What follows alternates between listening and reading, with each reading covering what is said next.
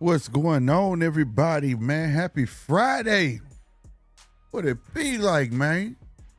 Yo, we are here. We made it through the work week for those who work, goddamn me. Woo! Trust me. I really, really appreciate these weekends and hanging out with y'all nonetheless. Make sure y'all smashing that like button for your boy one time. Let's get that going, man. Real spit. Let's get that going off the rip. Hit that like button if you're new. Man, we're going to check the count in a minute on the subscribers. See how many more subscribers we done got.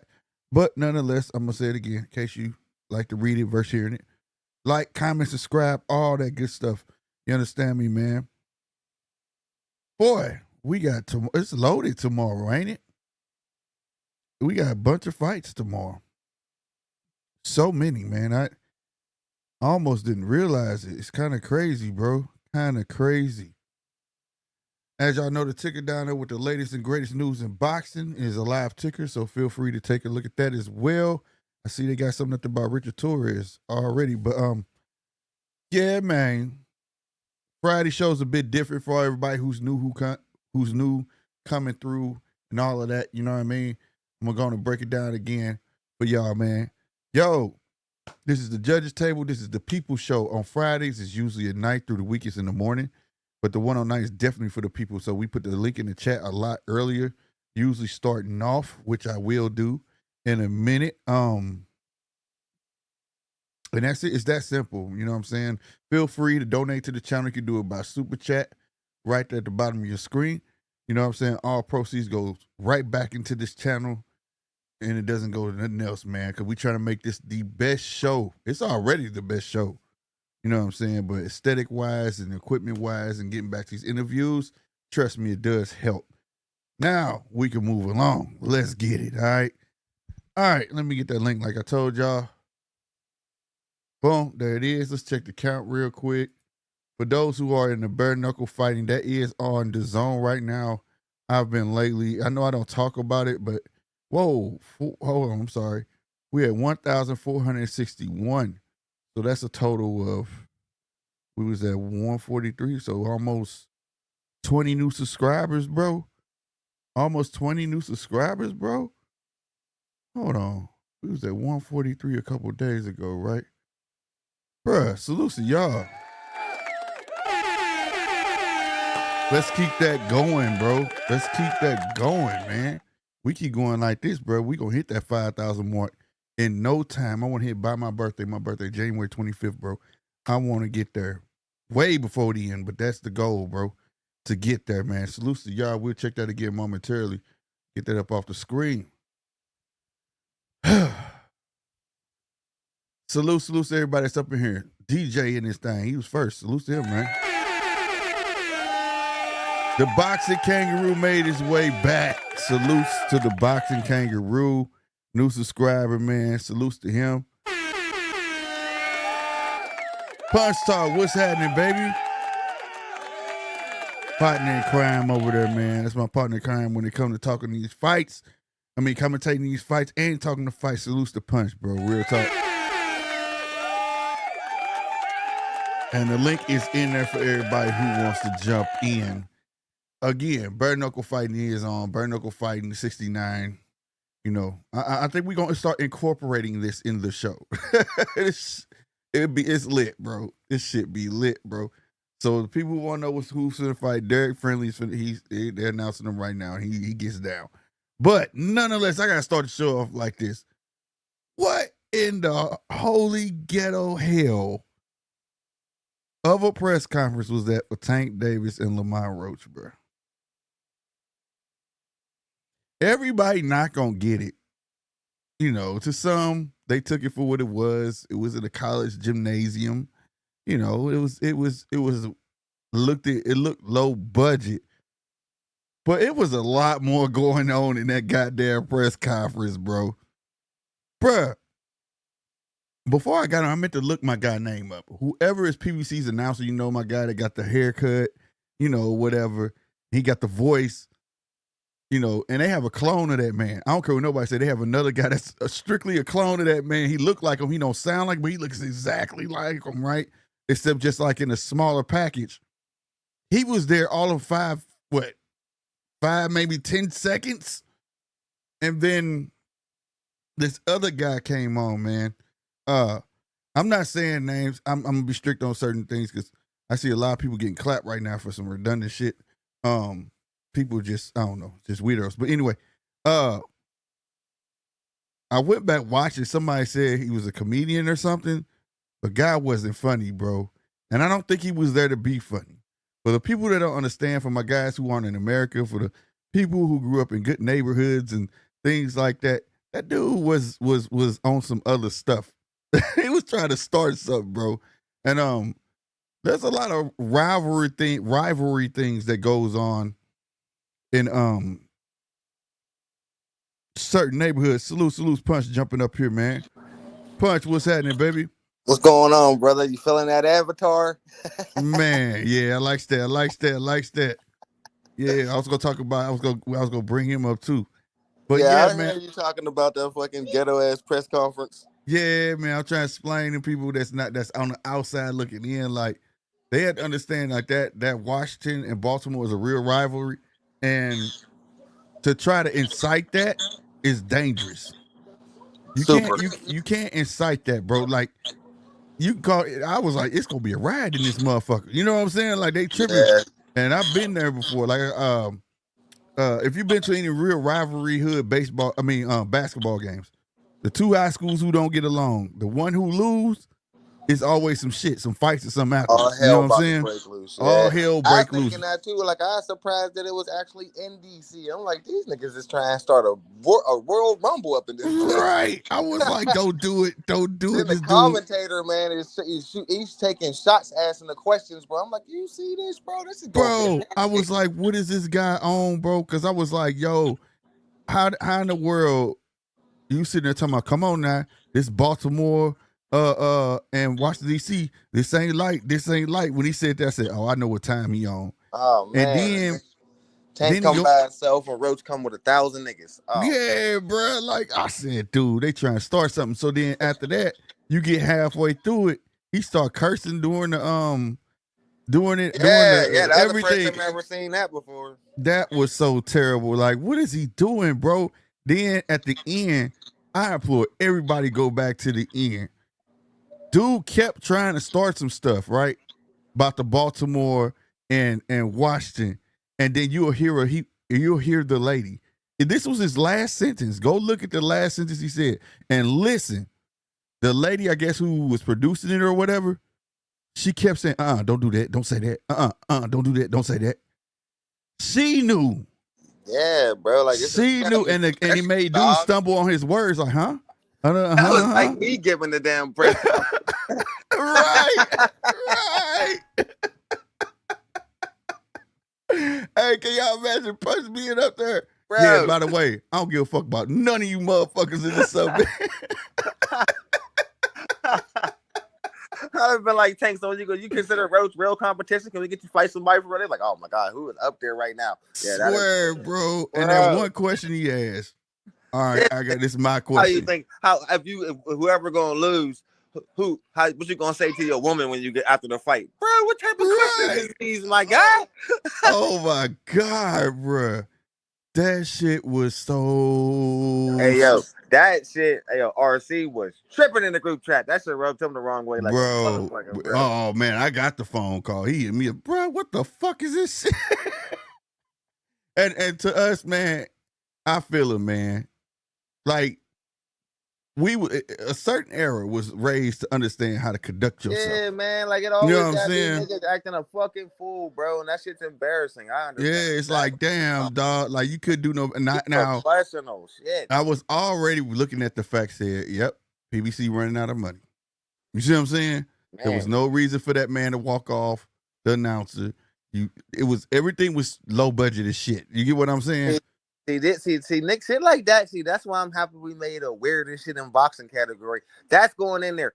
And he was weird as hell. And so was, remember, I don't know if you've seen it, but remember the promoter for the Baumgartner fight? He was weird as hell. Yeah. It was just weird. He was the white version of that, nigga. Yo. Yeah, Like bro. he was the white version of what we seen for the Tank fighters. There's another weird ass motherfucker just saying some weird shit. Like, what the fuck is going on with these promoters, I bro? don't know, bro, but it's Like Al signed. Heyman don't give a fuck. Put that dude up there on the podium. That I was don't. crazy. Hey, I think they let he was like, hey y'all on y'all own. Word They have started it, getting that Al is sick Mexican right now, motherfucker that was bro. doing it. Where was the Mexican dude? He must have been off that night. That's what I was saying. That's what I was trying to say. I meant to look it up his name. You know, the Mexican dude that's usually the announcer. Yeah, he was there for the first press conference. That was I'm like yeah. coming to the DC one. Fuck that. But his clone was there though. His clone was there for like all of 10 seconds. Cause before he introduced the dude that was in all green. Cause Tank was weird in the first one, and the second one he was more himself, bro. So I don't know, man. Something's going on with that man. Like, I don't know. and it's one of them eyebrow raisers that if he still like that when they get closer to the fight, man, it's gonna be like, man, your money better not be on Tank, nigga. He don't look motivated. Man, I just know. Why is he getting so mad every time somebody say Shakur's name, bro? He don't like that Well, shit. it's sensitivity. Whoa, That's what that shit is, that nigga man. getting skin Tank. Yeah, that's what it is, man. Because he know it's the same thing. Think about it. It's just history repeats itself. And I'm sorry if you get on that Mayweather plan, everybody's gonna go out the same way. All right, Mayweather towards the end of his career, right? Maybe a little bit before the end of his career, and they kept saying, "Cause Mayweather said I beat everybody. Who else did I beat? Blase. Remember?" And they kept saying, "You didn't beat the one guy that keep coming up in these weight divisions. Who? Pacquiao." And he used to get pissed. He used to get so mad. He remember one time Floyd was getting racist as fuck. He better go make me some fucking rice. Then he started saying he was on steroids. Then he said he was on steroids. Yeah. Then he said he was on steroids. And they was like, "How you know on steroids? Look how big his head is. Remember all that shit?" Yeah. He was sensitive as fuck. You brought Pacquiao up. Now, like I said, that's what I meant earlier this week. This is Gervonta's Pacquiao. His name is now synonymous with Shakur's. And it's so funny because before Devin went up, nobody was saying Shakur, except a few people. You see what I'm saying? And now it's proven true that even the ones that were saying Shakur and shit is going to be Devin that get him, now they see. And now he see that like, damn, if I retire, like I say, there's such thing as that great cloud over your head, bro. When you retire and you say you great, or this and the third, it's going to be a shitload of people say, well, he didn't fight Shakur. And then it's going to turn that you didn't fight Shakur. It's going to turn to you was scared of Shakur. See what I'm saying? That's why you had that fight so fucking late from, excuse my language, so late from Floyd Mayweather and Pacquiao. He had to. He had to put it to rest, bro. He had to, bro. I think that's the situation we getting into now because everybody keep on saying fight Shakur. It was like that with Devin at first that we seen Devin get blitzed with that left hand. It's like, oh, I don't know. You know what I mean? Right. I don't handle that shit from Tank. You know what I mean? Now we want to see if Tank can catch Shakur in that superior defense. So everybody, that's definitely the biggest fight to make right now. That's the mystique of that fight, bro. That's building up to be the next super fight, bro. And that is the mystique of that fight right there. Can he catch? Yes, we know. It's like people want to deny real facts. The one thing that you ain't never fucking seen Shakur get caught with is what? A flush fucking punch. A flush punch. Never. You ain't never saw that shit. Nope. And I made this term. I said this term earlier this week. Punch. Everybody into those damn LeBron stats. I made it to the final 9 times, but only won 3. That's a bullshit stat. You see what I'm saying? How could you dare claim that? Then I hear people say, man, we don't know Shakur like that. We never seen him get punched. He ain't never supposed to get caught punched. He ain't never supposed to get caught like that in his entire career. That's the point. That's the point. He's not supposed to, let me let somebody hit my chin. Guess who created that one? Oh, I think I proved to the world I could take a shot a la Devin Haney. No, bro, you was never supposed to catch that shot from Linares. I proved to the world I got a chin. I don't when you caught that shot from the Linares show, like that ain't your style, bro. Yeah, but that's the thing. In boxing, you're not supposed to be like you saying that as if you're trying to get hit. You get what I'm saying? Oh, I think I proved to the world I got a chin. You ain't have to prove that to no motherfucking body. Boxers feel the need to have to prove they have a chin, bro. If your style is to not get hit, nigga, don't get hit. Thank you. If you got one of them strong chins and you can take a powerful shot, then all right, be an inside fighter. But I never understood people with no chins trying to be inside fighters. It don't make no sense. Bro, that is the mystique. That is the mystique of that fight. Yes, we see that Tank well-rounded fighter. He could box and he could punch his fucking ass off. But the mystique is, can he catch Shakur? Can he Can catch he the get cord? Shakur? A lot of people don't think Somehow you can call a fight ugly. Somehow you can call a fight good. It could be mid. But Shakur always come out what? Victorious. victorious. He'll outbox the shit out you. That's the thing. Shakur fights, you don't know what you're going to get. Tank fight, we know what we going to get. You get what I'm saying? Like, that's the mystique around it. This is why, Tank, everybody's asked you about this fucking fight, bro. You know what I'm saying? It's the classic. No matter what you try to switch up in boxing, how y'all dress and all of that shit. The classic thing And it's about making it boxing. even funnier. It's like it's the you know me, bro, because I'm anti-casual. So it's like Yeah.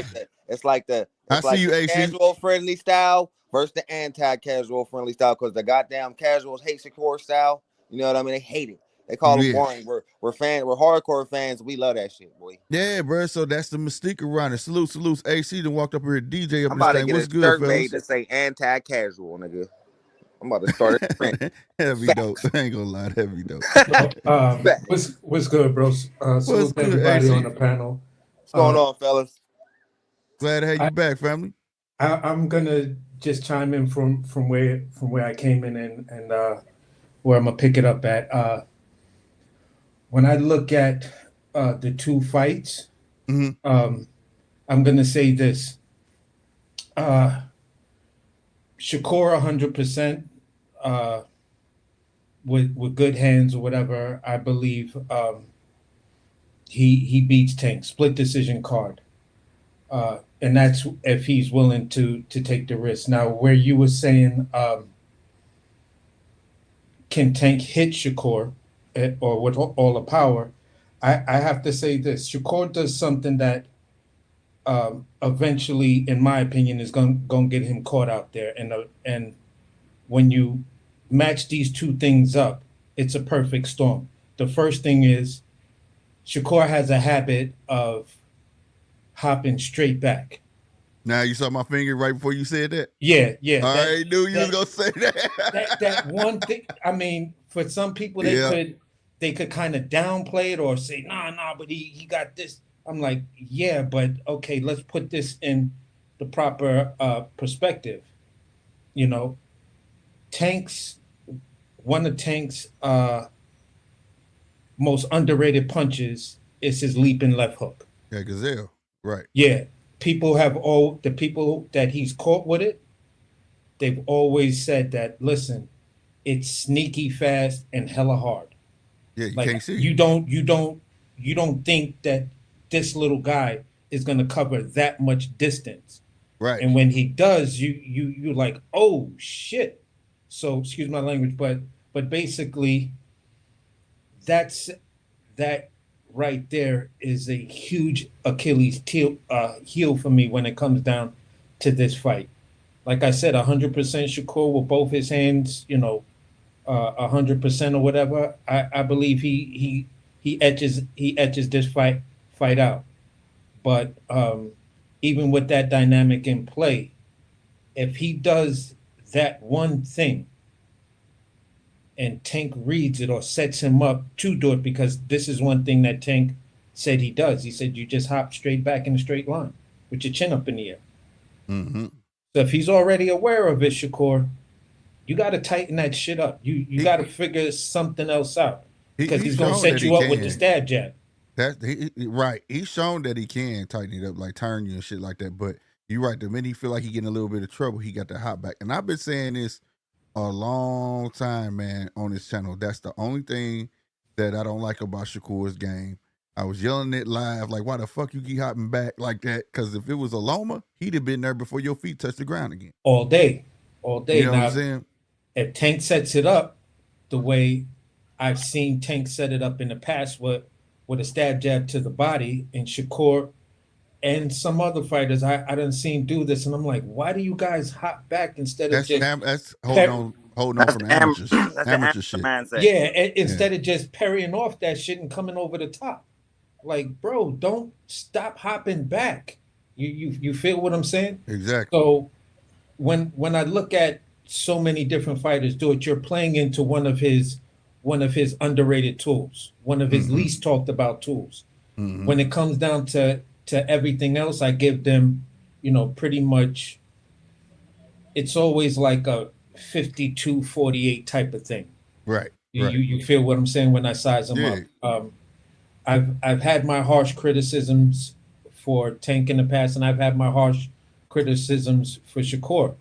I just hope these guys make the fight. I'm hoping and praying that Tank keeps saying I'm gonna call out who I want to fight next. I'm just like, bro, if you want everyone to stop dogging you or whatever, so you could have a free moment online or whatever, call out Shakur. I Yeah, mean, bro. at the end of the day, everyone is telling you, and we all know that after pretty much after Shakur and maybe Loma, your level of pickings just completely disappears. Right. You feel what I'm saying? Because any other fight outside of those two guys, you're going to be criticized for. You already said you're not going to 40. You said this in your most recent interview. I don't really care for 40. Yeah, he said that, but he also said for Ryan he'll do it because he know that money though. That's why.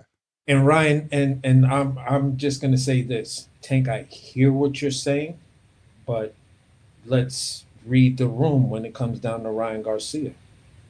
By the time that boy come back, he's not gonna be able to squeeze down into 140. He can't go to 140. That's why he said that. Yeah. He's never fought at 140. He only did it one time, and then one. No, time I'm talking about Ryan. Ryan. No, Ryan that's Garcia. what I'm talking about. Yeah. No, Ryan. Ryan always fought Ryan's like gonna be at 143, 142. 147 for sure. Every time he was supposed to fight at 140, it was always like some week for the fight. It was a catch weight. He don't fight there for real. He's a big kid. Yeah, You know what I'm saying? think he's coming in. I think he's gonna come back at 47 or do like these weird 145-pound or 46-pound catch weights or whatever. But Right. other than that, I'm like, look, bro, you basically got two fights at 35. Either you make both of those fights, or do what you're gonna say, and retire. You feel what I'm saying? People nowadays people are satisfied with these fighters. Just give them that main challenge. It's like nowadays the new boxing fans. They're more fans of a boxer than a sport. So long as he had that one, they're more satisfied. Whereas we like seeing a complete body of work. You get what I'm saying? Yeah. We don't want to see that. Yeah, I fought a lot of champions, and then majority of them is guys you bringing up that's champion. You know what I'm saying? Yeah. We don't count that type of stuff, but these guys will. They'll say, "Oh, well, look at all the champions he fought." It would take somebody else in our 80s to be like, "Yeah, but half of them came from 130." You know what I'm saying? Yeah, pretty much. I'm gonna say it like this, bro. And I've been saying this pretty. I think since the beginning of the year, going into last year. Perception is reality in this day and age. Yep. If I can get the general public to perceive whatever it is I'm saying or trying to do, and long as they perceive it, whether I carry it on or not, what it does is has everyone talking. Yeah, but he said and this and that, yada yada yada, blase blase, split, and then it becomes a tribal argument and all this weird goofy shit around it. And it's like, did you know the both trainer and fighter just played the shit out of you? Right. Because they just sold you a perception and you bought that shit 100%, and now you out here arguing it like you were in the room to make that deal.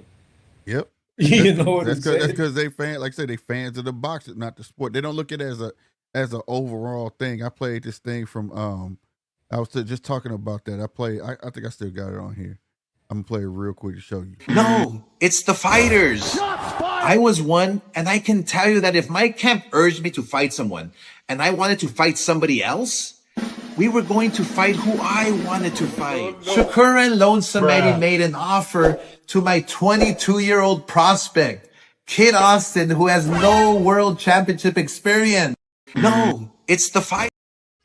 And that was weeks back to back. You see what I'm saying? Yeah. Contradictory, but they'll believe one week what a promoter say, and the very next week he contradicted himself, and it becomes law. It's the same thing. It's the same thing all the way around now. Yeah, it's. Hold on, you think Kid Austin's a contender? Yeah, he 18 and fucking 0. If he ain't a contender by now, When is he? Like I say, Shakur got his shit early too. What's the difference between 18-0 and being fast track?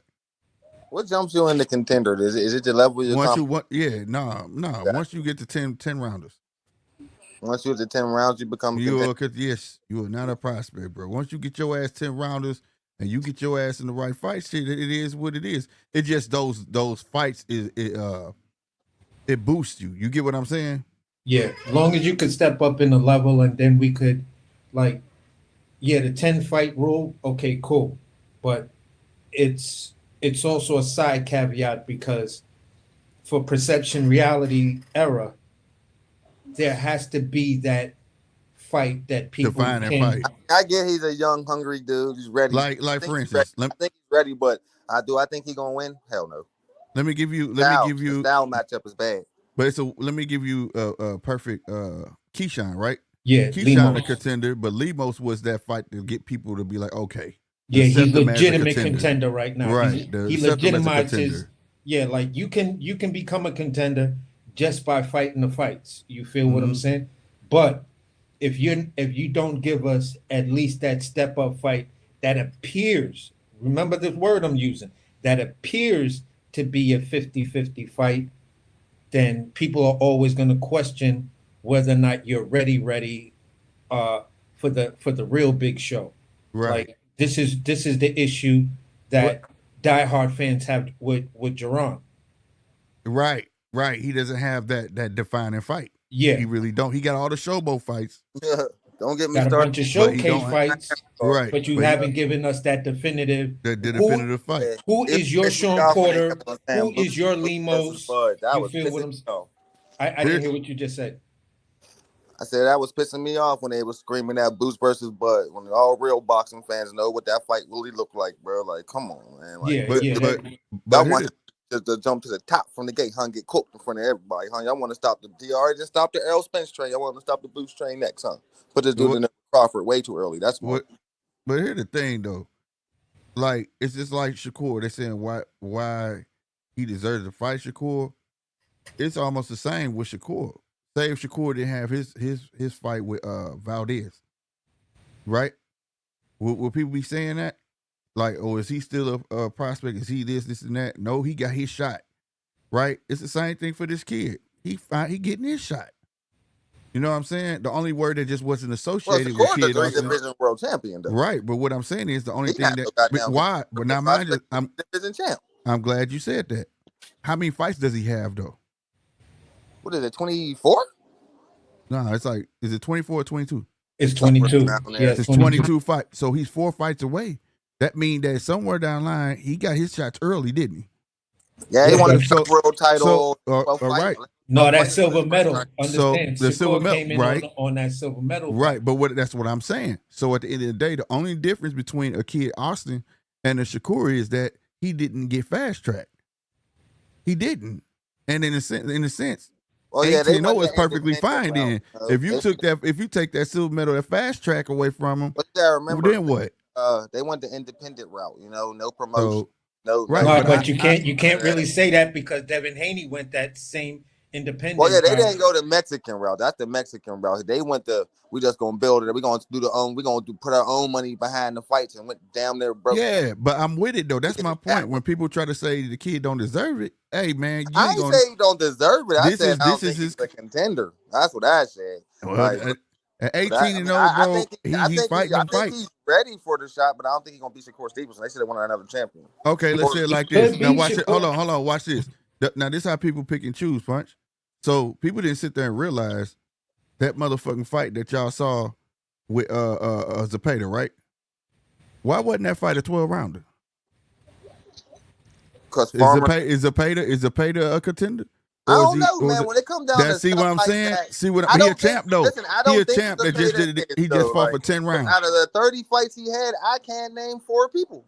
But that's my. See what I'm saying? It's a pick and choose thing now. It's a pick and choose thing now. I can't think of 3 opponents, man. It's a pick and choose thing now. Like everybody was like to pay to this, to pay to that, to 10 for him. It was a good ass motherfucking fight, but why the fuck it didn't go 12 rounds? And this guy's champ. You get what I'm saying? That's more so oh, we gonna hold him back to save his ass because we don't think he ready type shit versus he's a legit contender. You get what I'm saying? Yeah. And he's champ. And he's champ. But this is the pick and choose shit because ain't nobody saying nothing about that. You know what I mean? I think the kid, I'm not saying the kid is ready. I'm just saying that 18 and 0 and he wanted to test the waters, I don't have no problem with it. That's the same thing you got from Mayweather and Canelo. Canelo wasn't shit but what, 22 years old? Yeah. And I thought he fought Floyd too early because what did Floyd do? Frustrate the shit out of him. But And it's a win-win. From It what was I a seen win-win. from Kid Austin's last fight, he's easy to frustrate, bro. And if they land something clean on him, he gonna come crazy. But watch this though. You know what I mean? But I don't know. We might get a more buttoned up version this time. The Canelo fight was a win-win. No Mayweather fight, no Canelo of today. Listen, bro, I want to say this, bro. When you pair up that Floyd Schofield versus Shakur fight, right? Mm-hmm. To take into consideration is this. I'm not giving a foregone conclusion that Shakur wins. I'm expecting him to win. I'm expecting him, but I would not be upset if something else happened. Because here's what I can see right now. After Shakur, or let's just say somewhere, I don't know between what fighter, Shakur just wanted to be more defensive and not really push the fight to engage to end it. You feel he's not a finisher. He's shown he's not a finisher in his last couple of fights. Yeah, he don't right? go for it. He don't go. If it presents itself, he'll jump on it. But no, exactly. So when I look at what Floyd Schofield can do, this is Shakur Stevenson's. Like I said to GMT before, this is his Sean Porter. This kid can go in there and say, "Listen, Shakur came for a boxing match. I came here to fight." Right. And this is the type of thing that could throw off a methodical fighter. Who else did that? I disagree. He fought somebody who had that same mindset. No. Oscar Valdez, bro. Oscar Valdez did. Listen, Oscar Valdez fight similar style. If you want to say that, but let's go. I'm about to bring up a more closer and more relevant thing to what I'm saying. When you look at Mayorga and Vernon Forrest. Vernon Forrest was the much more polished boxer. He was more technical, more methodical. You feel what I'm saying? But when he got in there with that loose cannon Mayorga, it fucked him completely up. Yeah, because he never saw nothing like that. Yeah, exactly. Oscar Valdez's issue was he's a puncher, he's whatever, and he came in there to try to box with Shakur. That's the biggest problem. They already know, and I believe that they already know, is if we go in there and try to box Shakur, we lose this fight. If we go in there and fight Shakur, there's a possibility we can win. I feel a slim one. He gotta go for broke. Yeah, he gotta go for broke. My thing is, like, I like the fight simply because I see the fight as not a true test for Tank, but who else does he has that's gonna come at him like that? For him to even know that, you know what I'm saying? Yeah. Like, to me, this is the perfect tune-up to get a kid that's gonna come in there rushing. This is the shit that he may have to deal with against a Tank. Whether he's 18 and 0 or not, this kid is a loose cannon, bro. Like, you gotta look at it like that. He's young, he's hungry. He gonna come in there and give his all. He's not a seasoned vet where he could take it. He know how to take his time. He just gonna go for broke when he get in that motherfucker. And he has nothing to lose because they're gonna say he wasn't ready. So if I wasn't ready and I went, it's a win-win for him. What the fuck do I got to I agree with both of y'all. I agree with both of y'all points, but remember I said this: Jamal Herring 2.0. Now, again, Jamal Herring came in there to box. Oh, that's the type of ass whooping he about to get his dude. Oh, okay. I see what you said. I can see it because this was gonna be the defining point. If Kid Austin don't understand what timing is, meaning him getting timed, it's gonna be a long night. It's gonna be a long night for him. The one thing about Shakur, if you come and throw them wide ass punches, and all he gonna do is start throwing straight down the middle on your ass and time you every time. He gonna feint with that foot. You gonna jump on it. It's a bad style matchup for Austin, bro. But Kid Austin, guys, he's pretty fast. He's explosive off that back foot. You know what I'm saying? He got some differences. I'm not saying that he gonna win by far, but Can he fight off the back foot? I could see him. No. I said it was explosiveness off the back foot. No, I mean, can he fight off the back foot though? That's a question. We ain't never saw I've that never yet. seen it. He always comes forward. Like I said, this is his defining fight. Hey, we saw that with It's gonna be a Canelo, good right? fight, man. But I think you didn't see that with Mayweather neither. You didn't see that with Canelo when he fought Mayweather neither. All he did was come forward because that was the fighter he was. You know what I'm saying? Frustrated the shit out of Canelo. But, Yeah, that was the fighter he was. Floyd chose to fight him off the back foot from the very because he knew 10 he just seconds come of forward. the opening round. Yeah. He's like, I can't with my hands, and this is Pretty Boy Floyd. This is not Pretty Money Boy Mayweather. Floyd. This is Money Mayweather. He knew that his hands could not generate that type of punching power to keep Canelo off of him. So he said, you know what? I'm going to make this a skill show. It's going to be, I'm going to show. Yeah. He hit him with some shots. Yeah, he ran him into some pull counters. Yeah, but what I'm saying is that's because the punch may have seemed harder because I don't have to really throw it that hard when I got you and your forward momentum coming forward. I'm just letting you walk into my shots, and I don't have to throw them that hard for them to have maximum impact to a guy that's walking in. Now, if I had great hands, half those shots Canelo was walking into, he would have been sat down on his pockets or knocked the fuck out. Right, but the what I'm saying is though, when it comes to that Canelo fight, within the first 10 seconds, he had peeped it. Oh yeah, this fool don't know what time it is based off the first jabs, and you just gonna keep walking forward. It's an easy night. Yeah, this is an easy night. You don't know that I'm timing the fuck out of you, bro. You fall for every fucking feint, and you now at the point I done tagged you so much. Now you just want to take my head off. It's an easy night from there. Yeah, and that's the thing. That's the thing I think Kid Austin is green on. You know what I'm saying? Like when he got knocked down, that was all part of that. You get what I'm saying? He doesn't understand that it's not just about fighting. And I know he said that I be wanting to just fight and I get my own way type shit. Well, you better learn what time it is because you are finna get in the ring with a skilled boxer. And that's how he beat the shit out of Jamel Herring. That's how he got Valdez. Valdez told you, man, it was like timing, bro. It was crazy. It's just timing, bro. He was like, it's like you right there and you just a half an inch short from connecting. It's hard to hit the dude. You know what I'm saying? Yeah. Now the other thing go ahead. No. That's all I'm saying. Go ahead. I was gonna say the other thing Schofield needs to, I hope he's working on, is being able to move when Shakur moves. Study film on this dude and watch how he masters the quarter step and the half step.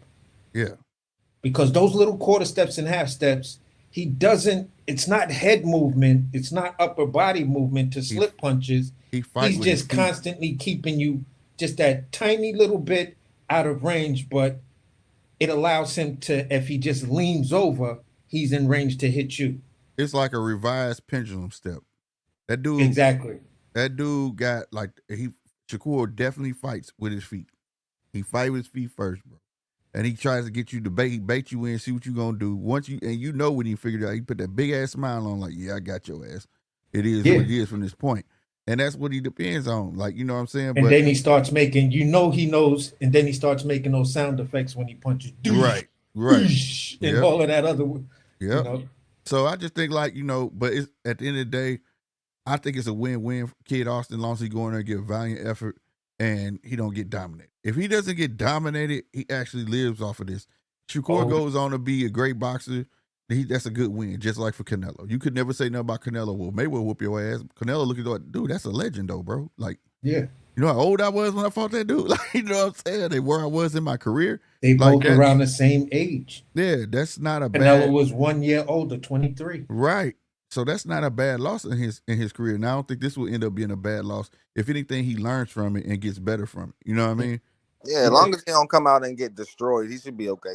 Like, I don't agree with everything that dude father say, but I agree with him. It's a win-win. Goddamn, we getting the fucking experience we need for other I definitely don't agree everything his father say. I'm not really a big fan of the dadagers and shit like that. I hope he's not even in the corner to distract him with fucking yelling and getting emotional like he was in his last fight. You feel what I'm saying? That's This is why I hope Reynoso is like, yeah, I want, you could be in the audience and be right there, but let me handle the corner. I feel like at the end of the day, that you know how they say it start at home. That's where it started. That fight showed that his dad in the corner, but he's not there to listen to him. Because I'm gonna be honest with you, if you listen to his dad was giving him the right shit. The boy just wasn't listening. Like, I'm tired of hearing you, bro.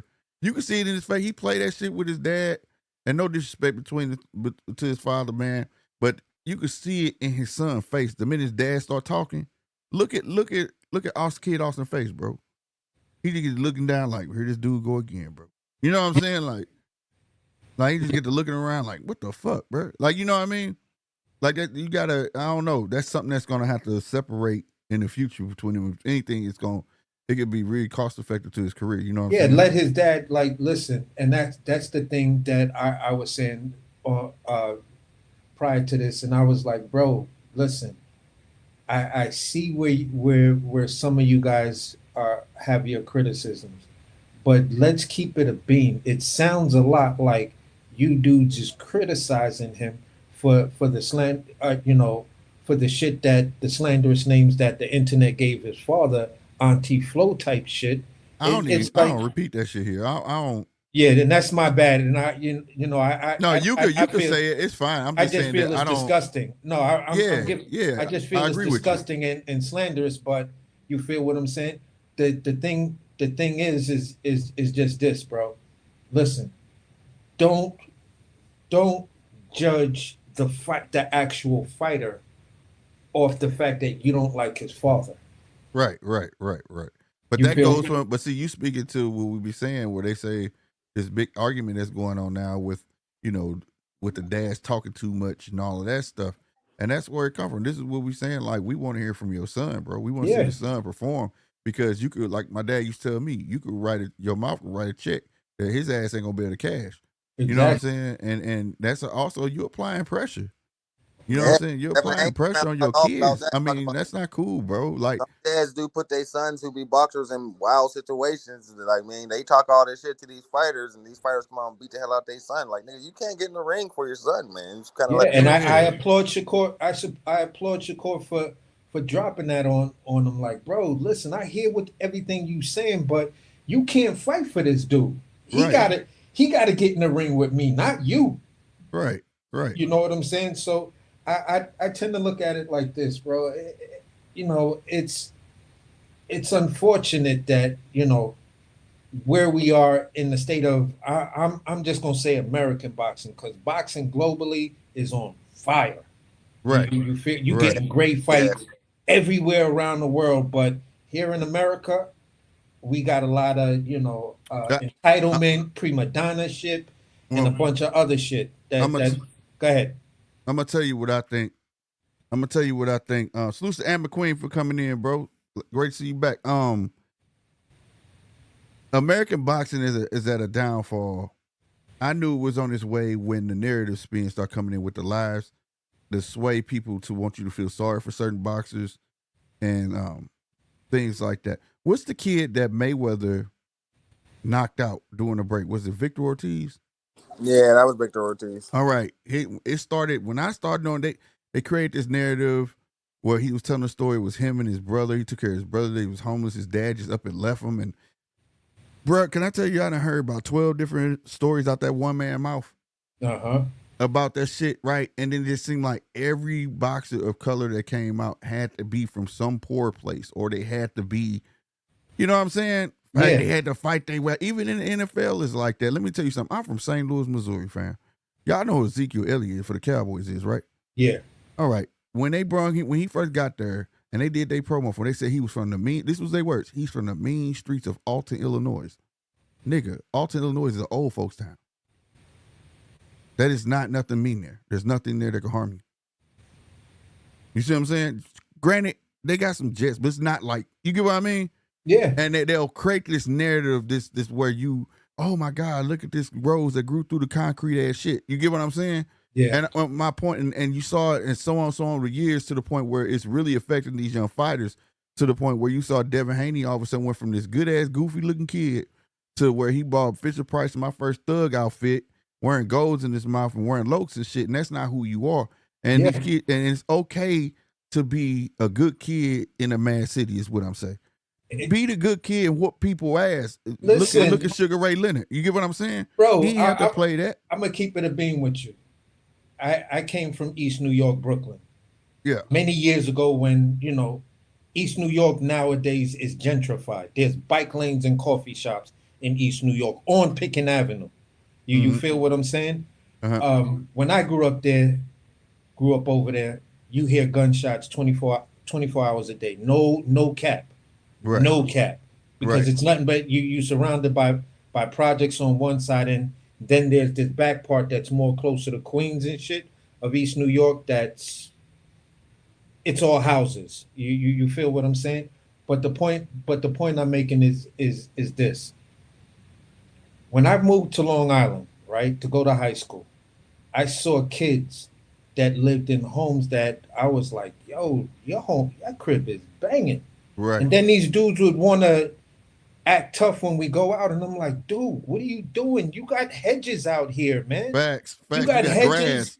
Grass. The per capita income is way over. I mean, you got a yard, niggas would bro. need to live 3 lifetimes to equal the per capita income of one of these motherfucking houses out here. And y'all niggas want to be like I was in East New York. Nigga, you crazy. You make me want to fuck you up, bro. Because you missing out on the opportunities. You cancel the opportunities. And listen, I found out just from being in Long Island, right? You understand wealth and generational wealth. And I'm gonna keep it back to boxing. And the point I'm making is this, right? When you come from a place where your parents own the house and both moms and pops is in the house, right? It's easier for you to get a credit card than it is for me coming up in an apartment building in Bed-Stuy. Facts. You feel what I'm saying? Yeah. So why would you want to be like me when I don't have what you have? I dream of my household being what you have, to go and sit in the backyard bare feet and then sip iced tea and shit like that and have a water balloon fight. Right. It's not possible. So for these boxers and shit like that that's running around here saying, oh, nah, I came from the gutter. Yo, listen, my hood, we ate mayonnaise sandwiches and sugar sandwiches for breakfast and lunch and dinner. And I'm like, no, you didn't. No, you didn't. And then, Dev, that's not who you are. That's not who you are, Dev. You're the son of a rich guy. Your pops did what he did on the street, came home, and then went legitimate and became a multimillionaire. Right. And he's giving you an opportunity to become a multimillionaire using the talent that you have.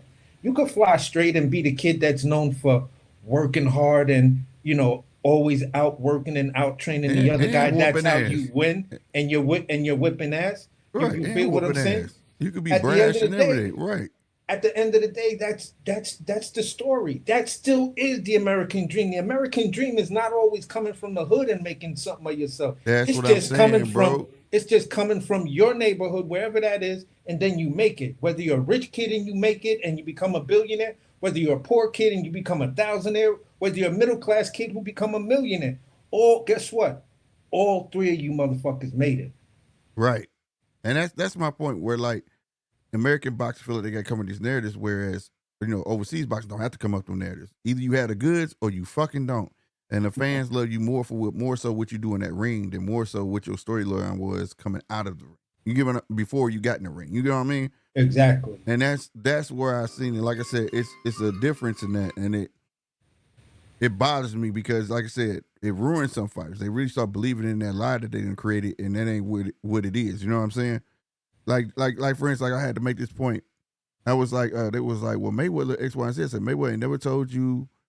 You can only probably find 2 tapes about Flint coming out of his mouth, but he ain't never told you he grew up no hood. He never told you he grew up fighting anybody in no hood. He can't. He never told you. And I said, you ain't gonna find no footage of him saying that he gonna knock somebody out. He just said, I'm gonna whoop your ass. Yeah. It's okay to have an attitude. It's okay to be brash. That could just be your personality or who you is. You get what I'm saying? Yeah. But you ain't gotta portray this narrative that they want to put out there for any kid. That right there, that's what fuck you off, where they make you feel like, I don't know what makes them feel like, oh, this is what I have to be for the crowd to like me. Fuck all that. Like I say, look at Sugar Ray Leonard. Sugar Ray Leonard was on the cereal boxes, commercials, you know what I'm saying? And it made them hate him more. And you wanted to see him lose, but fuck it, I'm still gonna be me and whoop ass and take names. You know what I mean? Mm-hmm. That's perfectly fucking fine. You know what I mean? And then there are those true stories of a Javante coming from Baltimore and fight his way out and things like that. But it's a natural thing because you can see he ain't fake. It's in him. It ain't on him. You get what I'm saying? Yeah. Yeah. Exactly. So it ain't nothing wrong with that. But when you want to take all these kids and they're reaching for these narratives, they're reaching for flashing out like a Tiafimo. I just watched him flash out again today and creating all these, like, stop it. Just get in the ring and show you the best. And the only way you can do that is just by fighting. Now, here's the part where I like to catch people out there, where they say, "Oh, I did this, and I'm from this, and I'm from that. I was dirt ass poor." I tend to ask them like this: did your town or whatever have a boxing program? Mm-hmm. Yeah. Okay. So if you had the boxing program, you signed up for the boxing program, right? Somebody signed the jump off for you, right? Yeah. Did you have sponsors to sponsor you through your career? No, I ain't had no sponsors. Okay. So who paid for your wraps? Who paid for your boxing shoes? Who paid for your boxing gloves? Who paid for all of these things? Who paid for you to travel to be able to go get all the fights you need to get in to become state champion and national champion and then move on to the Olympics if you had no sponsors? So you cannot have come from where you telling me you come from, and your pedigree says something different. Your pedigree, whether you realize it or not, to a dude like me, is your resume. Right. I can you wasn't on the block, bro. Exactly. I could tell you who you are based on how you moved in the amateurs. Right. What level you got up to. Now, if you was dirt poor, you would have just done it like, listen, I got in, I fought. I didn't really have an amateur career because I couldn't really afford to go everywhere and be everywhere. I didn't have rides to go everywhere and be everywhere. So I turned pro early. And I was learning on the job. And, you know, my record kind of reflects it. I got 2 losses in the pros, and those was like early on within my first 10 fights. But I've been on the 10. Yeah, that nigga from the hood. Right. He from the hood. Yeah, I could believe and not just that. It's just like I got another channel where I be talking on a different type of shit like this on that podcast. But it's like, it's all right, bro, because like I had to express to people, bro. Like, it's a bunch of motherfuckers in the hood that didn't want to be like that, bro. Exactly. You just had to be like that, because if you didn't, you would have been fooled. Yep. It just wasn't no way around it, bro. It's just, you got to find that balance to be able to be yourself and at the same time balance where you at. You get what I mean? Yeah. And, you know, but some just choose to know they not that, but want to pretend. You know what I mean? And that ain't it, man. And that's the narrative of boxing in America, this whole spin where you got to, like I say, be poor. And just get the fuck out there and fight. It's all right to be a good kid and be good at what you're at. You know what I'm saying? The only way it's going to change is stay home to yourself. Like Abdullah Mason, you don't hear shit bad about Abdullah Mason. None of it. It's all right to be that good kid, whoop ass, take names. Yeah. Come from a middle class family. Your family put up money for you to do this. You riding on the coattails of your family, and everybody in your family is, you know, as tight as frog's ass. The fuck you going out here trying to convince me? Oh, that. You know, you was all fucked up and everything. I'm like, come on, man. Stop that, man. Stop that. Salutes to HVT, man, _ Salutes to you coming through, man. I hope you hit that subscribe button, bro. We on this road to 5,000, but most definitely, and like you say, we got a shitload of boxing tomorrow. Queensberry got a card. We got the LiamParo Richardson Hitchins. We got Neverett, and we just said his name, goddamn me, Valdez. Yeah. Shitload of boxing, man. And everybody looking at this Paro Richard Hitchison, I am too. You know what I'm saying? Based on Richard Hitchison, man. But that sleeper tomorrow is that Neverett and Valdez. I'm gonna tell you the other sleeper. The Queensberry one. Jahai Tucker versus what's the name? Yeah, they put him on the prelims though, bro. Yeah, and who's fighting at 47? He's fighting the Spanish guy that Jerome fought. What's I the gotta look it Mexican up. dude? What's the Mexican Villa? dude? Yeah, Roman Villa's Villa. fighting a young black fighter tomorrow Yeah. too. You Yeah. feel what I'm saying? And So that's gonna be free on YouTube. yeah, People that yeah, got the zone is before the bell. That's what they call it, before the bell. exactly. Now, here's the crazy thing. I've been asking fighters. You feel what I'm saying? The ones that I'm on the channel and these guys get to interview and stuff like that. Yeah. And we just all on the panel just chopping it up and shit like that. And I asked both what is this kid named Joseph Brown. Uh-huh. He's got a mean ass amateur pedigree. He's been a champion already for juniors and stuff like that in mixed martial arts and K1 and stuff like that. And hold on, let me see if it turns. But basically, he's been on that, and he's got 4 professional fights. I asked him, would you fight on a Jake Paul card? He was like, yeah, if they would have me, yeah. I asked Blair Cobb this the other day. I said, would you fight on a Jake Paul card? And he was like, yeah. I said, well, let me ask you this question. What would you feel more comfortable, fighting in a pay-per-view or fighting on a streaming platform? He was like, streaming. Because it's guaranteed money. I make weight, I get paid all my money. There's no back end, there's none of that. That too, and more eyes on you. Yeah, more eyes on you, which I think is the future of boxing. I hope it's the future of boxing.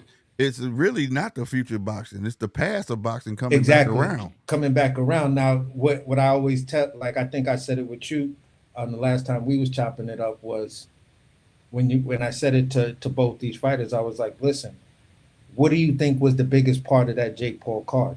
And they were like, probably the Serrano or the Tyson fight. I said, okay, Barrios and Serrano both fought a championship fight. So the sleeper of what was done in the magnitude that's not being discussed is Netflix just held on a streaming platform for free 2 championship fights. Yep. 2 championship bouts. That could have been pay-per-views on their own. On their own. But they did that for free. For free, bro. If you had Netflix, you got to watch 2 championship fights for free. And they was bangers. Bro, and look at how many eyes were on those fights. Yeah. The highest selling pay-per-view was Floyd versus Manny Pacquiao, 4.6. Right. Yep. According to the stats that you can actually Google yourself. This is public information because Netflix is a public company. Freedom of Information Act will tell you, but at the time, Amanda Serrano and Katie Taylor was fighting, 50 million eyes was on that fight. Right. And like I said, that's where it needs to go back. Free television. In this day and age, we know it's all about the streaming platforms. It's the new age of television. I don't see nothing wrong with that at all. It's just that the promoters don't want to let go. They don't want to give up that leverage and all the fees they could charge the fighter through the pay-per-view model. Right. And there you go. Exactly. That fucking pay-per-view. But it's killing the sport, bro, because I watched this interview with 21 Savage. I know it was 21 Savage or the baby. And it was like, he said, man, I had a show where I could make $100,000. But my manager was like, yeah, we can go on the tape there. He said, but I want to think about something.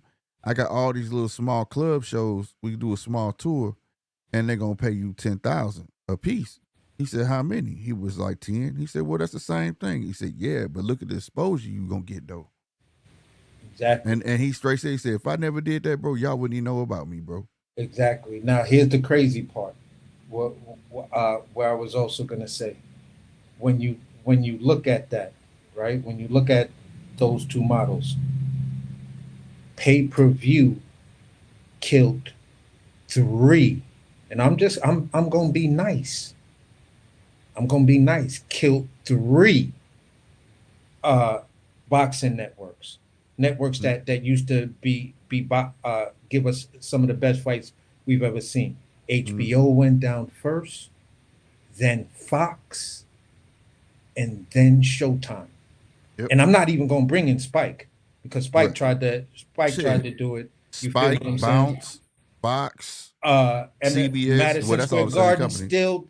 Madison Square Garden still does it, but for me, a person like me can remember Showtime Boxing After Dark or Showbox. Either one of those, What we were about you always seeing remember the young prospects. USA? Yeah, It used to come on USA too. yeah. I remember all that shit. When I was, that's why I mentioned USA when USA originally launched Spike, Yeah. still under the USA, and that's when Right. we were getting some of those fights that NBC used were to have damn near their show too. championship level, but weren't good enough for the cable market yet. And both of these guys needed that exposure. Right. You feel what I'm saying? That's what Fox, you had outlets to learn about the prospects and stuff instead of just the stars. No, I agree with you. You need them outlets, period, though. I mean, somebody got to bring that back because that was the whole thing about PBC on with Amazon. It's like, okay, you about to give us pay-per-views, but what about your other fights, though? Yeah. Now, here's a point I was making to some dudes when I was hollering at them. I was like, yo, listen. I wonder how many people watched that Tim Tszyu fight. That was a free one they did. I wonder how many people really watched that. Yeah, that's a good ass question. But here's what I was gonna say. I said, listen, bro. Everybody knows Canelo Alvarez, the name, right? It was like, hell yeah, almost anybody. I said, but I'm gonna keep it a beam with you. If I stood downtown Brooklyn on Fulton Street with Canelo Alvarez on Christmas Eve, and just recorded how many people would just walk by us, as opposed to how many people would say, "Oh shit, that's Canelo, that's Champ. Can I get your autograph?" You feel what I'm saying? I said the same thing about Terrence Crawford. See, the problem is when you rock with the pay-per-view model, not everybody, people may know the name, but they can't place the face. Facts. Because I can't always afford $100 pay-per-view. I got bills I gotta pay. I could try to catch clips on YouTube or whatever platform or whatever, but that's usually 24 to 48 hours, maybe at times 72 hours before I could really get a picture of what really happened. I'll know what happened, that night after midnight or by 2:00 in the morning, who won, who lost. But I said, let's take where we always talk about these casuals. I'll take Canelo Alvarez and Terrence Crawford, David Benavidez, and all three of us will stand on Fulton Street, at Smith Street. You feel what I'm saying? Right. Downtown Brooklyn, and watch what happens. No, that's real. It's like boxing is in its own bubble, so to speak. You know what I'm saying? That's a fact. Like I say, I can get Terrence Crawford and go to the hood, and a couple of people might recognize it, and they gonna question it first. Is that Terrence? They're not gonna just walk up to him. And then majority gonna walk past. We can go stand outside the Chinaman, and it's just they gonna keep walking past. You can tell the ones who's thinking about it because they looking and then keep walking and then look back and keep walking and then look back again, and then he be like, I don't know, it looked just like him. It looked like You feel what I'm saying? I swear, looked like him, but I don't know. I swear, I thought I saw that dude. But the reason why I say it because me being from Brooklyn. I seen Jarrell Miller downtown Brooklyn with a custom Lamborghini to fit his big ass. You feel what I'm saying? I seen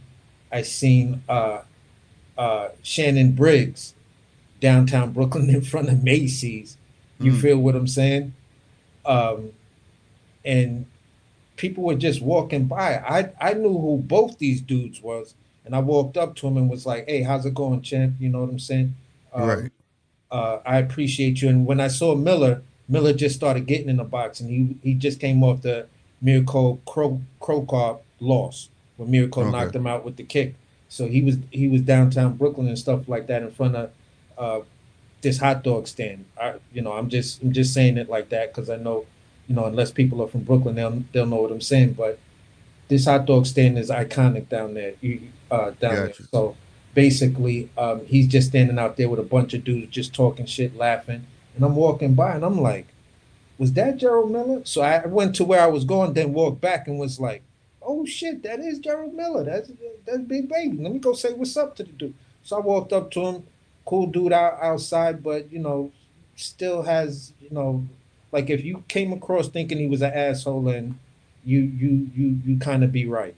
You feel what I'm saying? Mm-hmm. But just those two stories, and then looking at how many people were just walking by them and just walking around the crowd, I was like, wow, the sport of boxing is really dying. That you got I saw a ex heavyweight champion.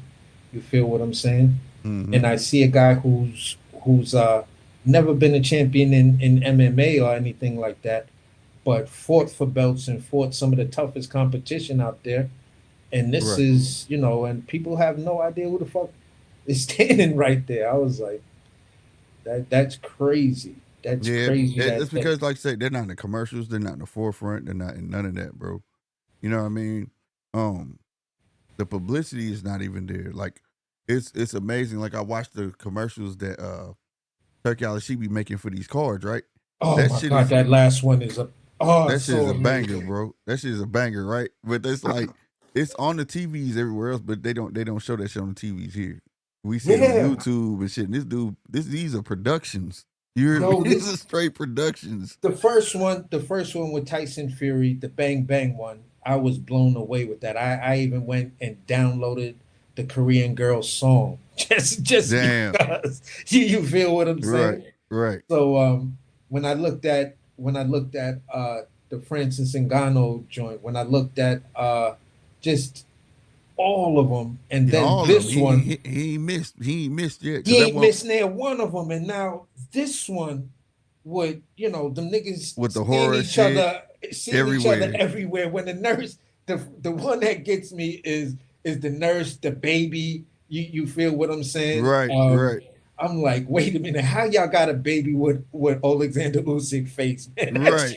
That shit is wrong, bro. That shit That's went just hard. wrong. With the gap between his teeth. Yeah, all that, bro. Like the whole thing, because I was like, what is this, bro? This is a horror flick. What is they doing, bro? Yeah, Like, exactly. but they be well planned out, well themed. Like especially the one with Terrence Crawford and Madrimal. Yeah, That shit was tough right there, bro. That shit was tough. Like all of it's cinematic, and you think that it will be on TV, bro. Like so you will know what's going on, and that shit will get you hyped up and interested.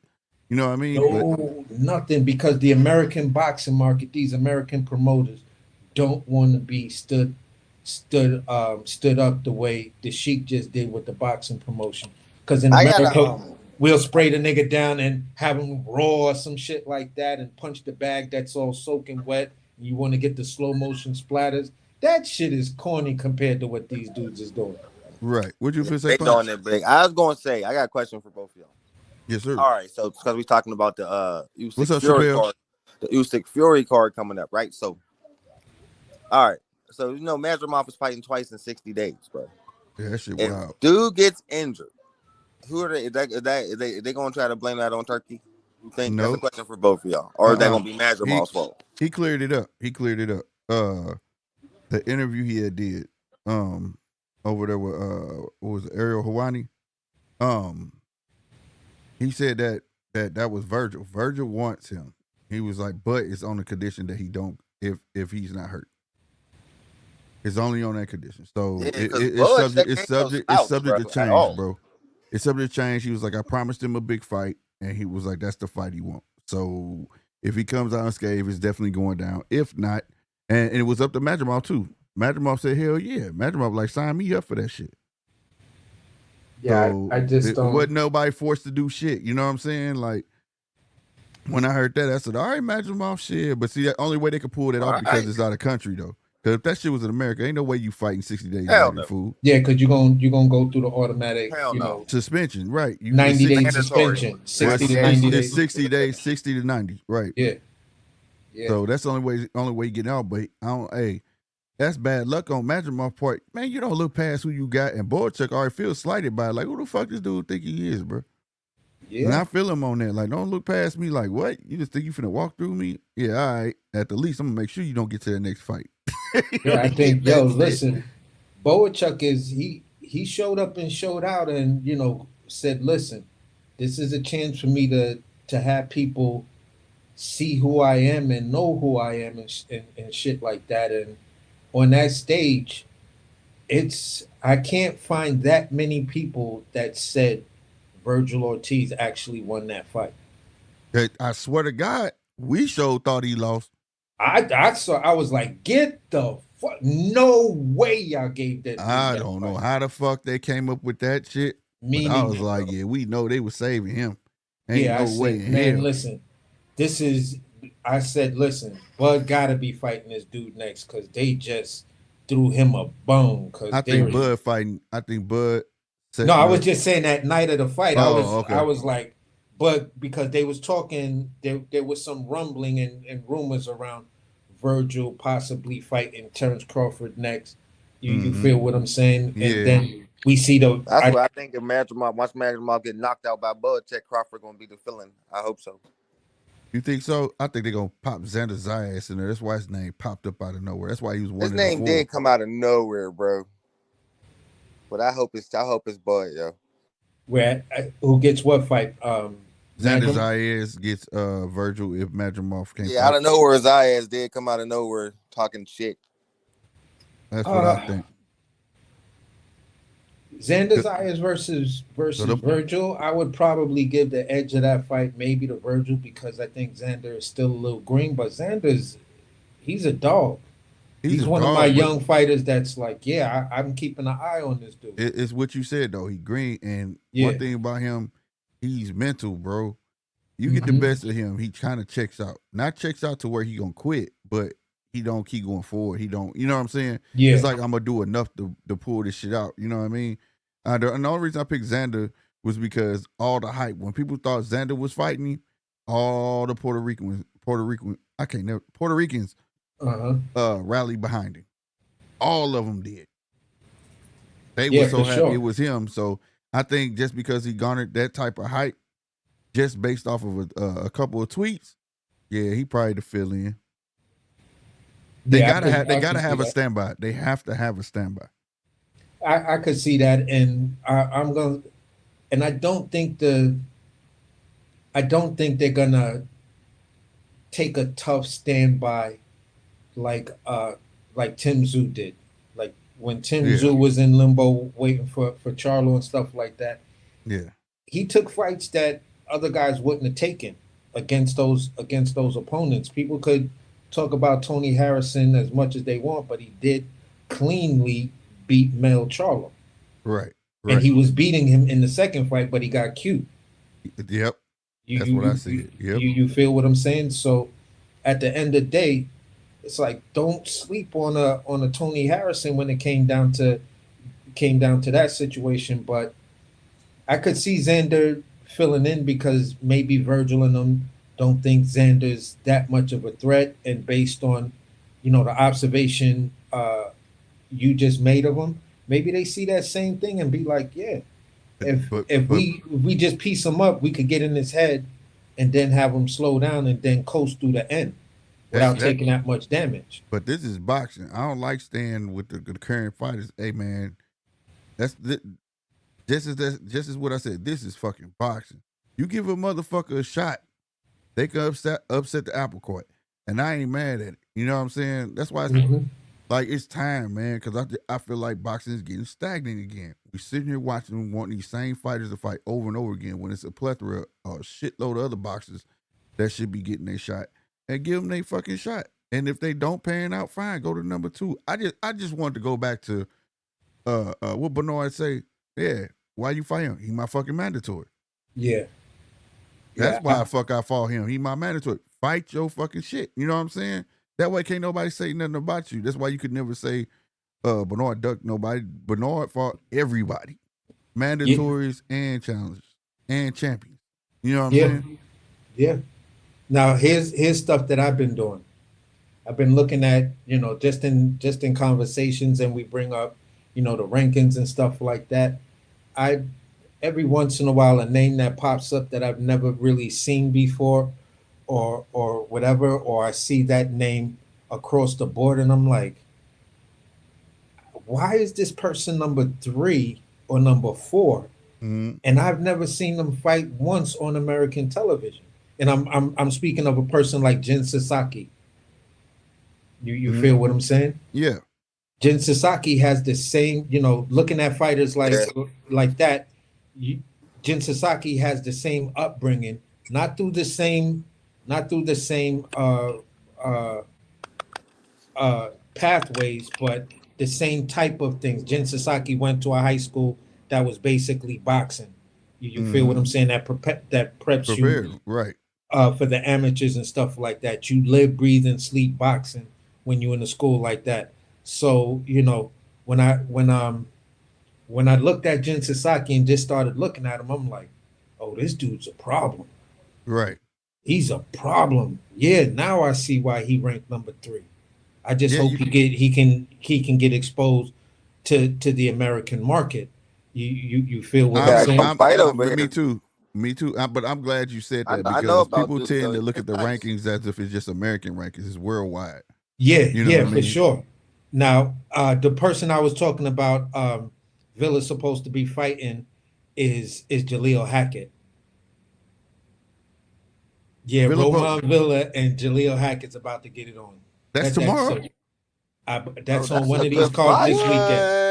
Let that soak in. What? Let that soak in, my boy. For real. What? Yes, sir. I knew he was fighting on the undercard. Yeah, I've been waiting to see. I've been waiting to see Jaleel again. That's what's up. Now listen, he going up against Roman Villa, so I'm like, Jaleel, you got to show up and show out, because that's gonna be, listen, do your thing there, young man. Jaleel, nice though. Yeah. Jaleel's a dog, nigga. I like him. Yeah. Wow. Yeah. So that's why I was I had to actually look at the rankings and be like, that's who it is again. You feel what I'm saying? Like now when I go down to, to 35, you see this guy, right up under No, that's not him. It's Jose Roman. Oh, it's Jose Roman? Yeah, not Villa. Yeah. I got him. You got me hyped, bro. I was like, what? Yeah. Yeah, Jose Roman. I gotta text my man and be like, yo, bro, we was all wrong. It's not Villa. I don't know. I don't know why we all you saw Roman. You saw Roman Villa. We saw the Roman join and we was like, what? And we just ran with it. Yeah. So yeah, good. Thanks for correcting. But you got this guy, Zora Abdullayev, that's at 35. He ranked number 2. And I'm like, who the fuck is Zaur Abdullayev? Right. Because people would make fun of him. Yeah, who the hell is this guy? Yeah, blah, blah, blah. This guy had the only loss he's got is to Devin Haney, and he fought Devin Haney in his 9th fight. Devin Haney had 22 fights in. Oh, for real? Yeah. That's his only loss. He beat Henry something that Bud fought. Oh, Henry, I know exactly who you're talking about. Henry Lundy. Hank Lundy. Yeah.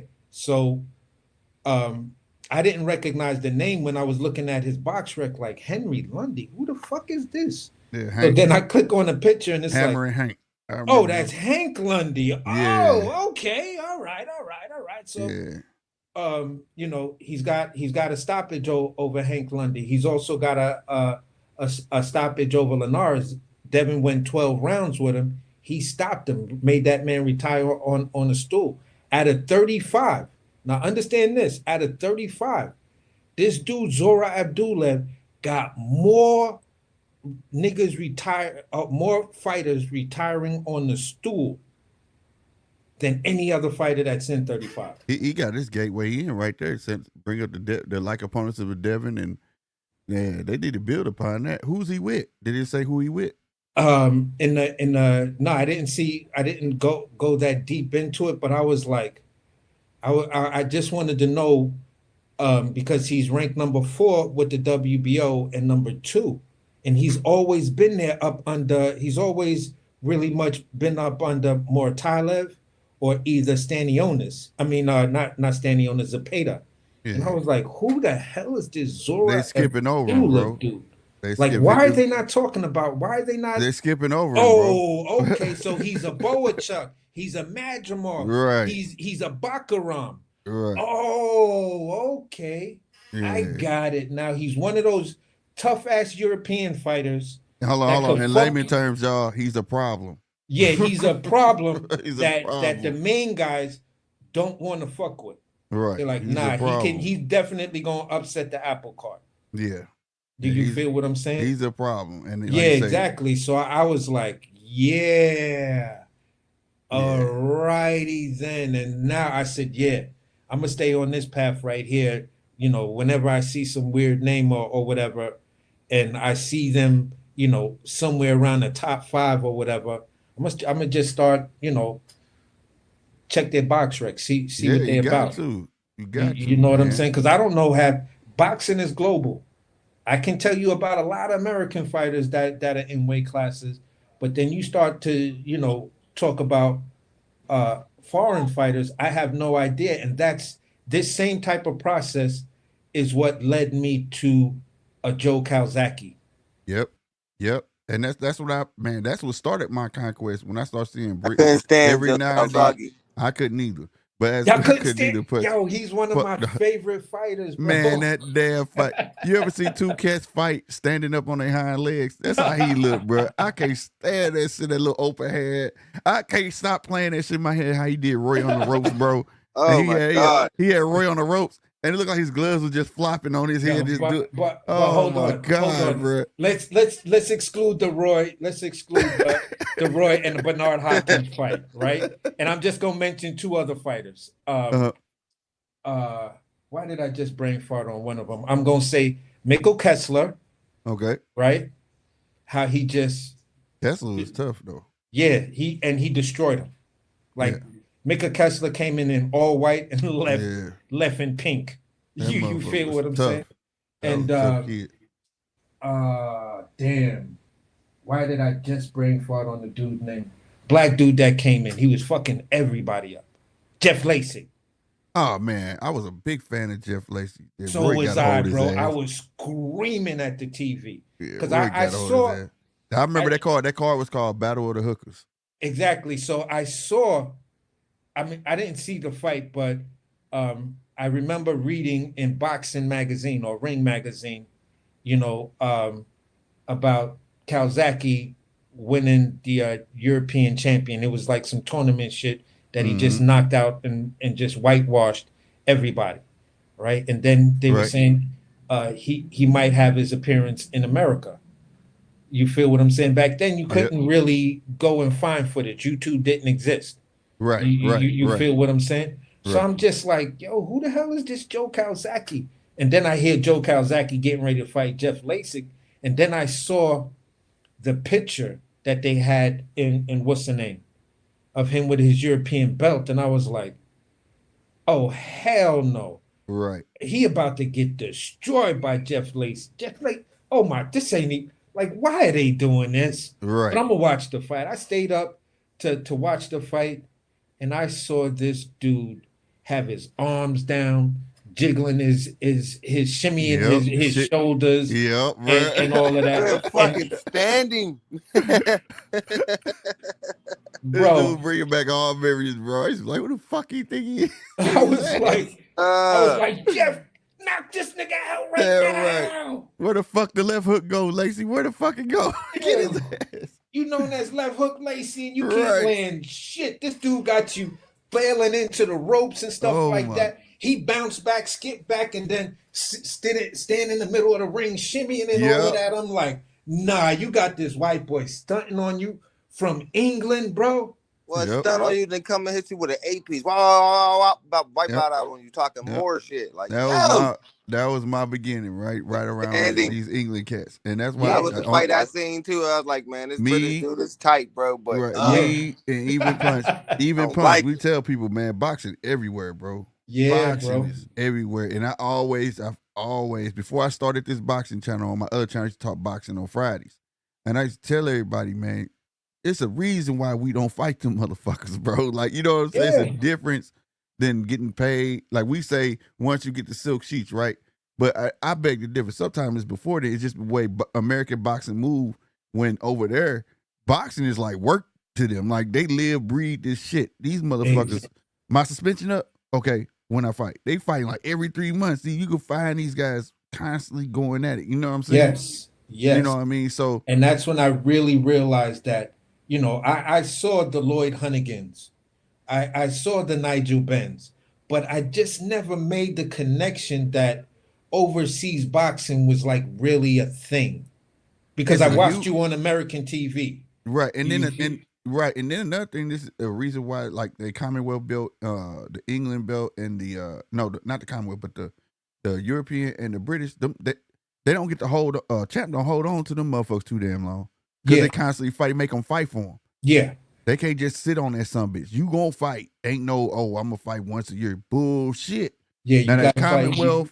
that Commonwealth and that other belt, they'll let you sit on those. But them two big belts, no, Yeah, bro. it's almost like fucking with the IBF. You got to be doing something either Yep, every 6 months. We'll give you a little play on every 9 months. yep. But at the end of the day, we still want to see some action or some conversations happening at least every 6 months.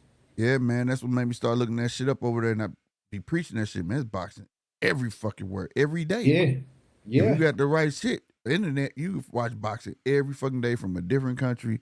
Don't give a fuck what All it day is. long. And then All one day. day, and then one Amateurs day, to pros. All yeah. day. And then you fuck around, see him pop up over this motherfucking way. You know what I'm saying? I remember Mhm. Kell Brook at the scene. People, who the fuck Kell Brook? I said, shit, he whooping ass over there though.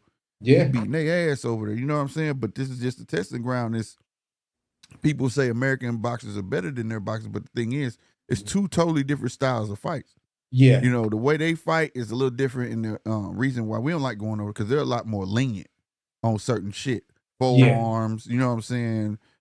Clenching and things like that. The ref make you fight that shit out. They be on. We only had two good ass refs over here that remind me of European refs. That was fucking Steve Smoker and Steve Smoker. What was the other? What was Neil Mills Lane? Yeah, Mills Lane was my Fight that man. shit out. You could hear them louder than the fighters. Come Fight on, that guys, shit out. Fight it out. Yeah, fight that shit out. They paid for a ticket. Fight Yeah. that shit out. And then Steve Smoker let you get your ass whooped. He ain't never find no dirt on that man. Talking about he interrupted and it was a controversy. He let you get your ass beat up before he stop a fight. He ain't believe in technical knockouts. That motherfucker knock him out. Shit. You know what I mean? So like, yeah, it's totally different when you go over there. And these guys are used to those type of bumps and bruises, and you know what I mean? Yeah. You went out for a second. You froze up and went out. No, my bad. I said it's totally different when you go over there because they're used to those bumps and bruises and things like that. Whereas American fighters ain't used to that. It's very rare you see a European fighter, two European fighters, British fighters, no matter where they from outside of America. When something go wrong, like a forearm or a headbutt, they don't look at the ref. Yeah. They don't look at the ref, and they don't walk away. They just keep fighting. Fuck it. You know what I'm saying? Fuck it. Over here, shit, you get a light head, but motherfucker get to looking at the ref like, dog, you Niggas gonna will get something? out there like a LeBron James flop. Yeah, Oh, yeah, God. Oh, yeah. It's a totally different. I ain't saying they tougher. It's just a different walk of life in their boxing compared to our boxing. You know what I'm saying? For sure. So Sure. I appreciate it all the way around. That's why I'm glad that they're getting the shine. They're getting their shine. You know what I'm saying? It all needs to come together. And people don't like how Turkey doing things. People say he getting fighters beat. I ain't saying he getting them beat. He actually, now we seeing who's who. Yeah. It's like, how do you say you getting a guy beat when this is what they're supposed to do? Fight. Fight the best. Two guys can't, it's a draw if both guys win. So Right. if these are the fights we wanted to see, how are you saying you're getting somebody beat? If you try to mention Jared Anderson to me, Jared Anderson wanted Bacoli. They told him, no, you're not ready for Bacoli. Yeah. He said, yes, I am. Yeah. And when he got that, when he got that Bacoli pack, took a pull, was like, oh, no, this shit hit. This is gas. I'm out. Yeah. I'm done. You know what I mean? If that was a De La Hoya would have stopped that. But see, Bob, he'd be like, all right, you want me hard, go and get cooked then. Because I'm getting my cut regardless. Yeah. And Bob knows how to build a champion. Right. To have you to be a multi-division champion. Have you being undisputed and stuff like that. Put you in the path to be fighter of the year. Put you in the path to be lineal champ. Bob knows how to do all of that. Nobody in boxing right now has more experience on building champions and careers than Bob Arum. Shit, People can stars. complain.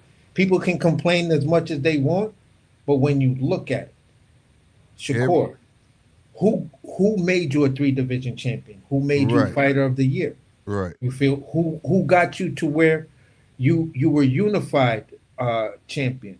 Bro. That was all Bob. So I can't buy Every star when you that we say quote, this, say what you're saying. Same thing with everybody, Bud. everybody that's Hall of Fame, everybody has went through who? Bob. Bob. If you're a Hall of Famer, guess what? Bob name attached to you. Yep. Bob has touched everybody, bro. That's why he's still around, bro. He's still around. This is why he has an actual facility and other ones don't. You know what I'm saying? Yeah. Like if you go to top rank, like it's a business. Yes. It's a business. Receptionist, all of that shit. These other guys ain't like that. No. They ain't got it like that. You know what I'm saying? He got a gym that's open 24/7 that you can go train at. You ain't got to go to no other gym. You ain't got to go. You know what I'm saying? Yeah. Bob is a business. Bob been around for a long ass fucking time, bro. And the way it look, he ain't going no fucking work. Fucking still kicking and still making these fights and still sound minded. Like, I mean, at the end of the day, they can hate on that man, but like you said, who made you bigger? Who made you large? It's just that he got one rule. Ain't he like the NFL? Ain't not one motherfucker bigger than his logo. Exactly. If I want to put money into you and build you and put you on a path, have the patience to stay on the path that I'm putting you on, because you're going to see the residuals if you stay on the path. This is why people is like, oh, nah, if once Keyshawn do this, and this with DB3, he going to be out of there with Bob just like everybody else.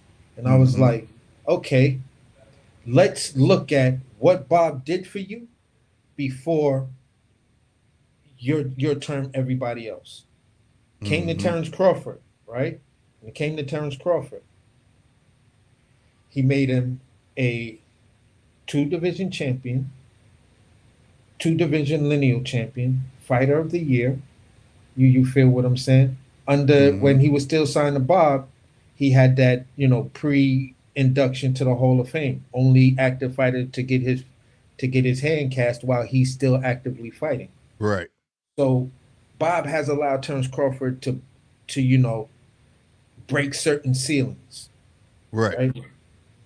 This is why, in my opinion, Bud said what he said to do the shock value effect of Bob ain't getting me the fights that I want. You feel what I'm saying? But then when it came down to the actual court and all of that other stuff, you honored everything and you didn't slander that man. Then you turn around and say, I'm still willing to work with Bob.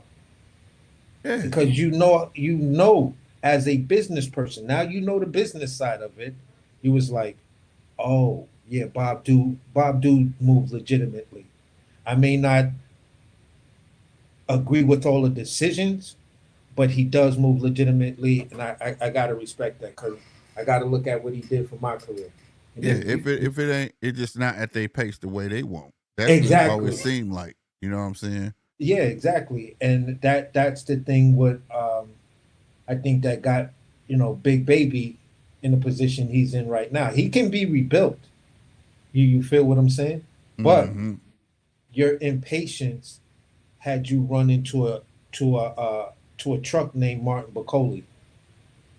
Yeah, 100%. He said it was the money. He said that check got in front face. He wanted it so bad. Fuck it, let him have it. Because he had a choice of 3 motherfuckers. That was the thing about it. It's just the other 2 motherfuckers didn't come with that paycheck. You know what I'm saying? And he chose the biggest paycheck. But Bob said it. I know who Martin Bacoli was, and I knew he wasn't ready. He on record saying that shit. I knew he wasn't ready for that shit, but he wanted it. That's what happened when you put dangle a shitload of money in front of a kid's face. He wasn't lying. No, he wasn't. The proof was in the pudding that day. And that's one of those situations where you say, you know what? That's a perfect situation where the fighter needs to be saved from himself. Right. Yeah. That's where, like, I feel like that's when, like, I'm all for the, I do believe promotion work for the fighter, but at some point, like, that's when promotion supposed to be like, hey, promotion should holler at the manager and tell the manager what's up and be like, dog, I'm telling you, this ain't it, and let the manager go holler at. You know what I'm saying? Yeah. At the fight, like, bro, no. You know what I'm saying? Like, at some point, that's the whole point of having a team to kind of, make decisions in your best interest that you're not too keen on. You know what I mean? But who y'all got in this? Moving along, who y'all got in the Paro and Hitchison? That's what I'm gonna get to. How you see that going? I'll let bro answer first. Punch, you still there? He probably won his babies. I'm gonna say this. I have in my heart, I want Hitchison to win. He's a New York native and stuff like that. It'll be another strike for a New York fighter in this era. But honestly, I'm just having difficulty seeing him win. You feel what I'm saying? Mhm. And I'm gonna, like, if I had to bet money, I would be betting money on Paro, because when I look at the weigh-ins and stuff like that, Paro looks good. He looked healthy. He had a nice skin complexion. You feel what I'm saying? There was no divots in his cheekbones or anything like that. He looked like, he's a natural, 35. I mean, natural. What are they fighting at? 40, right? 40. Yeah, he looks like he's a natural 40-pounder. And when I look at Hitchins, when I looked at it, when he was chewing that gum, you can see different parts in his face that showed you he was chewing that gum. Now, prior to that, when he was on that one-on-one interview, when they both sitting side by side, he was chewing gum in that interview, and you couldn't see all of that movement in his facial muscles. He looked a little dry in the weigh-ins and stuff like that. So I'm like, listen, Hitchins, I don't know if you really understand the dynamic you're up against. Right. You've got Joseph Parker. You've got Kostjizu. You got Tim Tszyu. You got George Kambosos. The Australian boxing program is showing that it's a viable program that should be recognized, and we may be able to host, big main event fights over here in Australia, which would be great for our tourism and also new customers into boxing. Right. I think Australian boxers' problem is it's not the boxers, it's the way they're moved, to build them up.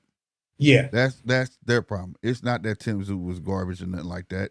It was the way he moved. He probably just wasn't ready for that cat, and he should have been recognized, and they should have told him, no, not right now. You know what I'm saying? And that's what I think about Australian boxers. I don't think there's nothing wrong with them. I think they got a good pedigree coming up out of there, but I just really, really think that's what it is when it comes to them. But I feel like you, though, man. I gave the edge to Paro. Richard Hitchins, I feel like that Paro's like living in his head rent-free right now. Yes. When I saw Richard Hitchins at the weigh-in and prior, like I say, he looked dry, but he looked too drained, bro. He looked like he reminded me of a not so much of a Devin Haney when he lose weight, but he looked like Frank Martin for some reason. Yeah. You know what I'm saying? He looked it bad. You know what I'm saying? And also the reason I brought up earlier this week is because he lost all that weight pretty fast. Like you didn't see that when they were sitting there at the presser. You know what I'm saying? And I'm like, damn, you lost all of that weight that quick, bro. Like, why wasn't you on your shit when you could constantly see?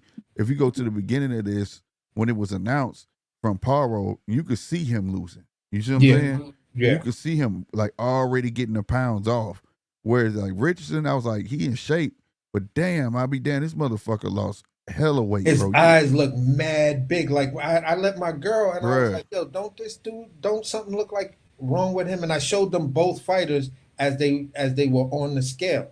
And I don't know if y'all have you ever seen this old ass fucking movie? It was an old show called Tales from the Dark Side. Yeah. And they made a movie about it, and it had what's Dame Dash cousin name, that dingy broad? I can't remember. Stacey Dash. Yeah, Stacey. Stacey Dash was playing this damn gargoyle motherfucker. You seen that shit? Yeah. That's what I ain't trying to be funny, but that's what the fuck he looked at like standing there, bro. His whole face structure looked just like that mother. His eyes was bugging out his head. His cheekbones was sticking out so far. That gum he was chewing on, he was like, yo, I'm trying to get every bit of flavor, because I already told you I had had to get adjusted to fighting under the IBF because we saw it in my last fight. I wasn't really expected the 10 Right. pounds, but coming into the next fight, I'm gonna have that shit under control. Bro, Well, you did not look like you did had not that do shit that. under control. And he kept mentioning that. He kept trying to put it on Paro about the 10 pound shit. And he was like, I ain't worried about that. Da, da, da, da, da. And Paro like, I don't know what the fuck you talking about. Yeah. You know what I'm saying? I ain't saying nothing like you had to. I was just saying this in the rules. But Yeah. shit. And it just seemed like that man in his head, like when he kept bringing up, I didn't see no point of bringing up talking about he quit or whatever. You know that man gonna say whatever the fuck to get under your skin, but he like really took that shit to heart. And I'm like, bro, you can't go in this fight that you finna fight that man. That's his fight. You gonna have to box. You gonna have to use the tools that I see that I know you good at. But if he going there thinking because he's taller, he may have the reach. But Paro used to that shit though. Yes. Paro don't give a fuck. You know what I'm saying? Like, to be honest with you, he gonna do what it takes to get in the inside and get to you. Now here's the thing that gave me going when the fight 9 was feet first. 972 was good, man. When I first heard the fight, right?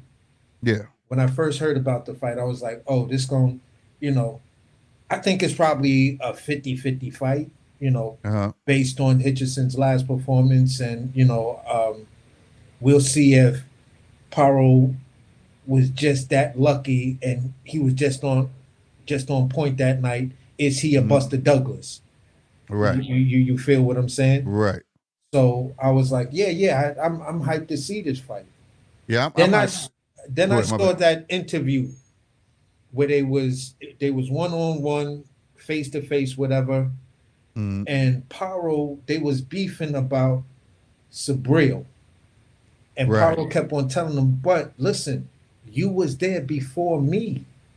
Right. You was there. You could have been fought him before me, but you were too scared. And then when Paro told him, listen, the reason why it looked like Paro got pissed and he was like, look, here's the truth about it.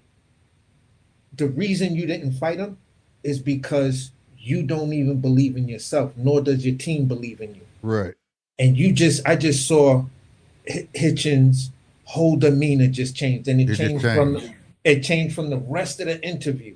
And I was like, oh shit, he just got in your head and just squashed you. He got you thinking about that shit right now. Yeah, and then he won't engage with Richardson either when he start talking shit. And all he be doing, what he do that? Shh. Yeah. That shit fucked me up. I was like, what, nigga? Like, that would make me. That would have had me. That would have had me like, what? Who the fuck you shushing? You know what I'm saying? That would have had me. I ain't gonna lie. Yo, I don't know. I'd have probably pulled the AJ when AJ and what's the name was going at it, and he was like, "Don't disrespect me, mate. Don't fucking disrespect me." Right. You know what I'm saying? We can do this right now. You talking about I the don't boys. care about the cameras. Yeah. He jumped up like you got me fucked up. Right. For real, like you really got me fucked up out here. If you think you're gonna be shushing me, I'll smack the shit out you right now, bro. I said, damn. I was like, bro, where is your Brooklyn, New York? Where's that Brownsville, East New York? How come that shit ain't coming out of you right now to tell this dude, listen, I'll smack the shit out of your Aussie ass right now. Pimpin' barbecue ass motherfucker. Who the fuck do you think you talking to? Exactly. Pimp on a Barbie ass nigga, man. Get out of here. I'd have spazzed. They would have been like, yo, security been all over. Crashed out. Look at this crash out this dude did. Eddie would have been talking about, I'm sorry, but the press conference is over. Exactly. I'd have went old school and threw a chair just to throw it. I promise you, bro. Because when he did that, I was like, what the fuck? Oh, hell no. Like, I felt that shit like, no, bro, that can't go down like that. I was like, yo, Hitchins, man, come on, bro. How you letting this dude do this to you like that, man? You making Brooklyn look real bad right now.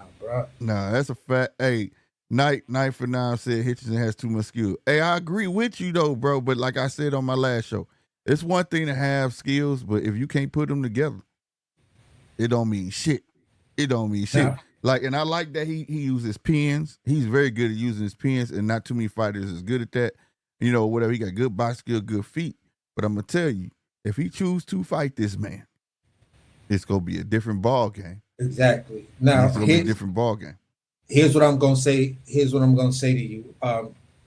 There's a reason for me, and I'm just speaking on my opinion and my perspective of my view. But I've always had this thing with me when I look at Jerron, and I noticed it based on um, his last couple of fights. And I said, listen, if when you rehydrated before, you fought differently. I said, listen, as long as Jerron is the IBF champion, you're still not going to get him to get in there with a tough fight, because that 10-pound rehydration, it's going to affect him.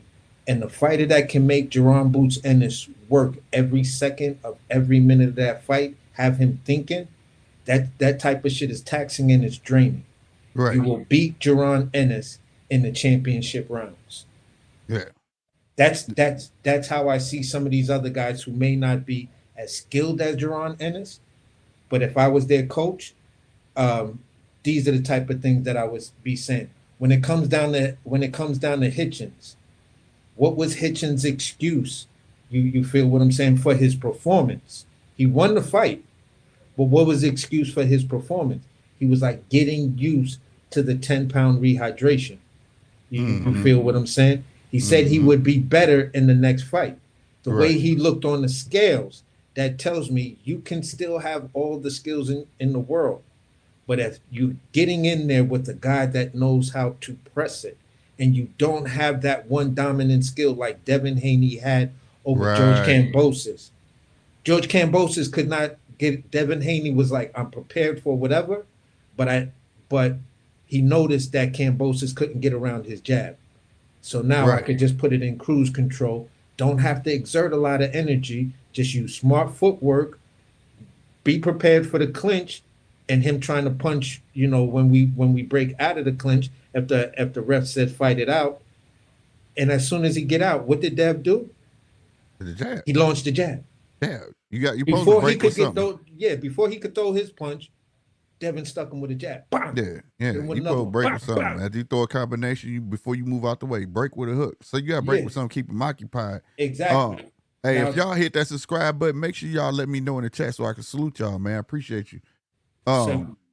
So basically, I was like, listen, if Hitchison goes in there, because you can see the Australian program, what's their weakness? What's their Achilles heel? A skilled boxer. Yeah, but that goes back to that they're not moved correctly, though. Exactly. So there's not a lot of meat on the bone of boxers in Australia, but it does have potential. Yeah, that's what I'm saying. So like, they thrown in with the big fights and shit like that. You know what I mean? And we know Tim Tszyu was in there because his dad, he had the namesake. Yeah. But if legacy, if he was moved correctly, like you said, had those build up fights where he can get used to certain styles and things like that, then yeah, he would have been a better prospect than what you looked at. You know what I'm saying? So like, at the end of the day, I think they have the skills. You can see that they had the skills. Like even in Kambosos, if Kambosos was moved right in his whole fucking career and things like that, being small and agile as he is and athletic, which people don't give him credit for, and being able to move, he could have put way better boxing skill because he should have been a pure boxer. He's not a knockout artist. You get what I'm saying?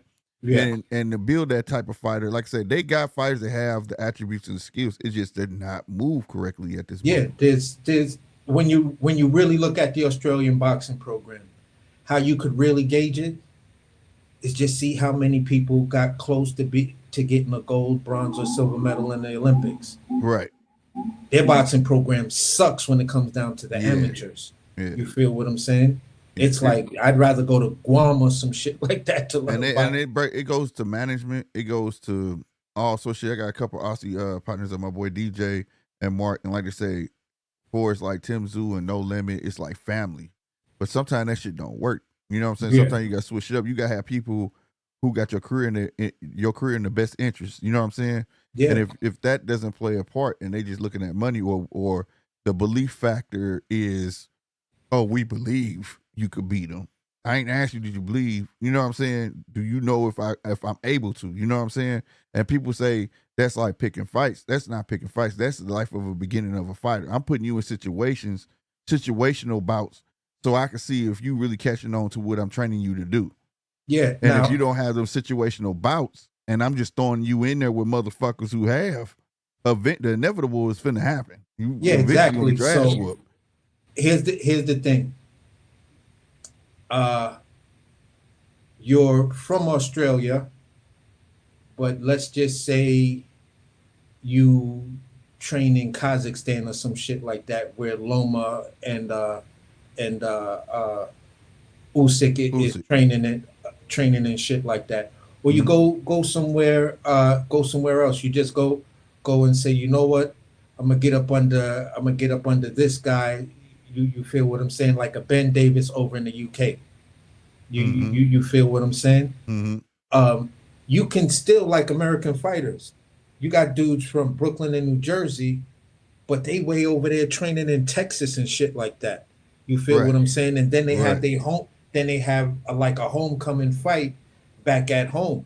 Right. I think this is the part of Australian boxing that's missing. The ability to go to another country or someplace else, learn that skill set that you really need to be able to compete globally. And then once you start to build your name, then you start to build, your name and the recognition at home. So this way you can have those big fights at home and stuff like that. I think if Tim Tszyu would have beaten Sebastian Fundora, he would have been that next it guy that, the Australian government and just Australia would show up and show out for at the fights, just like AJ fought at Madison Square Garden, and you heard Sweet Carolina being sung in Madison Square Garden, which was amazing to me. Right. But at the same time, though, if he would have beat Sebastian Fundora, he'd have been the superstar of Australia. But the inevitable still would have been on his way, because now you can't take a step back. Yeah. See, I look at what Boychuk happened as a blessing in disguise. Now you get to take that step back and get back to what you need to be doing. You need to get back to the basics, the skills, the fundamentals. You know what I'm saying? Because that's what ate him up in that fight, was just the fundamentals, bro. Yeah. The reason he kept getting his ass knocked back down because he was getting up too fast. Yeah, Bakaram was just way too much. And that's all I was screaming at the screen. Why you keep fucking getting up too fast? Like, you supposed to know that you know how hard he fucking hit. Fuck that. I'm getting up at 8 and I'm finna box this motherfucker. I'm about to take this motherfucker deep wide. That motherfucker hit too hard. You know what I'm saying? And you have to make these, but it was more of immaturity and lack of fundamentals. You know what I'm saying? That got him beating that fight. That's what it was. Because he wanted to get his cookies back so bad, he just kept walking forward. Like, nah, man, that ain't what you do. This is a sport. This isn't, like I said, this is a sport. It don't have room for embarrassment. It's a fight. You get what I'm saying? Somebody's destined to lose in this fight. So fuck embarrassment. It's about you making fucking adjustments and pulling this fucking fight the fuck out. You get what I'm saying? Yeah. Let me see. G Wall said Rich better not hug 100 times like he did with Lemos. That's the perfect thing. That's what I'm saying. He already know how them little motherfuckers gonna come at him. But that's the thing. He good at boxing and them pins. But if you can get up under Hitchison, it's a problem. It's gonna be. I'm telling you, it's not gonna be an easy fight tomorrow. It's not. It's not gonna be. I don't see it being that way. Salutes to Casino Life prayers, man. Do what my boy say. If you're not subscribed, what the F you doing? Salutes to you, Casino, man. Salutes to you. My boy DJ spoke him up.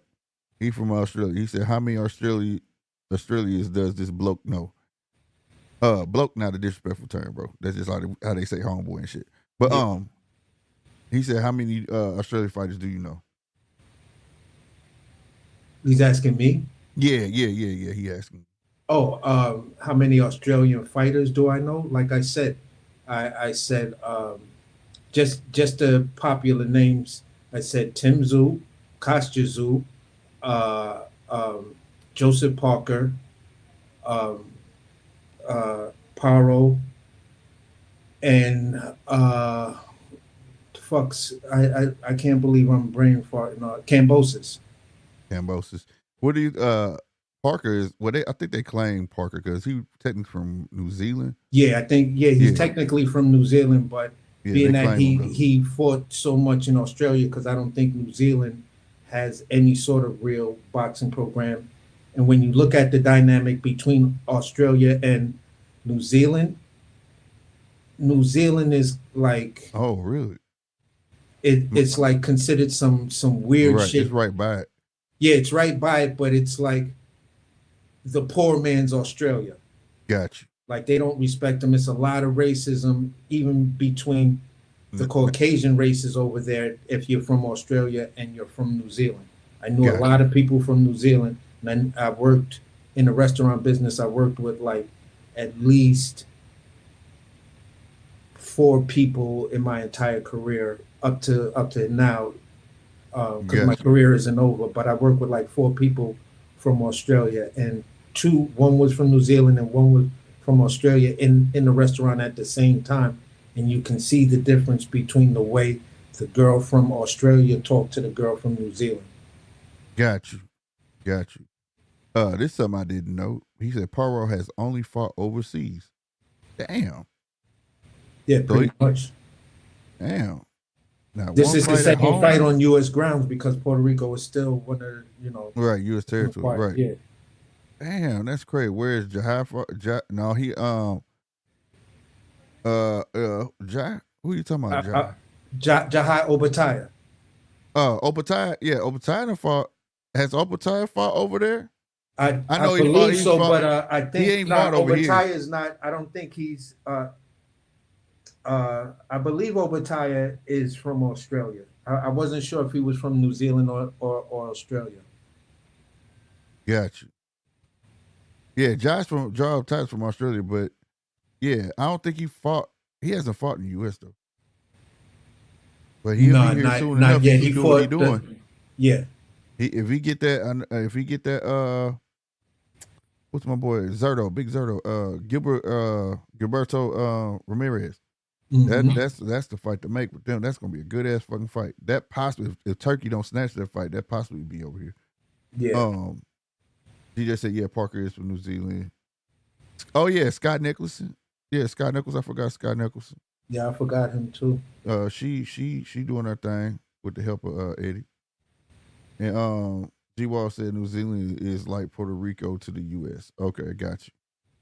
Yeah, but we give Puerto Rico a lot more respect though. You feel what I'm saying? Shit. But yeah, no man, I think tomorrow gonna be a great ass fight, good card, and then like I said, I think the sleeper gonna be the Neverett and I keep Valdez too. That shit right there, that first one, I loved it. It's gonna be a motherfucker with that one too, but I don't think Valdez gonna pull it out though. I hope he do, man. I ain't gonna lie, so he can get one. But I don't know, because if he lose this one, I don't know what happens to him. 3 straight losses in a row. Valdez style of boxing. I'm gonna say this. Throughout Valdez's career, why I never really latched onto him or gave him a lot of eye time was I always felt Valdez didn't fight to his ability of his body type. Well, he's small, man. Yeah, what I'm saying is I know he's small, but like when I look at Valdez fighting style, you should not be fighting like that. I don't know, maybe you should have went to a black trainer. You feel what I'm saying? And learned how to be on his balls, be on the balls of his feet. To have a little bounce. You feel not. Maybe, I mean, yeah, but he's fighting Mexican style, man. He want to be that Mexican warrior, but I agree. He should. Yeah, but that doesn't. Yeah, that around. Exactly. Like, and he need to get his head off the line because he do not have any head movement whatsoever. And that's that Mexican style, because that Mexican style is, listen, I'm here for you to hit because I'm gonna take your 1 to deliver my 2. Yeah, which is like. But shit, that's a retarded fucking style. But he eat 2 or 3 to get 1 because he's so small, man. You know what I'm saying? Like, he eat a lot of fucking punches, bro. He eat too many, man. I was just watching a couple of his fights earlier, and I'm like, damn, dog, he eats so many damn punches. It's crazy, bro. Yeah, it's crazy. It's just like I hate to see these fighters that pick up these styles that stylistically, I'm like, why do you fight like that? It does not complement your natural abilities. Like, you're small, you can be a really, really small target, keep them elbows tucked in, because, bro, it's just so much that I see with Valdez that's just like, yeah, bro, I don't know. You just want to fight that style because it's the machismo style, and you went Right. to the gym that had the most Latin fighters, and it was all the machismo thing. But boxing is not about machismo; it's about winning. Right. What's good, DJ? Slick. What's good? There you go. Couple of things. Gotcha. Sorry, I can't actually see, and forgive my memory. I don't see the avatar names up. So the AC. conversation. AC. AC. Yeah. Yeah, How you going, AC? what's People's going on, bro? channel. People's channel.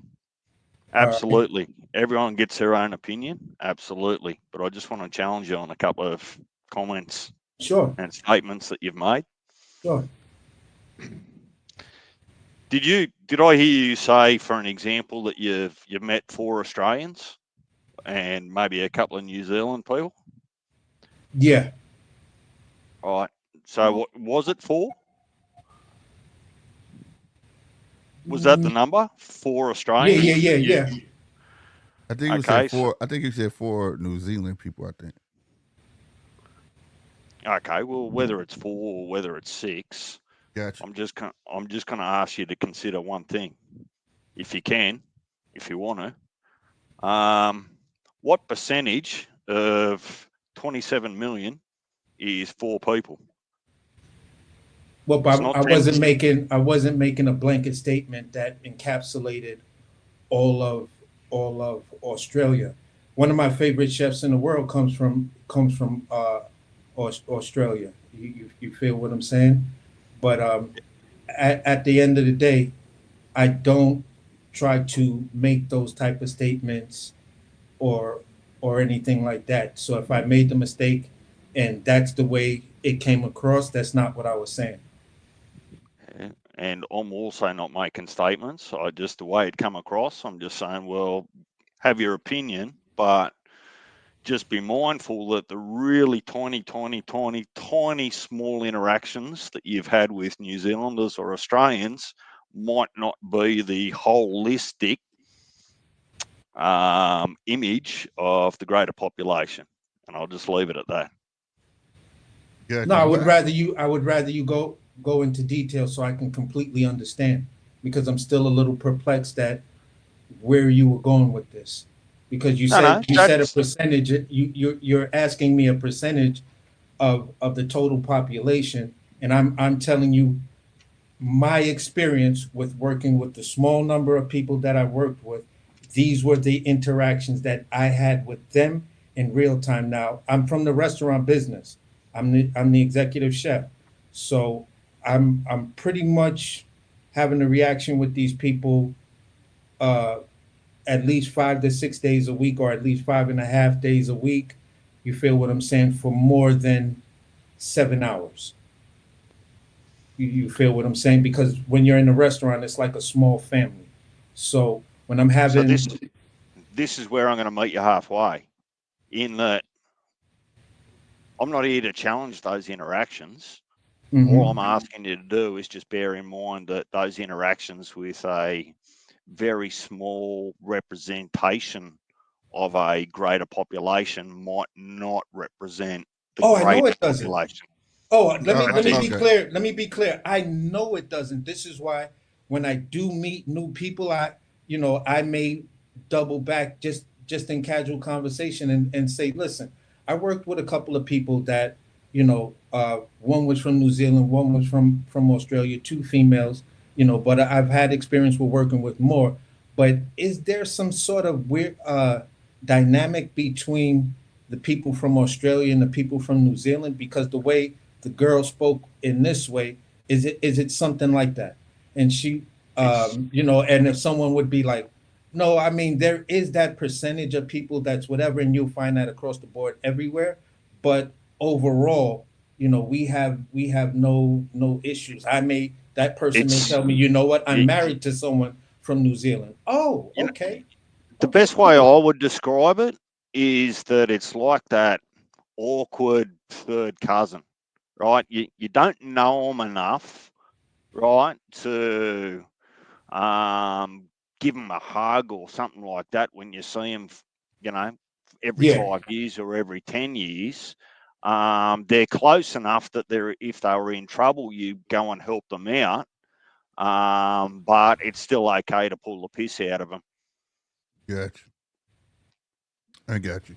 I don't know if that makes sense. It's Uh-huh. like we don't sort of pretend to be All right. So what was siblings, the but we don't.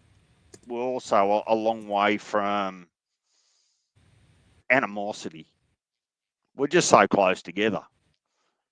Gotcha. But I remember one time you was trying to explain that, like, in New Zealand and Australia, it's like kind of two different walks of life, though. Yeah. Man, Yeah, I yeah, remember you explaining definitely. that to me Like one for time. me, I can't remember the guy's name, but one of my all-time favorite chefs, uh, is the executive chef and owner of of Fire Door. You feel what I'm saying? Because he Mhm. comes from a restaurant in Spain that we both had in common of staging at called Echebarri's, and he was the sous chef there. Oh, So okay. um, I believe his name is Lennox Hasty, if I'm pronouncing it right, and isn't no, I don't know if he's from there. Houston Blythune. I don't know if he's Australian, and then went to the UK. The owner of Fat Duck. But anyway, you know, my basic uh, introduction to Australia was through me noticing Costa Zoo, and then later on I got to meet some of the other people I met from Australia and or New Zealand from the Fire Door restaurant Gotcha. Gotcha. Most importantly, was the food good? at Fire Door. Yeah, it's Michelin star. Yeah, it's delicious. It's not one of those restaurants where you go and pay $120 for a quarter size steak because it's like you're going to leave there full. Yeah, yeah, it's all wood burn. It's all wood burning. He has a beautiful philosophy about how he's cooking, and both of us share the same philosophy because we both got it from Echabari. That burns my piss to go to elite restaurants and you do get wonderful food, but you leave there hungry Yeah, because you get two beans and a little bit of something on it and a nah, tiny you size like he steak has. or one oyster. They charge you $120, and the first thing you do is you go to another restaurant because you're still hungry, or you pick up Nah, McDonald's on the not way at not home. at Fire Door. You could order a tasting menu, and or you could they But you have. know what? But you know Yeah, what I I know mean. exactly what you. I've worked at Like, places like that, and that's why I go to don't do it hell if anymore. don't charge me $120 to walk in hungry and still walk out hungry. Yeah, Go to hell. exactly. I was like, hey, listen, DJ. I was like, listen, I got to get out of this pretentious piece of shithole right here, man, because these guys, I mean, I love what I get paid for working at this spot, and I've done consulting work for restaurants that need to do it because they'll hire a bunch of chefs to work the position. So when they bring in cooks, it's a hands-on chef with cooks type situation. It's a I've been much there. better format for teaching a young cook. But I got bored of that bullshit real fast because I'm like, I'm not some pretentious dickhead that thinks that this is the way everyone should eat. I'm like, no, and I don't want to feed the the 1% of the 5%. Right. That's not who I am. I'm a I'm much a more down to earth person. I'm a give y'all a little insight on me. It's cool that you say you used to chef because well you are, but I used to. Oh, okay. And Boeing. I don't know if y'all know what Boeing is. That's who build the fighter jets and stuff, right? Yeah, yeah, And what people don't know is like people from all over the country come there. So I can speak to the fact that like we don't just build fighter jets for us, we build fighter jets for the world. yeah. And so we would get Arabics, Koreans, Japanese, all that stuff. And we used to make them plates. We making apples. We turning apples into swans and rose on a plate. And when I look at the ticket, I used to be like, damn, they just paid all of this money for this.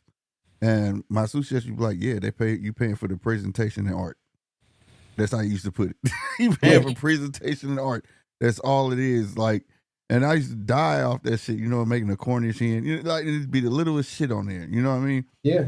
And it'd just be like, damn. But yeah, I used to have a crew of 21 motherfuckers, bro. 21 cooks. Okay. So I know exactly what you're saying. But like, it's like that. It's like that. And we used to do that. But then we used to cook regular shit too, though. You know what I'm saying? Like, another quick story. We used to get sheiks that come over there, right? And they come with their kids and shit. And these dudes come through crazy, bro. Like they come through, they fly their cars here. You know what I'm saying? Like they'll come here and they had their cars flown here and all this stuff. This is why I learned about diplomatic license or something like that. Like they didn't need our license to drive. They just come be able to drive over here and shit. But they kids will give us like $100 just for, hey man, think you can give me a hamburger? We're like, you gonna give me $100 for a hamburger, bro? Yeah, but you can't let nobody see you give it to me because over there they don't eat beef. Yeah.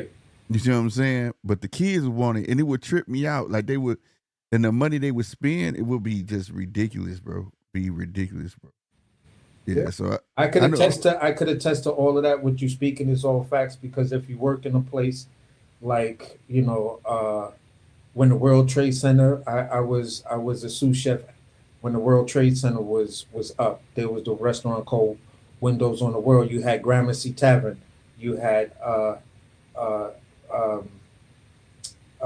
I forgot the name of the spot that was in Central Park and shit like that, where they filmed Ghostbusters, and all of them ran on the same platform. Same thing with 21 Club.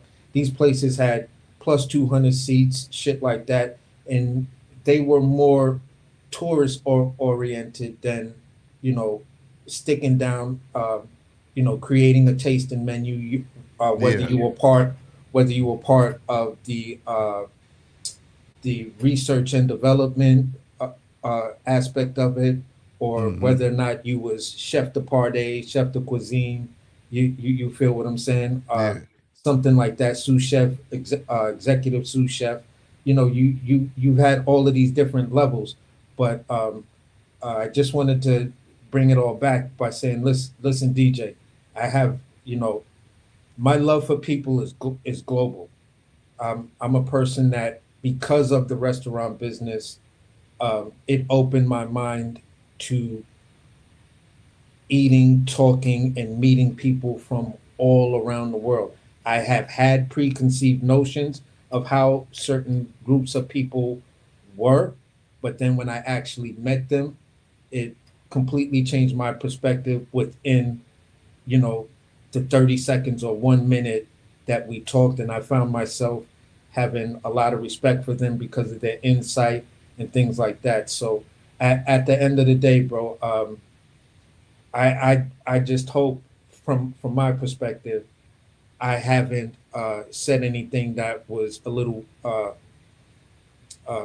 disrespectful to the people of Australia and stuff like that, nor to the people of New Zealand. I respect both places. I actually want to visit both places, and that's where I'll land it. So to be clear, it's important everyone has their own opinions, particularly after their interactions.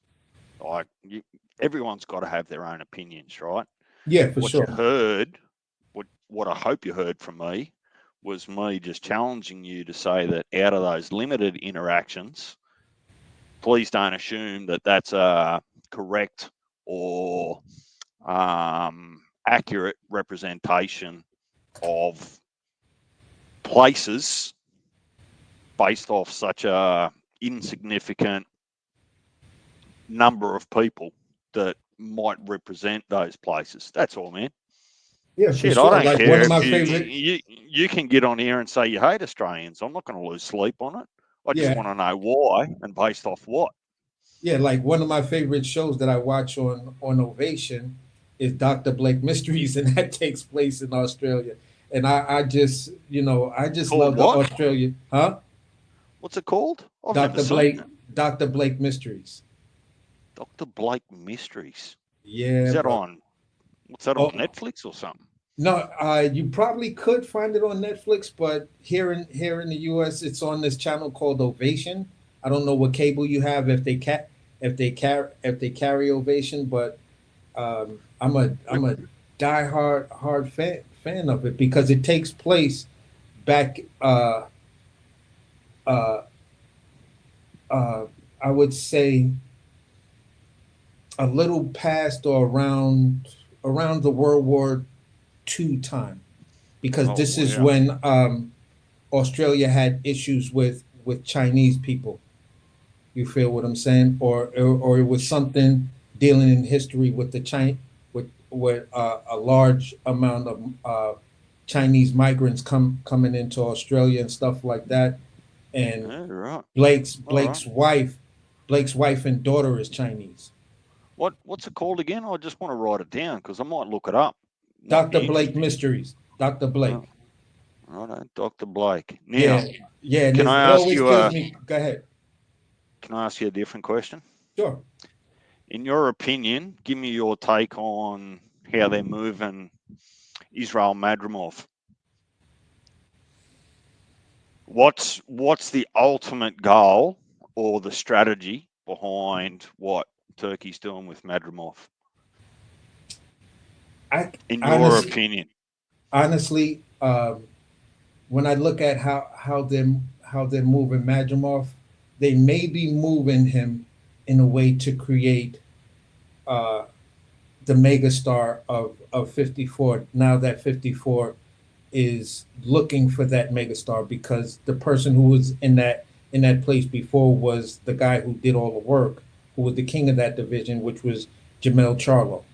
When you look at Majimov moving up, he's had some good fights, but he had no exposure with those fights. So by the time he got to face Terrence Crawford, people thought it was a cherry pick, and it's like, no, no, no, no. Right. Y'all have no idea who the fuck Majimov is. I haven't dug that deep to find out whether um, his extensive amateur career yielded some gold medals or whatever, or silver medals, or any sort of medal in the Olympics. But for a guy who has almost 400 amateur fights, it seemed as though they was moving him fast, and then somewhere along the line, the brakes was pumped. Granted, he got the Terrence Crawford fight.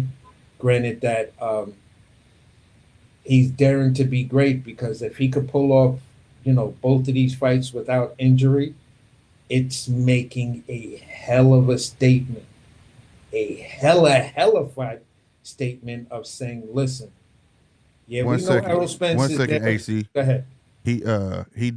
He gold medal. Okay, cool. 17 All right, cool. So and basically, when 18. beautiful, Yeah, that's 17, beautiful. 18. He's a Yeah. two-time gold medalist, as well as have. Listen, that only makes the talking point even stronger when you talk about Majimov, because if he's able to pull off what he's looking to do and fight these two very, very tough outs in a short amount of time, it's making a statement to the 154 pound division that says, listen, yeah, we know Terrence Crawford is here. We just fought him. We know Errol Spence is here. We got to figure out what he's going to do. The rest of you guys, y'all better watch out. Yeah, they gonna build him up where everybody got to answer to him. Yeah, definitely. Because once Terrence already handled him, so Terrence, they looking at him like he don't count. And Yeah, Terrence on his way out, so they looking at the rest of the division, because right now 154 is hot, and it's amazing how one or two people can go up and make the division hot, make it worthy. yeah. They reignited it. I mean, the division was always hot because you always had those people there. You had the Charles Conwell coming up in that division. You had Yeah. Xander Zayas coming up in that division. It was, people were talking about Sebastian Fundora for a minute. You feel what I'm saying? Right.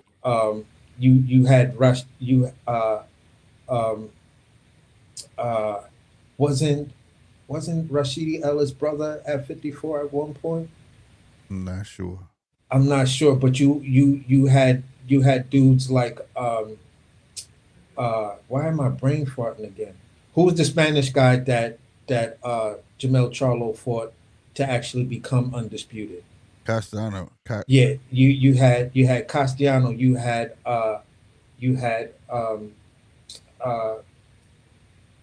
oh boy that I just said a couple of minutes ago. Excuse me, I'm smoking some weed and this shit is gas and So, well, you, it's got you, me a little fucked up. But so you smoke that for a minute, AC, because I got a bit of a different take on it, All right. and I'll let you respond accordingly. uh-huh. I'm actually of the opinion that Madrimov not being a multi-millionaire is a convenient pawn for Okay. promoters to use to build other fights potentially out in the future. And I spoke to Slick about this a couple of days ago. I'm not sure if you remember, Slick. Is we don't do triangle theories here, but it's sometimes the only yardstick that you've got. Boachuk might have beat Virgil, right? Depending on who you are and which way you looked at it. Madrimov, to a select few, might have beat Bud, right? Right. Now you've got Madrimov versus Boachuk, and I'm not convinced that Boachuk might not knock him out, right? But Right. I'll put this to AC. What happens if Boachuk actually does knock him out or win convincingly? Then what's your actually theory on Madrimov and building him the next star? Or is it more about giving Virgil Ortiz more credibility so he can start calling out Bud and make that fight in the future May, June next year? So is it all about Bud or is it all about Madrimov? That's Damn. that's an interesting take. I mean, that's a whole, line of thought that is plausible.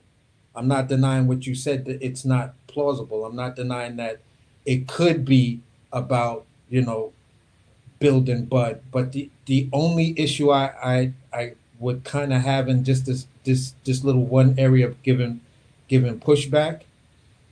Um,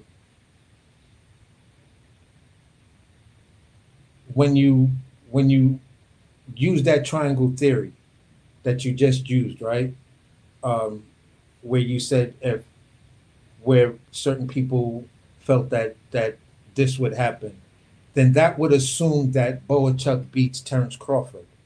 At least maybe that's the way I'm hearing it to a certain degree, but it it doesn't bode well for Virgil because at 47 we saw Terrence Crawford stand on the side of the ring and tell Virgil Ortiz, "Call me out, fight me next. Call me out, call me out. I'm here. Yes. Call me out." You But feel what I'm saying? So there's a couple I go ahead. there's a couple of variables in that. It's well documented that Virgil, rightly or wrongly, couldn't stay at 47 because of his health. Yeah, the Right? Adno, whatever Yeah, that was. Yeah. I and can't. Yeah. and and Rabno and something. and I think that it'd take a pretty ordinary person to start chipping him on his decisions because of his health. Your health's your health, right? But I guess what I'm sort of aiming at here is that if you were trying to build a fighter in your mindset, you might not ask them to fight 61 days apart. What you might do if you wanted to build that product is give them plenty of time to recover. Okay. Yeah. Before throwing them back into the ring. Okay. So it's just my opinion or my thought, and I'm saying, well, no, this is actually just building it because for a promoter to right now sell potentially a Bud versus Virgil, right? Bud wants Virgil's interim title because that helps Bud block PBC blocking him Right. going forward They can't because he'll deny be, him. yeah, exactly. He'll be the mandatory WBO, WBA, blah, blah, blah, right? Mm-hmm. And it takes away a few chess moves that PBC might make if they are trying to block Bud. So it's a strategic move. But from a commercial point of view, right, throwing Virgil into the ring now after 3 fights at 54, the first 2 didn't get past round 2, and it's questionable whether he won the third fight against Boachuk. He got knocked down twice. So how do you actually sell that fight commercially? Well, you get everyone else underneath them to fight each other so that when they actually do meet, assuming that Virgil might or does beat Madrimov in February, then you can actually go to the public and say, well, Virgil's fought like for like. He's beat this person, he also beat Madrimov. Now you can get the casual fan engaged in the actual fight Now, and build the numbers. now, So I'm just interested because Slick here just asked a question there a few days ago and go, well, what's the play with Madrimov? Because I tell you what, it quite quickly goes to shit if Boachuk knocks him out. yeah, definitely, and we've seen plenty of fighters, be the banana peel for other fighters that are on a certain trajectory. Now, when I when I look at what Madrimov is supposed to do, right? We'll take a fighter. You feel what I'm saying? Like Sugar Ray Leonard. Sugar Ray Leonard went on a spree where he was almost fighting every 3 to 4 months. You feel what I'm saying? And that's in between him fighting. I think the dude him fighting Davy Boy Green, then goes to fight Roberto Duran. I believe it was like 3 months and some change later, which he took the loss to Roberto Duran. Then uh, it's a quick turnaround for the rematch. He fights him for the rematch, and then early the following year he fights Larry Bonds. Then I think it's like 4 maybe 5 months later, no more than 6 months later, he fights uh, Khalil, something like that, Aubrey, uh, something like that. Somebody named Khalil. I have to look it up to see. But when I look at when we call certain fighters throwback fighters, and I see these fighters doing these traits by saying, you know what, I'm gonna give the public X amount of fights. The same way Abdullah Mason gave us 5 fights, in this year. Now, granted, we're talking two totally different levels. The Right. level of damage Right. that one fighter would take over the other. I get all of that, but it's just the matter of you know um, us in this era still having uh, that ability for a guy to get at this level and then want to give us more than one fight per year. I think that's the thing that a lot of boxing fans have been asking from the guys at the top. You know what I'm saying? Two things we've been asking: fight the best and give us more than one fight a year, bro. I, here's what I think gonna go on. I think really they hoping Madrimov come out unscathed, and and he's gonna be a little bit bruised or whatnot, and Madrimov still take that fight, and it's an easier fight for Virgil because they gonna need Virgil to look good for people to want to see Virgil fight Bud. Yep. So you can't weight train him, so you get him in there sore and tired. Yeah, basically what Canelo did with Kovalev. Yeah, After the exactly. Yardy fight. After the Yardy, right? And that's what I think they're doing. To give him that proper shot to look great. You know what I'm saying? Because like they saw with Boychuk, I mean, I don't know what Turkey. I know Turkey say that he's a big boxing fan. Whatever the case may be. But when it comes to the boxing science, it's proven, man. Them guys over there, Ukraine, Mexico, Russia, there's some hard hitting, hard hit motherfuckers. They not easy to get out of there. You know what I'm saying? Yeah, Don't forget what Boachuk did to Mendoza. Right. He just bloodied and battered him. I'm sure he went to hospital after that fight. Just busted up nose, busted up jaw. Mendoza's too tough for his own good. That towel should have been thrown in 2 rounds beforehand. Right. You knocked Virgil down twice, right? So right. I'm looking at best laid plans that can go to shit real quick if Boachuk upsets the apple cart. Yeah, and Boachuk has that ability to upset the apple cart. Yeah. This is not going to be an easy fight for Madrimov because, Madrimov does show signs that he does have a chin. You feel what I'm saying? He's got excellent, in my opinion, he's at 54. He's one of the top 5 guys that got great footwork. I've seen Majimov throw combinations in the middle of switching back and forth. And I was like, just to create those angles while he's got a guy hurt on the ropes. And I was like, oh, those are signs of brilliant boxing right there, bro. But that's some shit they train that without training them. That. Yeah, You know what I'm saying? So if that makes sense, you know what I'm saying? Like so, the motherfuckers learn switch hitting here over there. That's like part of their stance. They'll put it in like kind of part of their stance. So like that right there goes without saying because I've seen several Russian fighters. I've seen several Ukraine fighters. If you really pay attention when they swing like in the motion with their feet move with the motion of their swing, their shoulders. You know what I'm saying? I've seen that plenty of times. Oh, AC fell off, but he'll come back. But there you go. But so I've seen them. Like I said, it's like their feet move with the motion of their shoulders. If that makes sense. Yeah. You know what I mean? And they also acquire that they don't have a set styles, so to speak. They got an A, B, C. You know what I'm saying? Some choose to switch it up on you per round. Some will wait until they feel something, but they have contingency plans for every fucking thing. Yeah, and that's what make them hard to knock out. Now this was going to be the second part of what he had asked me. DJ had asked me, and I'm going to say this: when we go to the latest interview announcements, whatever, and the Turk was talking about Terrence Crawford. I don't remember Virgil actually being an option because it was seeming as though he was saying that he wants to make the Canelo fight with Bud, but Bud is injured right now, so he won't make the Cinco de Mayo. That's what Bud won't, right? That's because see, remember, you got to take it back. Remember the Boychuk fight? Remember?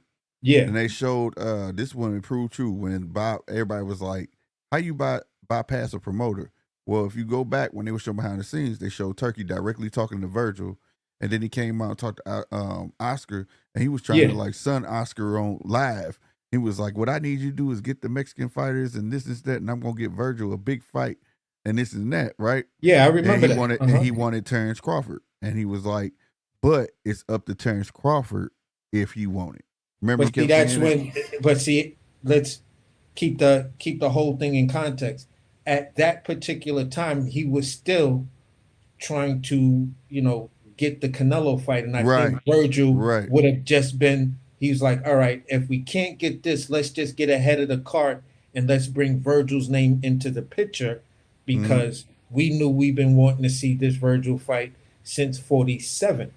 Right. The fans will want to see this Virgil fight, and if I can make a fight with anybody right now to fight Terrence Crawford, I know the one guy named Virgil Ortiz is not going to turn that fight down, especially not at 54. Right. I get what you're saying. And also, we're looking at the good side of things of where we could see Bud, trying to go after Canelo and this and the third. But at the same time, if I'm a person that feel like you BSing, and I got this other kid on up and coming, I'm gonna focus on him. So if you fight Madrimov and you look good, it's almost like Bud has to fight you at that point because now everybody gonna be like, you have to fight him. He just beat a like opponent because that's the name of the game. Everybody that came up, legends who or so forth, you go on their resumes, they all beat the person the champion beat. So that warrants him, hey, give me my shot. I beat him in a better fashion than you did. You get what I'm saying? And yeah, that for makes sure. that makes the fans get riled up. Like, yeah, Bud, don't run. Now you running, you ducking, XYZ, and all that talk gonna come, or whatever. And they go, you see how Virgil beat Madrimov? God damn, Bud couldn't even do that. You see what I'm saying? Mm-hmm. And then that's what's gonna make that shit happen. But this is what we did when it came down to Terrence Crawford and Errol Spence having Sean Porter in common. Exactly. You feel what I'm saying? We saw where it was trying to get off the ground, but I don't think Eddie really knew how to, pull a joystick back and get the plane to take off in the air when it came down to the situation I felt they was trying to create. It wasn't generic. you were trying to create that situation with Avanesian being a common opponent with Terrence Crawford. Right. Because you said Turkey Al-Sheikh sent you an offer, Boots said send it, and then after your performance, we ain't hear shit about it. Yeah, Just like y'all was kind of talking about, the whispers was, you know, if after Majimov, is Boots gonna go up and fight Boachuk? And then we see Boachuk's performance with Tim Tszyu, and then it's like, oh hell no, no. Let's take that off the table right now. Right. Keep that under the rug. No one ever heard us say that. Right. And now Boots done changed his tone. He had an interview that dropped today. Shout out to YSM. He was saying that, but he spoke about the whole situation. Y'all can check it out if y'all want to know all about that, about the whole situation, him ducking and all this and the third. And he was talking about going 154. He was like, you gotta go to 154. He was like, no, I want to unify, whatever. And he understand because he hasn't fought nobody. He feel like he hasn't earned the belt he got. So he want to at least solidify and then go.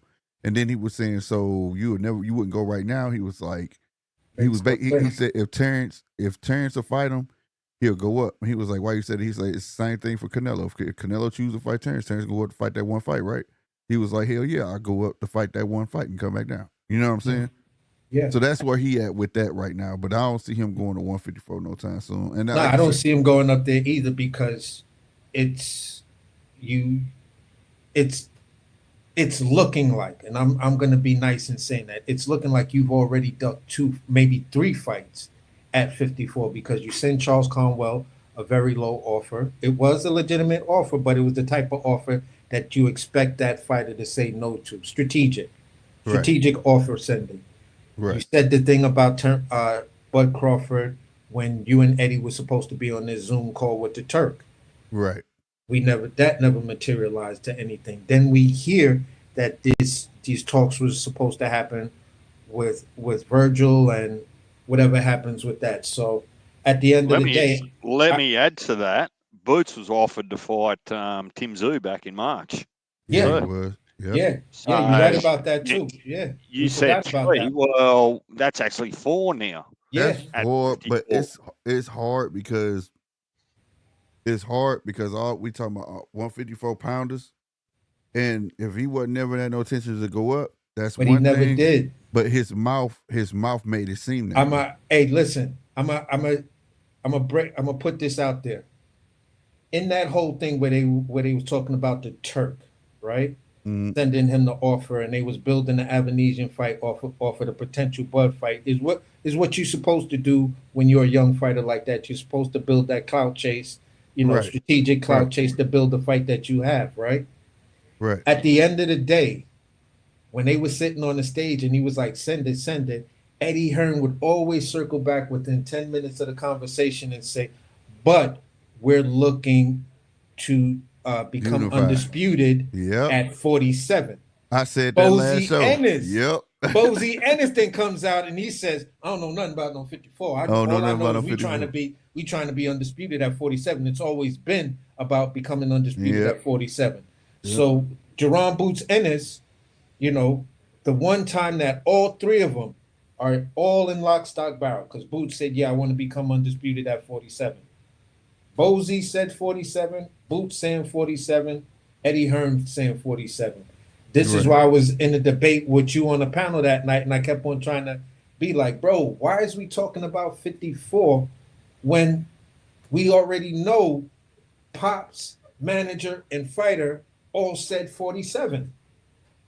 Yeah, but the thing is, it was his mouth, though. Boots' mouth did that. That was the only thing he didn't address in that interview. How could he see how people were looking as a duck? After that, after this last fight, right? His words was I think I'll feel better if I go to 154. My power will be better at 154. So you kind of insinuated, that you wanted to go to 154, and I think that's why people gravitated to calling him a duck with this Virgil fight, because you made everybody feel like you're going to 154. You know what I'm saying? Because the answer my is thoughts on it, Slick. I still reckon he's going to get frozen out at 47. I think so too. The only belt he's going to be able to grab right now. I know they said that the Stanionis not going to bite it. Al not going to let They not losing Coopers, and them. We're not gonna let them fight that. Well, like I said, they can make their own fight, super champ, and then you got this thing going on with Barrios and possibly Conor being right now. But I don't know. The easiest belt I see for him to grab is a Brian Norman.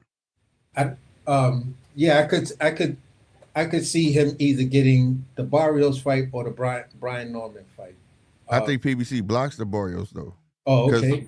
Because think about it. Why would you know how Al work? Why would I give Eddie a shot at having a unified champ when I can make my own here? True. Now it's in-house. And it's in-house. Here's my thing. Stanionis has called out Boots at 47. If you guys remember. When everything was locked up, Stanionis said to Virgil and Boots, listen, why don't we fight each other since these guys, whatever, and you know, who's ever the top dog will be able to get these fights. Mm-hmm. Neither one of those dudes answered Stanionis. No. You feel what I'm saying? Right. Neither one of them answered Stanionis. Stanionis then says, yeah, Boots Camp did notify us for a unification. We told them, yeah, and then we never heard from them. Yeah, he said they sent them a offer that was peanuts. That was below his pay. Like it wasn't even where he was normally get.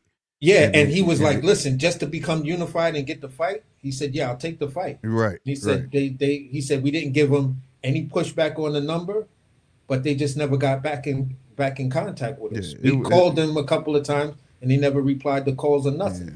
That's like, whoa. Yeah. It's the Brian Norman. Brian Norman is the fight they finna go after. That's his next fight, bro.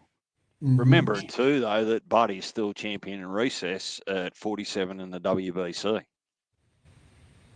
Yeah, but he would have to, if he wanted to come back, he would have to fight. Actually, if he wanted that belt back, he'd have to fight Barrios. Yeah, he ain't finna do it. Honestly, AC, I don't think the only reason he's keeping it is to see what PBC do with the WBC at 154. I think he's just using that, or he might potentially use that as a bargaining tool with WBC as to whether he relinquishes that champion in recess or he leverages it to get at a Spence or Fondora, whoever wins that fight, if it ever happens, at 154. Mm-hmm. Now, it's kind of like the Puello and Devin Haney situation. Devin Haney is the champion in recess, right? Puello has the belt. Puello's about to have his first title defense of that belt. You feel what I'm saying? Barrios just had his first title defense on a Netflix card. You feel what I'm saying? So at the end of the day, Barrios is the legitimate champion. Terrence Crawford, if you want to do anything, I mean, you could go after any of these other guys, and I know the WBO will back you if you wanted to take out Brian Norman Jr. You feel what I'm saying? But I don't really see Bud moving back down to 47. No, I don't either. But what I'm saying to you is it's a conversation that he can still keep with the WBC while he's still champion in recess with the WBC just at a bargaining 47, so that he can have that discussion with an aim to get at the WBC title at 54. That's what he was doing originally, but that's kind of what he was doing originally. And then remember, what's the name? Leonard Ellaby steps in and says, of course Earl's going to get that fight. He's family. Right. You feel what I'm saying? Because he was using his WBO, status, super champ status, to actually become Fondora's mandatory, but he was also banking on his pull with the WBC. You feel what I'm saying? When it came to that, he had let it go, but he let it go. He stepped aside, but they told Terrence they'll allow him to step aside for that fight to happen. But the thing was, if Bud was to take a fight, then he lose that status. So basically, it kind of put Bud on ice. Like, okay, I'll wait on the winner of them two, and he was guaranteed the winner of those two. You get what I'm saying? Yeah, because it puts Bud in a position to whereas he would have if he just waited he's actually at the end of the day he fights the winner of that fight, and I don't think Right. you feel what I'm saying. Right. He would have had 3 belts. Right. The only belt he wouldn't have had was the Boachuk belt. The Boachuk belt, but in that original deal, he was supposed to be fighting for that IBF title along with the WBO. Right. So that's Murtazaliev. Yeah. Murtazaliev, yeah. Yo, Daddy, what's happening, man? I hope you hit that subscribe button. Make sure y'all smashing that like button out there if y'all enjoying this good content. You hear me? But no, man, I didn't like that deal that Bud took because PBC is notorious for putting people on ice, and now you see how this shit going right now. Earl don't know if he's fighting. We don't know. You know what I mean? I didn't like that at all. The even trust that side because they're notorious trying to keep. Al would rather make in-house fights, and then given the deal that he had, he don't got a real network. There was no money coming in, so there was no guarantee of that unless there was already other plans in play for him. You get what I'm saying? Where he really didn't care. Because we all know politics it's sad, but politics plays a big role in boxing. And when you look at the landscape of a PBC where they only threw 5 shows in 1 fucking year, and then you want them two to fight, you want me to take a step aside, and God knows they haven't even signed anything. Like, what the fuck? You get what I'm saying? Like, I had to look like, okay, well, how long am I gonna have to wait? I haven't fought already since Madrimal, and now I don't know how long it's gonna take after when y'all gonna finally sign, and then I gotta wait after y'all count, and then I don't, you know what I mean, so on and so forth. And then I felt like it was a way to put him on ice, so to speak. It gets worse for PBC if Tank actually does genuinely retire. Who they got left on the books after Tank? For real, they don't have nobody on the books because Canelo freelance. They just got and then they just got old men. Yeah. They got Benavidez, don't forget. Well, yeah, they got Benavidez, but Benavidez got I'm gonna tell you something. Benavidez got to show up and show out. But Benavidez is not good enough just to beat Morrell. He has to whoop his ass. Because then if you just beat him on scorecards and it's a hard fought fight on the end of Benavidez, they're gonna fuck around and make them fight again. Yeah. Because there's nobody else for Benavidez at the point. It's like, why even move you past that? You know what I'm saying? Yeah, for sure. Because you already saw the potential.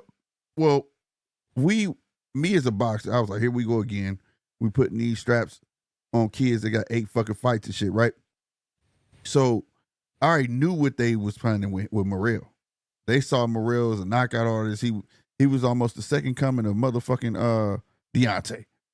Where they promoted, he put somebody in a coma and then he died and all this shit. You know what I'm saying? So they was looking at him. That's why he didn't leave Milwaukee. You see Minnesota, I mean. He was always at the Armory and they was putting people in there. He could make a name, knock people the fuck out.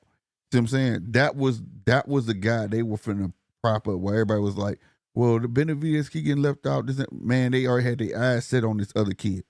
This Cuban star that they want to build up. Now they about to clash. It's like playing football. When you see who getting drafted from college and you the starting quarterback, you better show up or your ass gonna be on the bench. We're gonna put this college kid in. You get what I'm saying? And that's where Benavidez is. Benavidez been getting that motherfucker and show the fuck out and show why the fuck he the best where the fuck he at. Because if he don't, I'm telling you, they're not gonna stop building because the one thing don't nobody understand about boxing is it's not that you lost, it's how you lose. That man can come out on top, and he could be the loser. Mm-hmm. He could end up getting more praise than Benavidez because Benavidez is at that level. He's at the cusp. He's supposed to be this guy. He's here. He's at the tip of the fucking pyramid. If this kid is right there with his pickaxe, about to step on that damn tip of this pyramid, and he do good, dog, you talking about a 1A and 1B. Ain't no number 1, number 2. So he got to show up in that fight, bro. He got to show up in that fight. And just because, like I say, the politics of boxing, he has to see that. He has to see that. That's who they building. Did you get a look at Taylor Bevan, Slick? when Who? we're talking about that weight class, Taylor Bevan. A little bit. No, I haven't got a chance. No. No, I haven't got a chance to look at him yet. He only got like 4 fights though, right? I got it saved somewhere. No, I put it in the group chat. Okay, that's where it was. Yeah. Yeah, his pro debut. Okay, that's what's up. Yeah, check him out. What, he's fighting out of Australia? No, I'm assuming he's UK. I'm pretty sure he's UK. But Okay. what had happened, AC, is I'm a little bit like Slick or Slick. It's Slick's fault. Is when before a main card, I get watching the preliminaries. Right? Yeah. And part of the preliminaries or the DAZN fight night, right, is they go hard at it because they're actually trying to impress. Yeah. Right, so quite often you get some really good fights, some really good performers, and he was one that just caught my eye on the undercard, on the preliminaries. What, last weekend? I think it was Slick. Yeah. Who knocked him out, stopped him in the second round, and I thought, oh shit, hang on, that'll be interesting if they give him a bit of time. I mean, he's a long way off, one pro fight. I mean, Yeah. you're talking about people like Benavidez and those sorts of people, like they've got, what, 29 fights, so it's a fair way off, but Yeah. it's kind of interesting to watch people evolve. But yeah, that's the part of the sport that they need to concentrate on. That's the importance of a Netflix right now, the Zone, or they're putting those fights should not be on a pay-per-view. Those fights should be out there so people could actually follow these fighters, and see them grow. Like you said, see them grow. Like Earl Spence. I was talking about Earl Spence before. Who's Earl Spence? This is motherfucker. I'm like, you don't know who Earl Spence is? No. You see what I'm saying? Like, follow these kids because you'll be able to pick and choose who you think gonna be special, who's not gonna be special. And at the same time, you get to learn the sport. You see what I'm saying? You get to learn the overall of everything instead of, and I'm speaking from the American side of you. Americans only concentrate on the superstars. Yeah. That's it. And Al understood that. When PBC was birthed, everybody on that roster was talking like superstar. They looked like they already had money and everything because he knew the American public, they gravitate towards that. You see what I'm saying? Definitely. Like in at 160. I'm just bringing it up. Yeah. At 160, my favorite fighter in that entire division is Hamza Shiraz. I know you said that. Yeah, like this guy is the Sebastian. You don't like Janabek? I like Janabek, but like I just get to a point where once your favorite fighter gets to a certain level, it's time to find a new favorite fighter. You feel me? So this always has me in a good cycle of looking at talent that's coming up and wanting to follow them and follow their rise, as opposed to everything else. Like, to be perfectly honest with you, I don't like that move that the WBO pulled with Hamza Shiraz and Janabek, because I believe Janabek's team always knew that Hamza's play was for Carlos Adames, so they can come back and get that unification going. Yeah, that's the only pushback I had on you the last time we. Yeah. So AC, if you're watching people come through the ranks, if I was to ask you now, who's your prospect of the year, prospect of 2024? Who would that be for you? Hands down prospects, Abdullah Mason. Oh, look at that. And that doesn't change with people like Kamel Moten. Kamel Moten? Yeah. No, because there's a fighter named Joseph Brown that I like way more better than Kamel Moten. I mean, I get the whole 15-pound thing because he was like, I'm not fighting, so why do I have to make weight? I'm not going to be able to fight the guy. I was told our shit is not happening, so why make weight for the ceremony? The shit makes no sense. But I do like um, I'm all right with Kamel Moulton, but I just think um, the discipline, the maturity that uh, that Abdullah's bringing to the table, it's showing amazing signs right now. Yeah. Like that, So you know, who did you say? Joseph Brown. Tell me about Joseph Brown. I don't think Joseph I've. Joseph Brown. He has 4 fights in. He's fighting at 54. He's been in the ring with sparring wise with Jerome with Boots. He's been in there with Jose Benavidez. Um, he's coming out of TMT. He's another one of Floyd Mayweather's people. In his last fight, Bozy was in his corner. Where'd you So say he was? He was at 54. yeah, he's fighting at 54. Oh, talk about earning your money if he's going to make a name at 54. Yeah, bro. Yeah. So he's going in dead where the fire That's is. half exciting, Slick. You've already got I'm looking.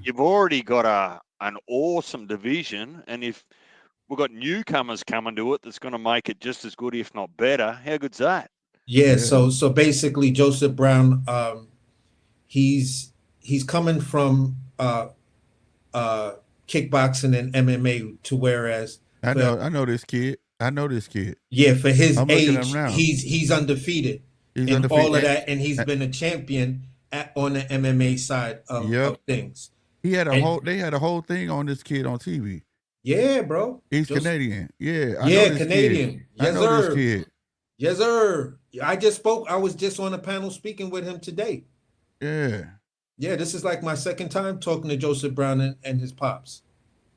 Okay. And his pops is a badass too. Like his pops is a former MMA fighter. He didn't fight in the UFC or anything. He just competed in like K1 tournaments and a bunch of shit like that. Also, yeah, he's from like Vancouver undefeated. or something like that. Yeah, from So Vancouver. what's his skill set? Power, craft, footwork? What?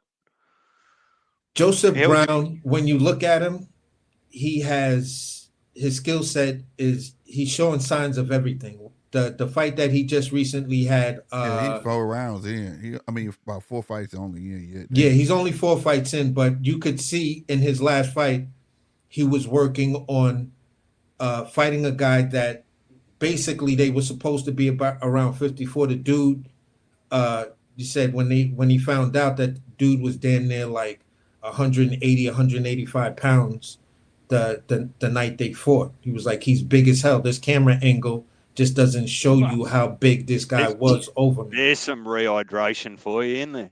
Oh, right. Hell yeah. So basically what, 30 pounds overnight? Yeah, you got that's a good feed, isn't it? Either I saw it on YouTube or it was on TV, and it was called The Prodigy. He called himself The Prodigy or something, but that was the name I was watching.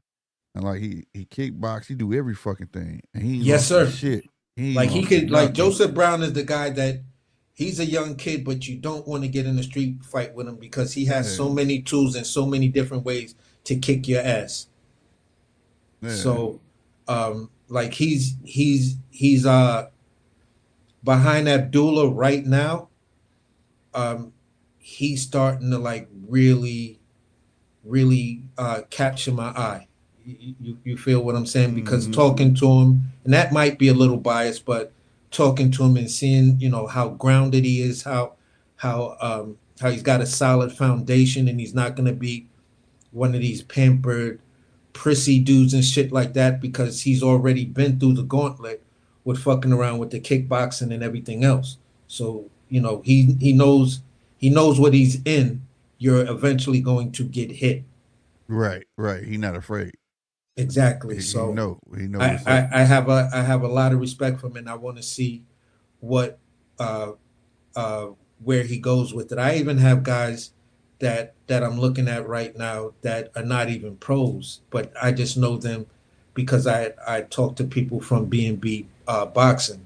You got a dude that's going to come out. He's going to come out as a light heavyweight, but he's eventually going to get up to heavyweight, and he's really got the gym buzzing. Dude named Jason Knotts. You feel, because like when you talk to him, you'd be surprised that this kid that just turned 18 is like a boxing scholar when it comes down to the old school fights. Got you. You feel what I'm saying? Like after anything before Ali versus Michael Spinks, this kid knows like the back of his hand. Damn. He be bringing out shit like what? What? When did what? He loved the sport. That's what it do. He studied. You feel what I'm saying? So hey, G Walls, I know who Andy Hiroko is. He beat Ishmael Barroso. His last fight. That just passed November. No, that wasn't November. Yeah, November, I think. yeah, I mean Buatsi's just looking at the rankings right now. Now that they somewhat updated it, Buatsi done moved himself up to an interim championship. Yeah. You feel what I'm saying? So I was like, whoa, Buatsi's an interim champ, David Morrell a regular champ, and David Benavidez an interim. Ooh, that shit just got interesting. Yeah, Buatsi could be that one, bro. He remind me of Ward. He ain't the most exciting fighter, but he technically sound. He can pull some shit out of his ass. Oh, definitely. Now, and G Walls, Hiroko he can't be considered a prospect. I think he like 23-0 or something like that. He beyond prospect, bro. If that's why you was putting his name, I just assume that's why you put his name. But yeah, no, Buatsi would be good for any of them. You know what I'm saying? Yeah, but, for sure. Like I said, that'd be them challenging an overseas fighter. That'd be the thing. They gonna want to cross that pond or not. They don't have a problem. They don't have a problem coming over here. You know what I'm saying? Yeah, and this is why I like to fight. This is why I like to. These days, I like to watch global boxing and just kind of keep searching for for somebody that's coming out, and you know what I'm saying. Bud Crawford's about to retire. Errol Spence, we don't know what's gonna happen. We don't know if he's gunshot, shell shocked, whatever. I'm done with that class. I don't care if he fight again or not, bro. I'm done with that class. That's the class that held everything the fuck up. Yeah, I'm done with that shit. Not per se Bud, Bud came from 140, but everybody else, man, I don't go. Bye. You know what I'm saying? Yeah, I'm looking at different fighters like these newer guys that are gonna come up and at least give me the next 5 to 10 years. That's what I'm saying. I don't have a problem with these young cats, 18-0 getting your shot. You get what I'm saying? Yeah. Now, I'm saying that now because that's the landscape of boxing. Now, if this was shit in the 90s, I'd be like, what the fuck going on? Because we wouldn't know, like, for instance, like I said, Andy Hiroko. I think like 22, 23-0. I might be wrong. He might be 24-0.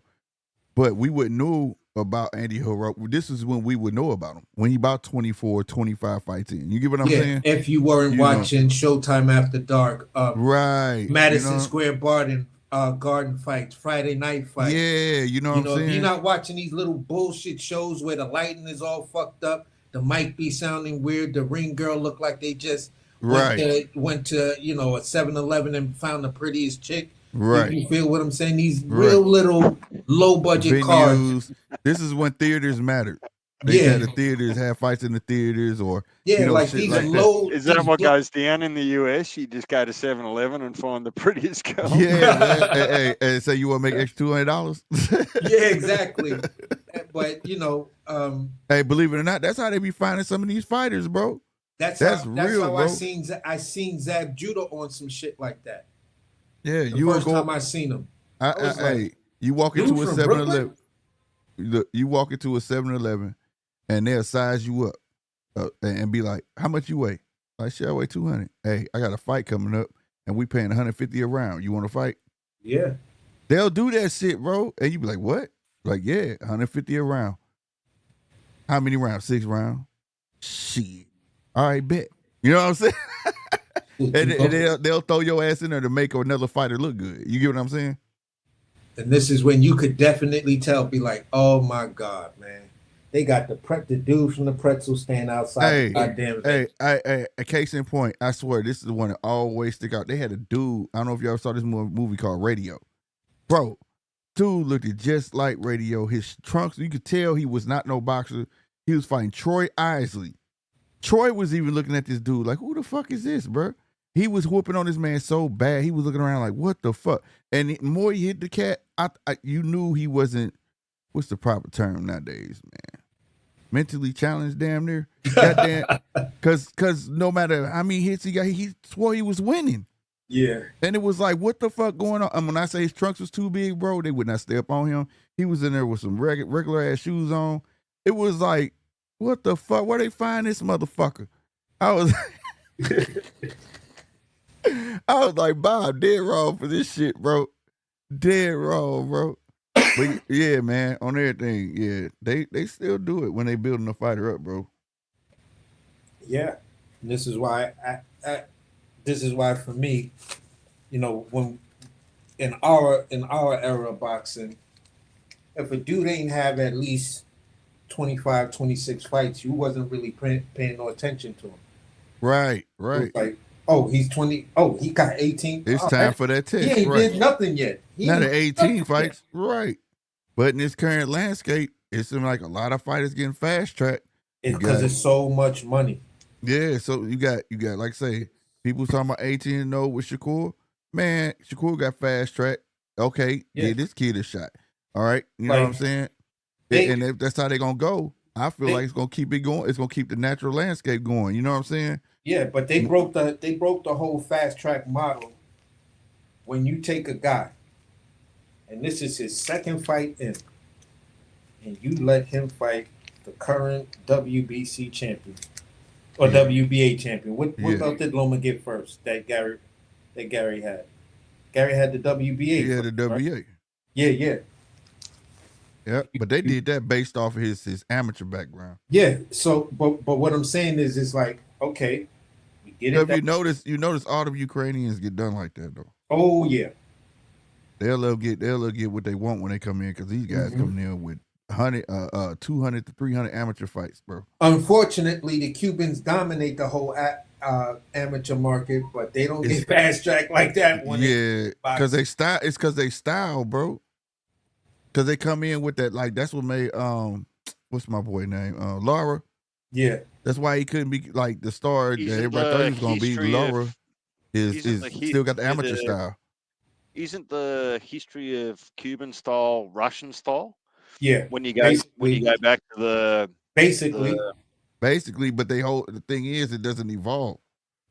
They bring it to the pros, and it doesn't make for a good show. Yeah, but it evolves where Cuban style of boxing evolves at. It evolves only when you're talking about the Pan Ams and when you're talking about the Olympics. Right. Like, they have a style, and they have mastered how to win and win impressively when it comes down to those type of belts. Like, they are the dominant factor. Like, if I was going into the Olympics, I might say, you know what, I got an American coach and all of that, but I think I might flash down to Cuba to take some, to go see what's popping down there. Yeah, or go to Silas' gym. Exactly. Silas deal with all the Cubans. That's all he do. In Vegas. Go to Silas. He'll teach you that shit. You know what I'm saying? But I give the Cubans that. I give them that, but they are a point-based style. Exactly. They cannot make the transition into pro boxing because their mentality and how long and how diligent, that Cuban boxing program is, to the point style that they think that's going to carry over into the pros. And it's like, no, you got to switch that shit up, bro. You got to learn some other things. Yes, it's still on a point style, but not like that. Right. You know what I'm saying? It's a 10-8 round. Facts. AC's got me thinking about Australian boxing footwork, right? I'm just sitting here thinking about it from his comment from an hour ago. So, has Sam Goodman got any chance of beating Inoue on Christmas Eve, in your opinion? I'm gonna be brutally honest with you. Yeah, I can see where this is gonna go. No. It's gonna be quite It's gonna be quite surprising because honestly, I don't really know a lot about Sam Goodman, so I don't want to give you something that Okay. I'm pulling out of my ass based off of me seeing Inoue fight. You feel what I'm saying? Like Yep. I'm gonna write his name down. You feel what I'm saying? I'm gonna write his name down right I'm now. gonna go on record and say fuck no. He ain't got a chance, bro. It's not gonna. Oh, no chance. Not even a puncher's chance, Slick. Man, yeah, he got that. Everybody with 2 hands The got a only thing fighting I'm gonna chance. say is But this. The only thing I'm gonna say to you is this. I saw a documentary on Japanese boxing, right? The whole Japanese boxing program, um, and stuff like that. And I'm gonna say this: unless Sam Goodman is coming from that type of train of thought, then it's gonna be hard for me to see whether I like what he does or not. It's gonna be hard for me to see him beating Inoue because Inoue went to like a high school for boxing. Like you leave your house to go live, study, and box at these facilities, like Channel 5 Kung Fu movies. You feel right, Like me? all day. spy school training for kids. Yeah. You feel what I'm saying? So um, these type of things instill that type of thought process, that training, that dedication to the sport, and things like that. So So what I'm hearing is you don't have much confidence in Sam I Goodman don't. beating Inoue. I'm gonna say it like this. I don't have much That's what I heard. after looking at Inoue and then knowing the type of things he has going on. I don't have much uh much feeling that anybody was beating him. Because who was the who, Well, who let me throw this at you then while we're still on Inoue.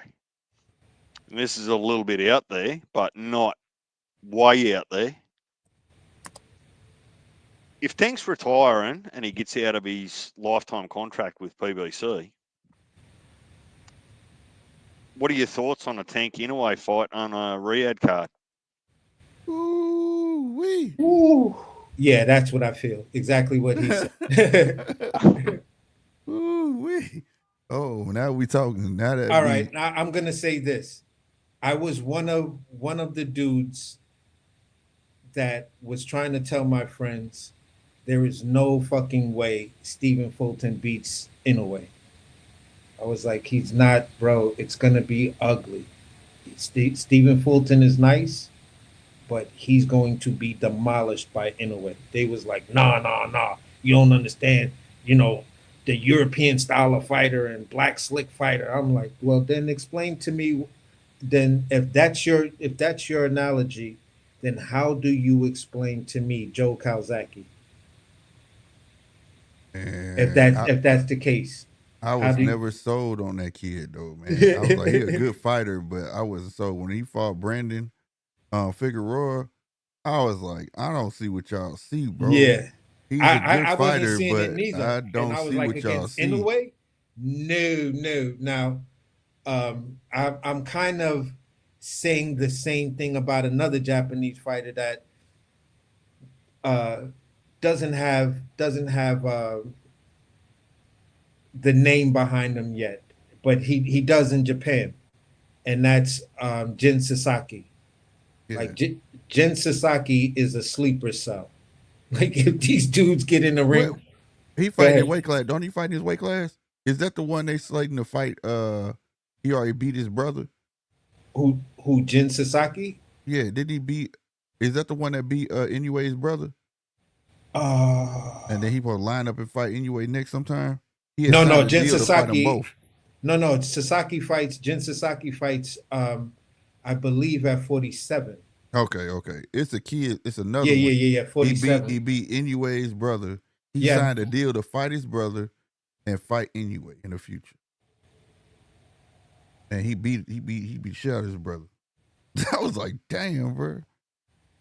I can't think of his name, man. Yeah, I believe I saw that, but I didn't actually watch the video and shit like that. Because Yeah, he beat the sometimes hell out of. I forgot. I'll Anyway, have brother start with a T. His name start with a T. He beat the shit out of him. I'll have like fucking 15 or 18, sometimes 20 something tabs open just Yeah. about boxing and looking at shit and talking to people Yeah, you gotta on look it up. panels, and then I'm researching He shit, had- and then and I after wind the up fight- clicking off to.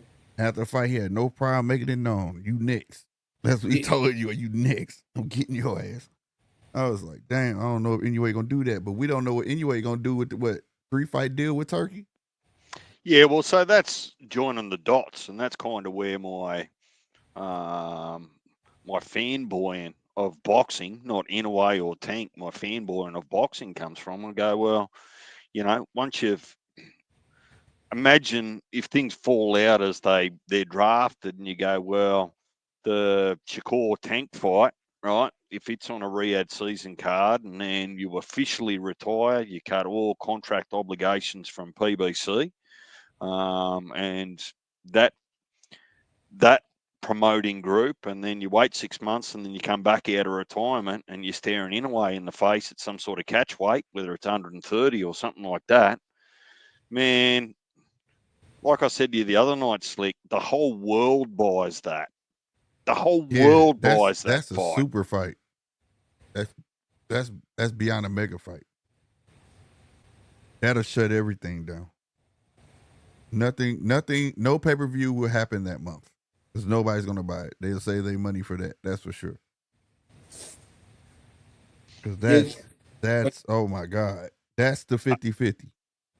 AC, what about Jai Opataya? What's your thoughts on him?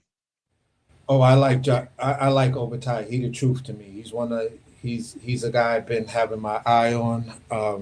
I think he's a great fighter. 7th or 8th of January, he fights here. First time in a long time. Jai hasn't fought in Australia for shit I can't remember. The last time he will have fought in Australia was when he was a nobody, a prospect. Yeah. They're gonna show it on the zone too, DJ, so I'm gonna get to see it. Yeah, like Obatai is one of those guys that I kept on saying, listen, man, these motherfuckers is out here ducking Obatai. Man, because they know Obatai gonna bring the business to him. Man, I'll tell you what I think about Jai Opataya, and this pretty much sums it up. If either, well, I know Slick is, but if you're a father, AC, if Jai Opataya ever has a daughter, she's never getting married. Never. No, she's not even having a boyfriend. Right. That dude got a death stare out this world. I never forgot. I said, who the fuck is this kid? This dude is a killer. You sure he ain't a murderer, bro? Look at this dude face don't change. Man, that shit was crazy. Only time I saw his face change when he fought who was the guy that broke bloody him up a little bit? Breedis. That was a fight. But other than him, boy, he go in there, he just goes hard. Yeah, G Walls. He said, Ja, the future undisputed. I'm telling you, that kid is something else right there, bro. That's why I said him and Gilbert Ramirez is gonna make a good ass fight, bro. Him and Gilberto Ramirez. Oh my God. Oh, you talk to RC. Well, actually, if you read into what Eddie was saying, potentially you get Jai and Zerto for a unification. You'll get Sky Nicholson. You might get Paro if he wins tomorrow, and Cambosis at 140. All Australian card in Australia.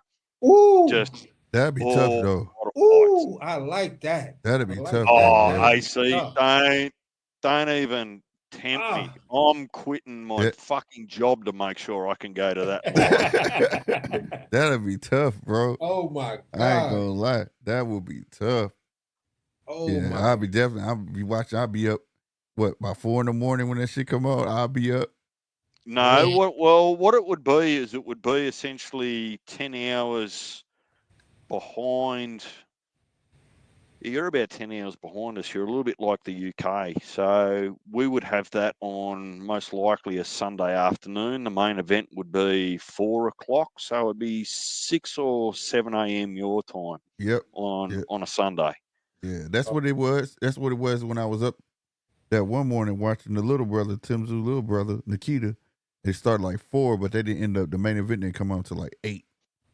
Well, so he's ranked 13 now in the sanctioning bodies at 54. I'm still of the opinion that Tim's going to come back at 160.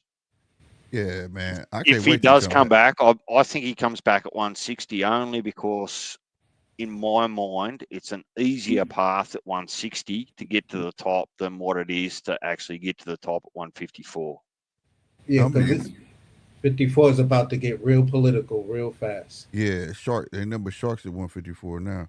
And then we forget another kid at 154, Amari. Joseph Brown? No, Amari. He used to be signed with Haney Promotions.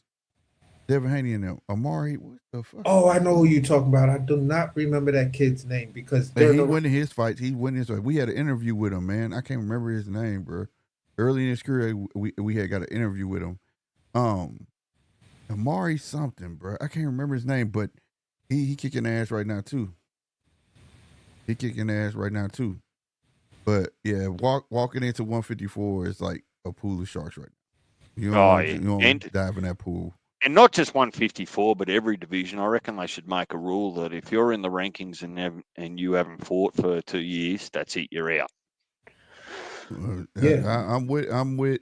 That's a beautiful. You gotta be. AC, don't make the mistake of getting me started on champion and recess.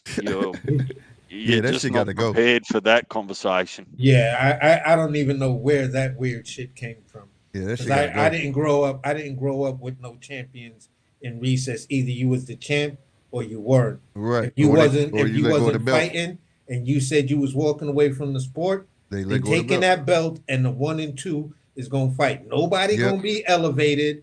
No email champions. You had to fight for them shit. And they'd strip your ass. That's why you caught fighters throwing a belt away before they could strip them. Yep. If you say you wasn't fighting somebody, like how the WO just did what they did. Yeah. That was across the board back in the day. That's why you had oh my God. What's my guy name? Riddick Bowe. Yeah. Fuck y'all. I'm not fighting him. Throw the belt in the trash. You get what I'm saying? Like, and they would do that to save face so you couldn't strip them. You know what I'm saying? I'm letting you go. And they also, but listen, the opposite side of that, which I don't know why these guys was trying to debate me on it. I was like, everybody on this panel is over 40. Mm-hmm. The fuck y'all mean y'all don't remember voluntary or involuntary, however they labeled it, fights. It was like, what champion was doing that? Right. I was like, when Mike Tyson fought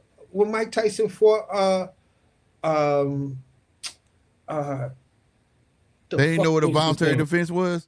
Yeah. What? You're telling me no champions, you name me X amount of champions that had a voluntary you get voluntaries as long as you don't have a mandatory. You fight your fucking Bernard. Yeah, man, I was like, bro, not every fight in the past you had to put your belt up for. It was like, what? When the fuck that happened? That ain't never happened in boxing. That's a it's lie. Always been that way. It's always been that way. You can have a voluntary fence and it don't have to be for the belt. I was like, it's called a voluntary, bro. It like exactly. I was they full of shit. I was like, Mike Tyson had voluntaries. Sugar Ray Leonard had voluntaries. I remember everybody had voluntaries. Marvin Hagler had a voluntary. Yeah, everybody had voluntaries. What's the name? It's to stay busy. That's what it is. To stay busy. Iron Barkley. I said Iron Barkley versus Tommy Hearns. That was a voluntary. That wasn't his mandatory. Right. That was a voluntary fight, and that's why that upset was as big as it was, because a fucking voluntary just knocked off the champion. Right. Voluntary. Those are they stay busy fights. I see. Yeah. Sounds like your memory's pretty good. So give me month and year. Oh, the last the last time Jamel, Mell, not Jamal, Jamel Charlo fought at 154. Oh shit! About 2.5 years ago. It gotta be going on about 3 years, ain't it? It'll be 3 years in March. Yeah.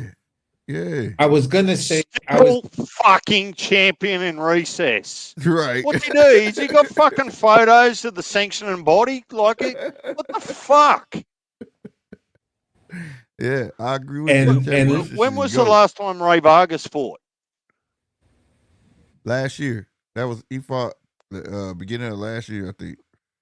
So Beginning of last year, so yeah, almost 2 years. He's still champion in recess. What yeah, the fuck? yeah. We thought he lost that motherfucking fight.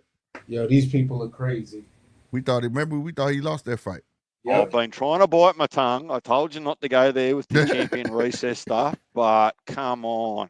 Yeah, It gets past the point of fucking practicality and straight into the realm of fucking bullshit. I think it's the way that they keep fighters. So, like, if the future star don't pan out, so they can keep money. You get what I'm saying? Yeah. Because they still have to pay for that. Like, it ain't free. They gotta pay fees for that shit. So, you know. But we've seen bullshit happen too. Because I remember Pacquiao was told he was champion recess, and then we looked up and they gave the belt away. Remember?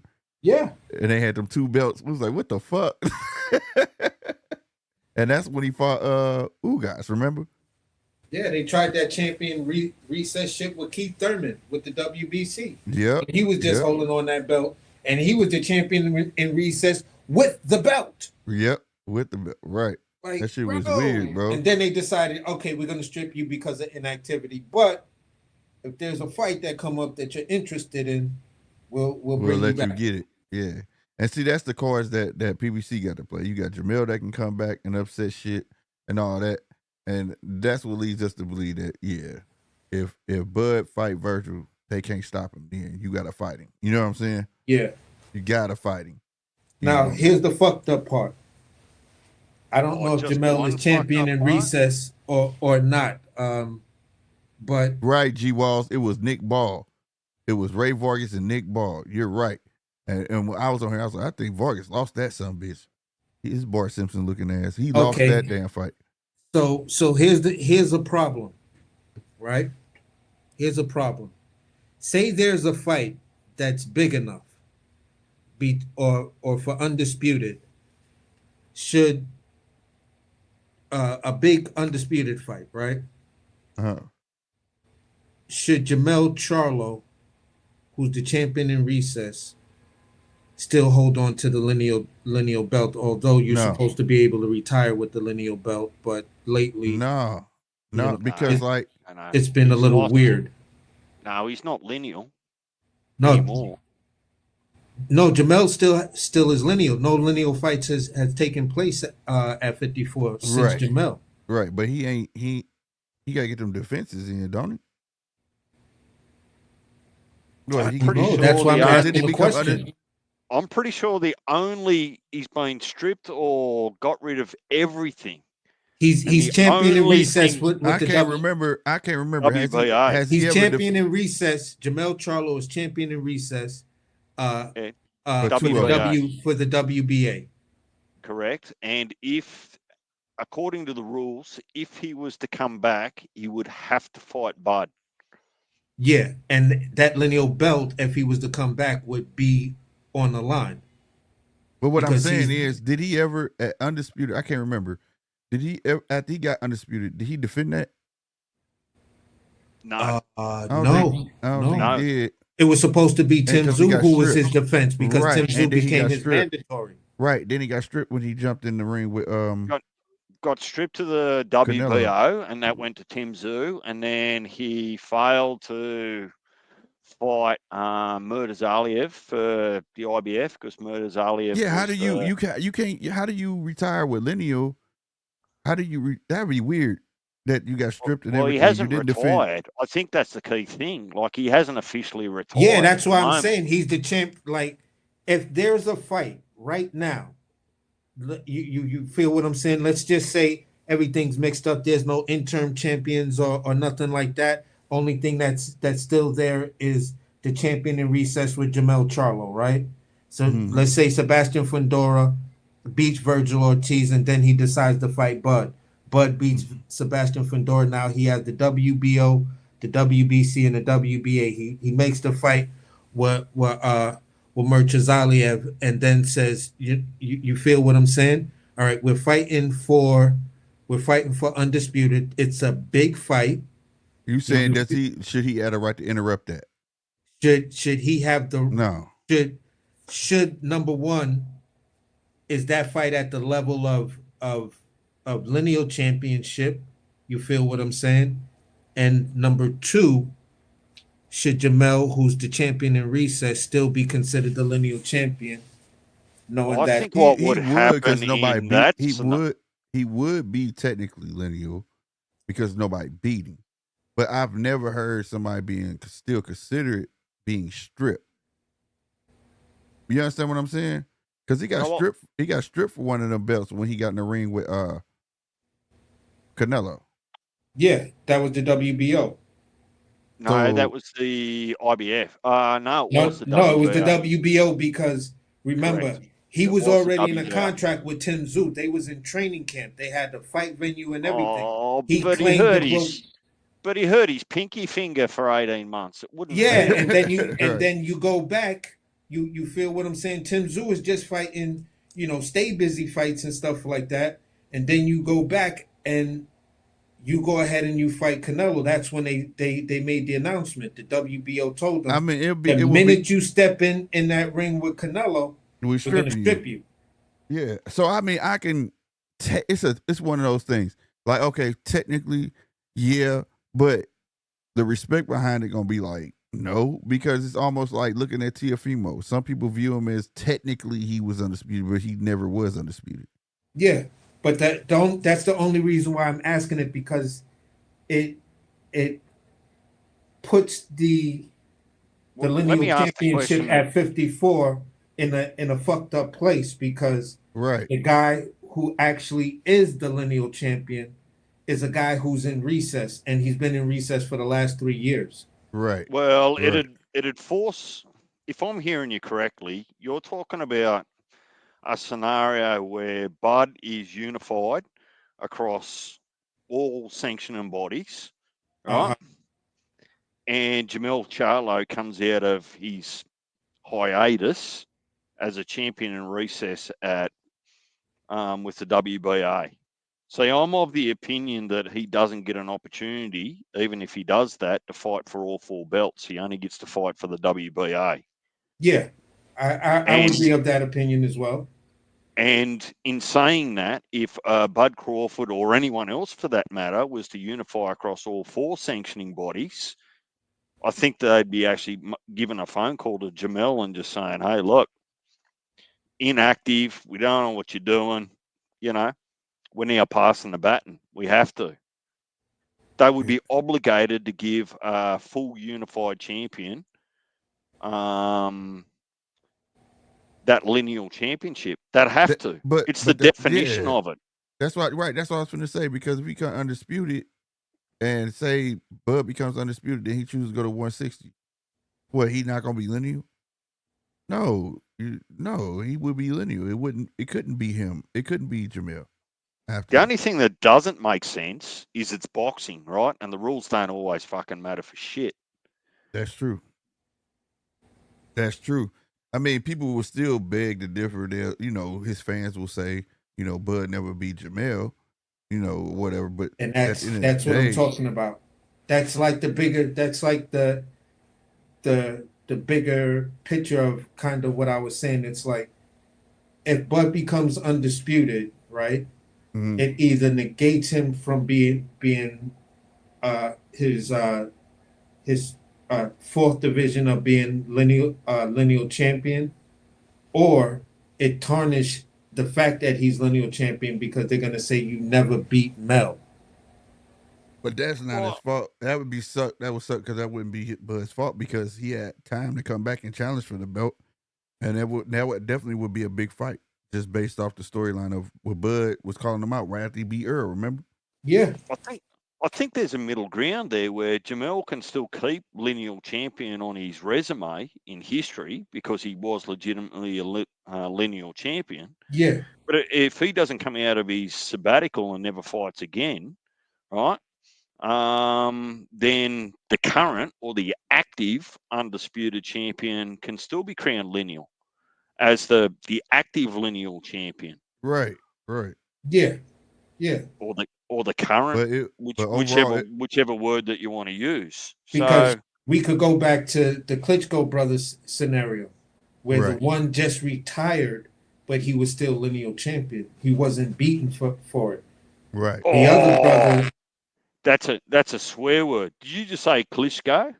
yeah, I'm hearing rumors they're trying to get Klitschko back at heavyweight Yeah. on get the Riyadh fuck season. out No, of for here. real. No, Tell that's me real. it's not true. No, Tell that's me it's real. not Hey, true. listen. How old's Klitschko? He want Klitschko want to come back and get his rematch that Tyson Fury dodged on. Because Tyson Fury was supposed to give him his rematch, but Tyson How Fury old's retired. Klitschko now?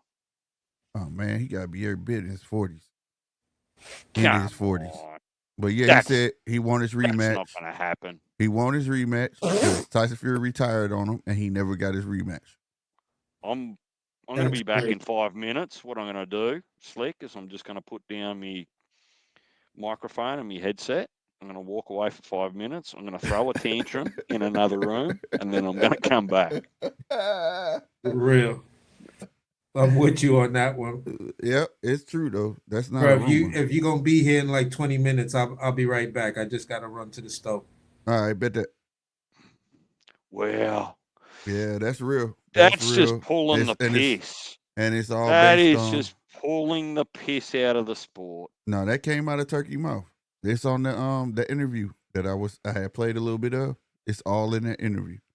It's sure as shit true. He really wants it. He was saying, but he said that it's based on.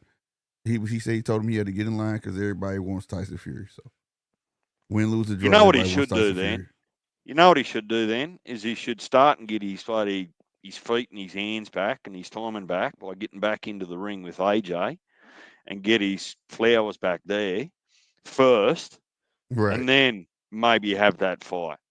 Right. Yeah, Right. but come on, like how long's a piece of string? You just can't keep drawing this shit out it's forever. the money. It's the money. He wasn't ranting and raving about this shit before, man. It's the money. He see it as a giant money grab, and shit. I don't know. You would think Klitschko wouldn't need it, but he must need it.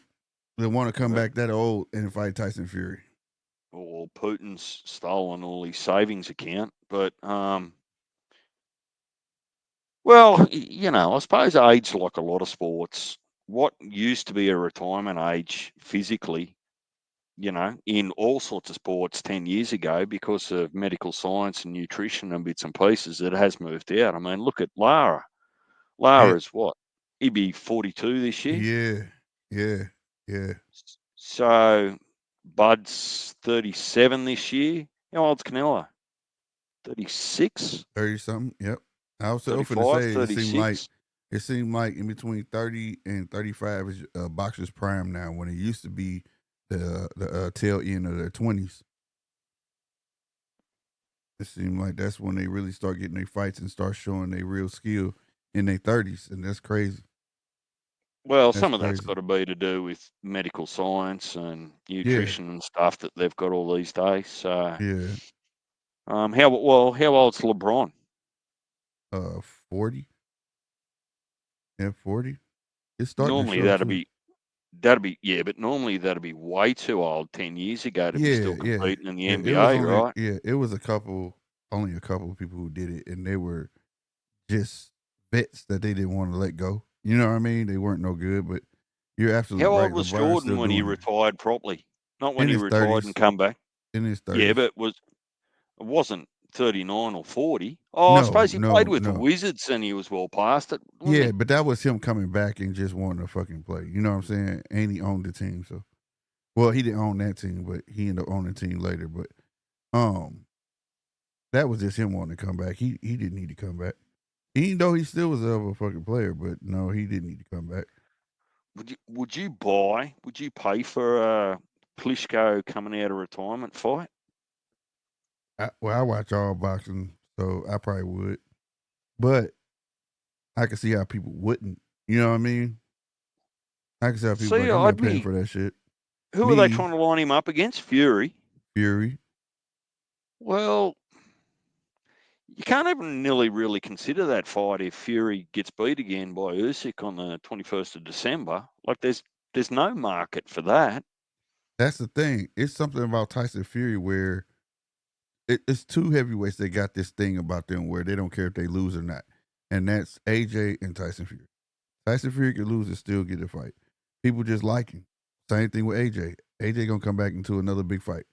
They're the only two Yeah, but heavyweights that put like 90-something thousand people asses in them seats. yeah, I get that. That's a popularity thing, but Yeah, losses hurt AJ mentally more than losses hurt Tyson Fury mentally. yeah, Losses really fuck AJ up. yeah. But I reckon they should just still. I reckon the bigger fight, particularly over there in the UK, would be Fury and Joshua, regardless of Yeah, what that's the big Fury. fight to make. That's what everybody wants to see. That's why they still talking about it. Hell, they still talk about Deontay and fucking AJ. I mean, but nonetheless, the two Oh, big heavyweights that could lose and Wilder's still done get though, isn't paydays. he? Yeah, he done. But they talking about him coming back fighting Francis and Ngannou. But Turkey said he got to have a meeting with him to see if he's stable enough for the fight. He said because he can't keep wasting money on fighters that's not panning out. So he said Can he you got to start beat vetting his fighters. Nagano? Like honestly, I'm not even convinced now. Well, I'm gonna be 5 honest. years ago, I'm gonna be honest. If he can't beat fucking Francis Ngannou, goddamn it, he's toast for real. Like if you can't beat a novice, yeah, you're done, bro. Like just go on and chill. You know, I don't think he should come back anyways, man. You know what I'm saying? I feel like he didn't tarnish. Even though he lost those 2 times to Tyson Fury, and the first one was a draw. You went out on your shield, bro. It wasn't a bad thing. It ain't like people are gonna be like, "Oh my God, this." No, people still regard him as a good heavyweight, and he should let it go right there. You know what I'm saying? It's when boxers keep going that kills me. Like you don't got it no more, bro. It ain't that you're mentally you don't got it. Your body won't allow you to have it no more. You know what I'm saying? Your yeah, body's telling you you're done. which is kind of how I sort of feel about Regis Prograis. Like Yeah, yeah, when I look at his style and leading up to the Catterall fight, when I went back and watched the Devin Haney fight, I'm going, your defense looks like it's always been about just having cat-like reflexes, right, right. right? And And you just don't have those cat-like reflexes anymore. it just looked like he couldn't pull the trigger no more. Yeah. So, but I mean, if you're getting paid, I mean, it's hard to say no to money, right? Right, right. Like No, regardless. that type of money, yeah, most definitely. Well, RC and I were on the phone there this morning for about, I don't know, an hour and a half. We're having a bit of a yarn. We covered all sorts of stuff, right? Mm. You probably saw it in the group chat. We started to go at each other, and I thought, well, look, I'm not going to have war and peace. So I ended up just ringing him. But we were talking about all sorts of things. And one of the concerns or one of the perceptions was that some of the fighters like Madrimov and even Bud, when he's getting asked to jump in the ring with a Canelo or a Benavidez, actually has nothing to do with looking after the welfare of the individual, depending on which way you look at it. It's asking, like, it's just paying them money to actually, cop a beating potentially. Yeah. And my pushback was to go, well, surely these guys can say no, or you can put stipulations in the contract. Like if you imagine your Bud fighting Benavidez at 160, right? Surely you would have a rehydration clause for Benavidez so that he doesn't come back after rehydrating and now he's 185. Right. Wouldn't you think? Yeah, I would. But Bud ain't gonna do that. No, but so where do some of these matchups, in your opinion, become too dangerous or unfair? When you start too dangerous. I already been thinking about it. It's dangerous when you're not progressing, right? If you progress through boxing like a Manny Pacquiao, right? Like I still defend Manny Pacquiao. Whether you want to say he was juicing or not, I'll be damned you're not that good if you coming from 118 to all the way to 147, right? And fought some catchweights, right?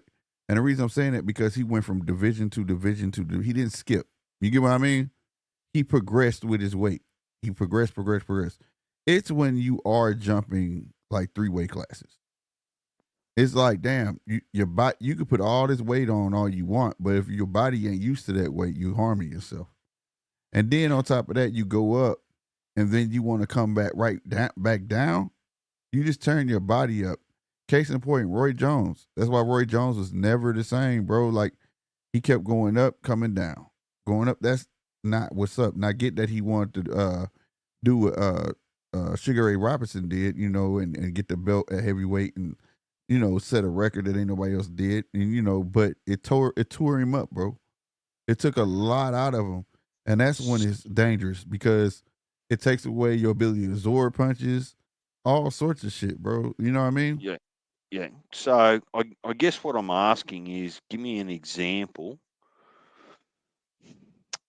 either factual or fictional, of what would be a good example of what's too much. Like I understand yo-yoing, going too heavy, and and then Well, dropping back down. leaving I middleweight and understand going to that. heavyweight.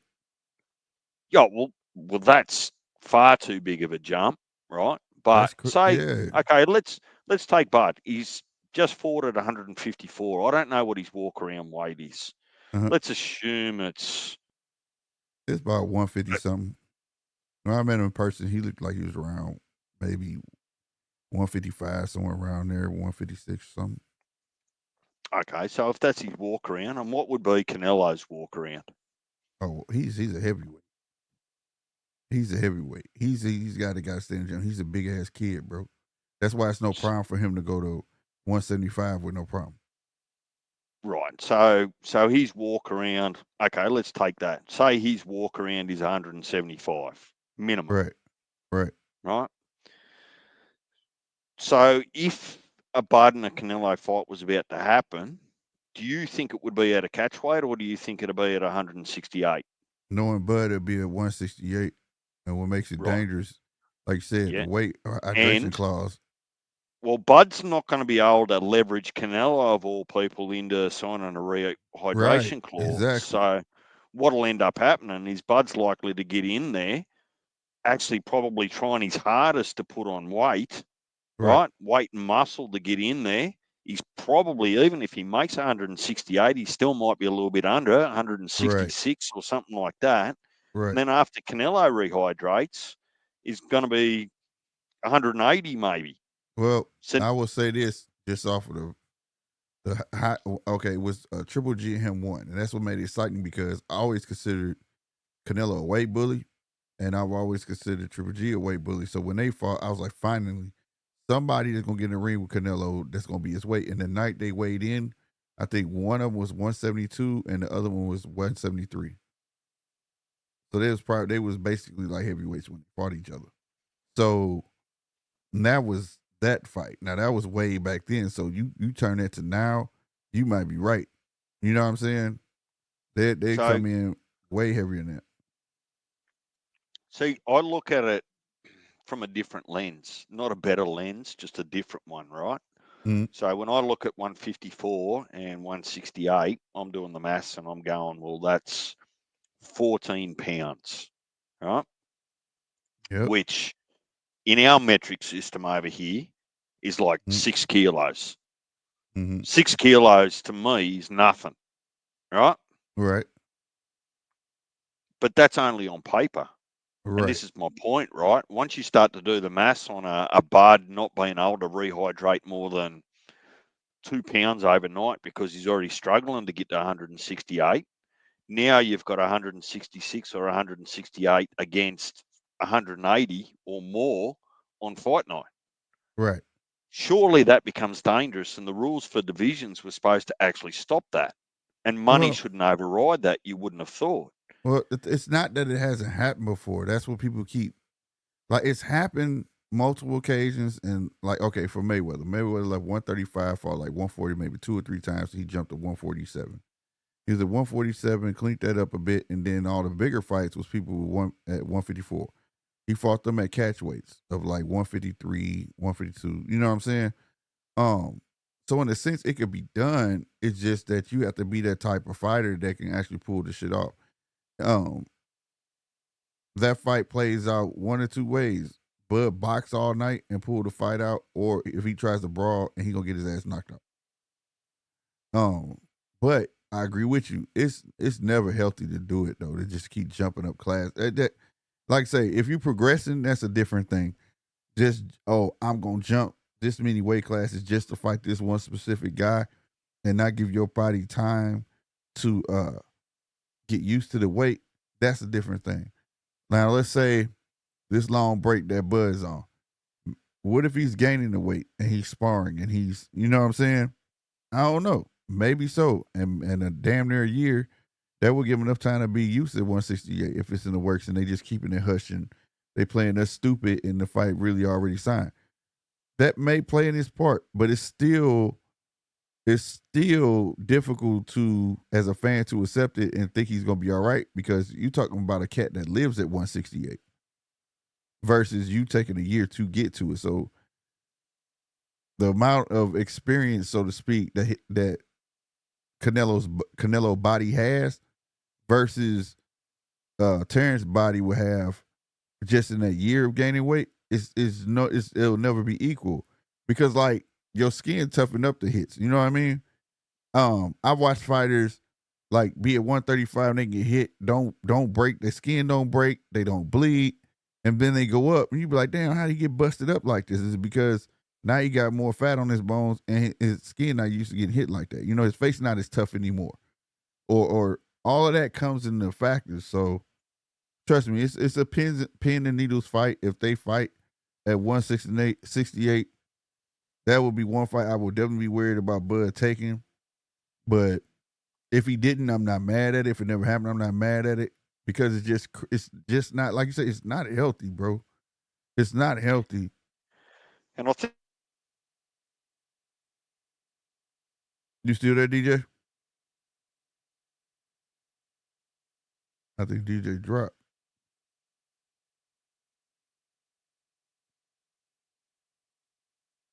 Let me see.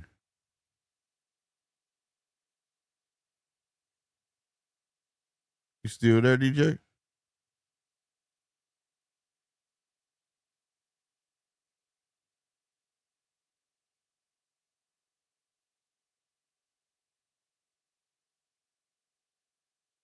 Yo, DJ.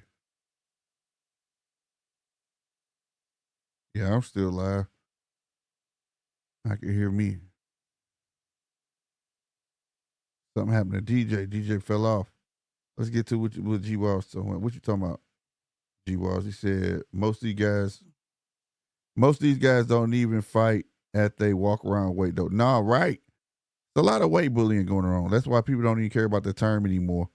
You know, look at Richardson Hitchins. Look how he just how he looked at the weigh-in, bro. And he fighting at 140, which gives me the impression that he needs to be fighting at 147.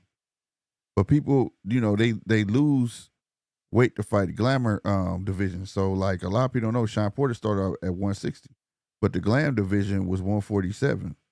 Go look at Tank. Before Tank got dedicated to his craft, Tank was a big kid, bro. Go look at all Tank early fights. Look how big his face is, his body was, all of that type of shit, you know. It wasn't until he became a gym rat and started eating right. You know, that's why he coming in, like they'll say, oh, Tank weighed in 131 his last fight. He really a small kid. No, he not. He just more disciplined. But you got some people that are just naturally big. Triple G was just naturally big. Canelo, back when he fought Mayweather, he was naturally big. You know what I mean? They just naturally put that weight back on. People 2 years prior, and I called it, Shakur and Devin. I was like, these kids ain't staying in a division long. A year and a half later, we saw Shakur give up the belts on the scale, say, I'm not going to hurt myself, hurt my body. Y'all can have these belts. Devin was trying to stay there, but you can just tell by certain people's frames, bro.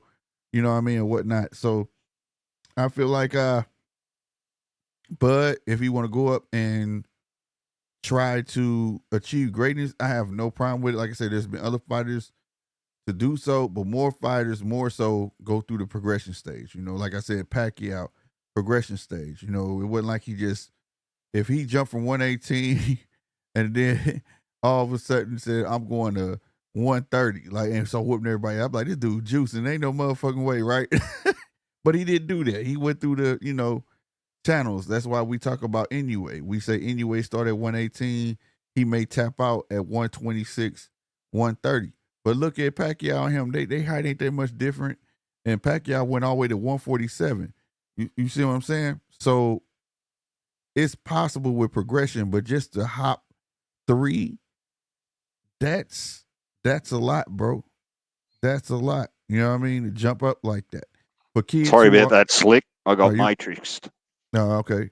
No, but for kids that are not weight bullies, hence a Mayweather, that couldn't just jump up to 154. He had to fight them guys that catch weights. People say he did that to gain advantage, but he's not that big.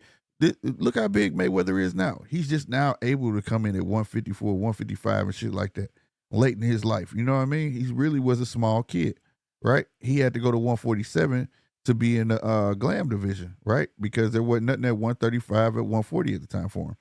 So he was a kid that was putting on weight already at 147 to stay there. And then to get these other big names, he had to fight them at catch weights. But that's still progression, though. He still touched 130, 135, 140, and then he went to 147. And then he started doing catch weights. Not, I'm going to be a 135 pounder, and I'm just going to jump up to 147, or I'm going to start fighting catch weights at 150, 55, or 153. No. You know what I mean? That's what makes it deadly, and it's not healthy. And like I say, from the 90s on up, it showed. It's just not the same. It's not look at oh my God, man. What's my guy name, man? Philly Shell. Barely understand what he say now when he talks. He's so punch drunk. Roy? Oh my, I can't think of his goddamn name. No, you're an old school fighter. Roy? No. He fought Roy though. Oh my God. Can't think of his name, but he left his weight and then he went up. And he was good, but he just wasn't the same. Leonard? Man, I can't think of his fucking name, bro. Leonard? What's his? I don't delete. I had his meme in here and I deleted it out. Well, let me help you while you're thinking. So what's the significant difference then if you and I watched, and we watched the weigh-in back at the Riyadh season over, where was it? Was it in LA? Bit of a Bivol card, the first one, where the British heavyweights were fighting, and when they weighed in, there were 40 pounds difference. And the younger, like the lighter bloke ended up winning it, right? Yeah. So as a learning fan, call me a casual, that's fine. But as a learning fan, how do you then justify that it's not okay to jump from 147 to it's not the same. 168? But, well, tell me how it's not the same. Because, when you at heavyweight, you're heavy. You live heavy your whole life, right? So if you were a 218 pounder, which was what Deontay Wilder was at 218, right? He started there and he went, the most I think he weighed was, what was it? 222 pounds or something like that. Fighting Tyson Fury that came in like 290, things like that. That's cool. You know why? Because I get to stay my natural weight and you're your natural weight. Now it would be different if Bud could stay at 154 and fight Canelo at 168. And this is the reason being. He may be heavier, but that doesn't put what's the word? It doesn't hinder Terrence's abilities. You see what I'm saying? He'll still be able to move the way he moved.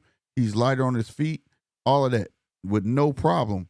Whereas you ain't putting a weight hydration clause on Canelo, so he used to be where he at.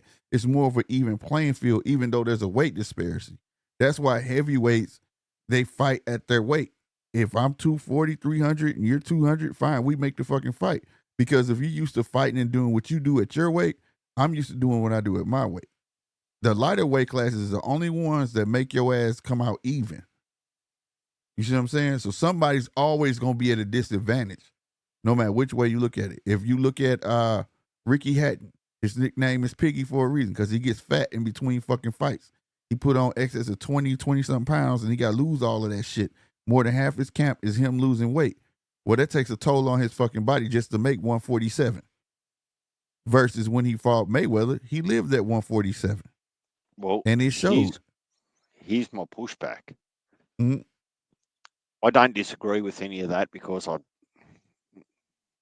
just don't even feel like I have to, right? But now, ever since that there hasn't been same-day weigh-in, all of those theories and that even playing field, do you agree that they've just gone out the window? And it allows for weight bullying and all those sorts of things? Yes. And the only Right. reason we got, but the only boxers that weight bullying applies to is anybody under fucking heavyweight.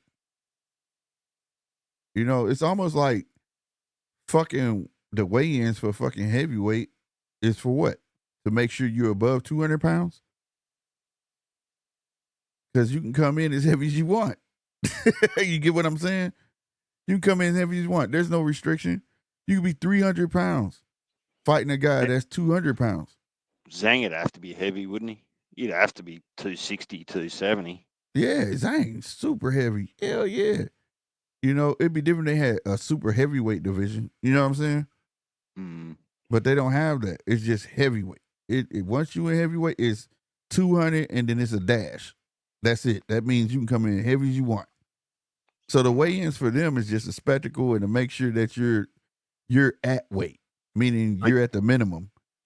But you wouldn't expect more. getting back to the Bud and the Canelo example with the weight yo-yoing, going up, going down. I would reasonably expect that if Bud was to ever get that Canelo fight and the bag that comes with it, he's never fighting again. Forget about maintaining weight or losing weight for another fight. He's done. He's done. Yeah, that's why he want that. That's a hell of a retirement plan, bro. Like that's a giant ass fucking fight. Especially when you seeing the numbers, like now, especially the scrutinies on Turkey. You paid Tyson Fury, I think it was 114 million. So now it's like, I still don't see how a Bud and Maul Charlo. No, I mean that was Usyk. He gave 114 million. My bad. Go ahead. Yeah, but I still, for the life of me, I can't understand how a Jamal, not Jamil, a Jamal Charlo at 160 and a Bud at 160 wouldn't do good numbers on his way to 168 if that was the end goal. No, it would do good numbers. Like I say, because of the history. I would be thoroughly interested in that fight. Hell yeah. As a fan. I would too. I would take that in a heartbeat. Like I say, it'll get yourself acclimated, give your body a chance to adjust, you know. And like I say, that's a pay-per-view. That will fucking sell itself. I mean, everybody saw who Bud called out after the fight. He kept his word. He said, I'm gonna whoop Errol Spence ass. Then he said, I'm gonna beat your cheerleader afterwards. And after he knocked out Earl, he went straight to them ropes and told him, you next. You're next.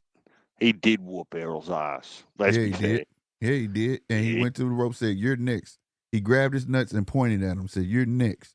And then Jamel said, I don't know why he pointed at me. I'm at 154.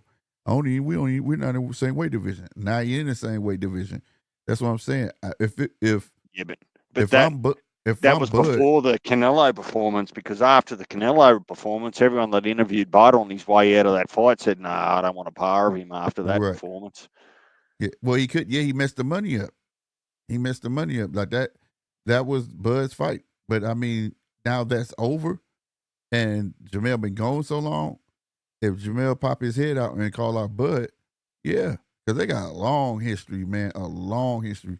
Jamel couldn't shut up about Bud for nothing. Jamel used to go live on Instagram and talk shit about Bud all the time. That's why Bud called him a cheerleader. Like, Bud was the first to say, like, you're not in my division. Why are you even talking about me? You know what I'm saying? So Bud made his mind up. Went, all right, I'm gonna beat your ass. When you gonna say I'm gonna come to 154? And if he got ass, he said, yeah, I'll go to 154 and beat his ass. So if he pop his head out and say it, trust me, I'm talking about the internet gonna go crazy. If he pop his head out and Bud be like, yep, I'm fighting him, and that's an instant sell. That's a fight that everybody wants to see just as much as Jamal. Like I said, get Jamel and Bud as the main event. Put Jamal and Caleb Plant as the co-main, because those are the two fights that everybody want to see. We don't want to see Jamal fight Boo Boo Andre. We want to see Jamal fight Caleb Plant for getting slapped the piss out of like that, bro. Like, you just let that ride like that. Like, that right there is just a storyline all in itself. And then Terrence gets to fight Jamel. After Jamel, quote unquote, it was rumored he bet all that money on Earl and lost that shit. And he was talking shit. Oh, he ain't gonna beat my guy. My guy gonna beat his ass and all. And then we watched Earl shut you down. Because at one point, before we knew the fight was actually signed, they were in the back room. This is on ES Sports. No, ES News. Ellie Setback. He was in the locker room with him. And Jamel was like, hell, I'll fight him. And then Earl told him to shut up. Like, checked him. He said, hell no, shut up. If anybody gonna fight him, it's gonna be me. You ain't fighting him. So it's like this whole thing that went on for Jamel. Like, you know what I mean? And if Jamel come back, I'm telling you, people are gonna expect him to fight him. If Bud is still at 154 and he come back out and he doesn't challenge for that belt, bro, they're gonna be like, what the fuck going on? To be fair, nobody reasonably expects Jamel Charlo to come back off a 3-year hiatus and put in a outstanding performance. Surely. No. I don't. So, I think it'd be smart to take a fucking tune. I'm just saying for as how he left. You know what I mean? Because here's my theory. He left the Canelo fight with questions about Bud. Well, here's my theory. I'm saying he's already done unofficially, and PBC are just in the WBA's pocket to keep him champion in recess, right? To manage Bud, and that's why Bud needs Virgil, right? Just to get that mandatory. I actually don't expect Mel Charlo to ever come back. I think his name's just there for a chess move from PBC. Like, come on, man. Like, you can afford to be confident and have a good ego and self-confidence, but to come back after 3 years and jump in a ring with Bud Crawford, and expect, like, I think you're just dreaming, unless you just want a night full of running. So that's what it'll be. I was meaning to pick your brain too, if you still got time. Walk me through this PBC card on February, because I won't say I've got a rash on my ass about it, but the Benavidez card. Who's all on that card? You got. I know it's Brandon Figueroa and Stephen Fulton. That's the only. Well, that's a title fight. That's the only one really legitimately I'm okay with. They've got history and they've worked their way back through the rankings and those sorts of things. I'm fine with that one. Right?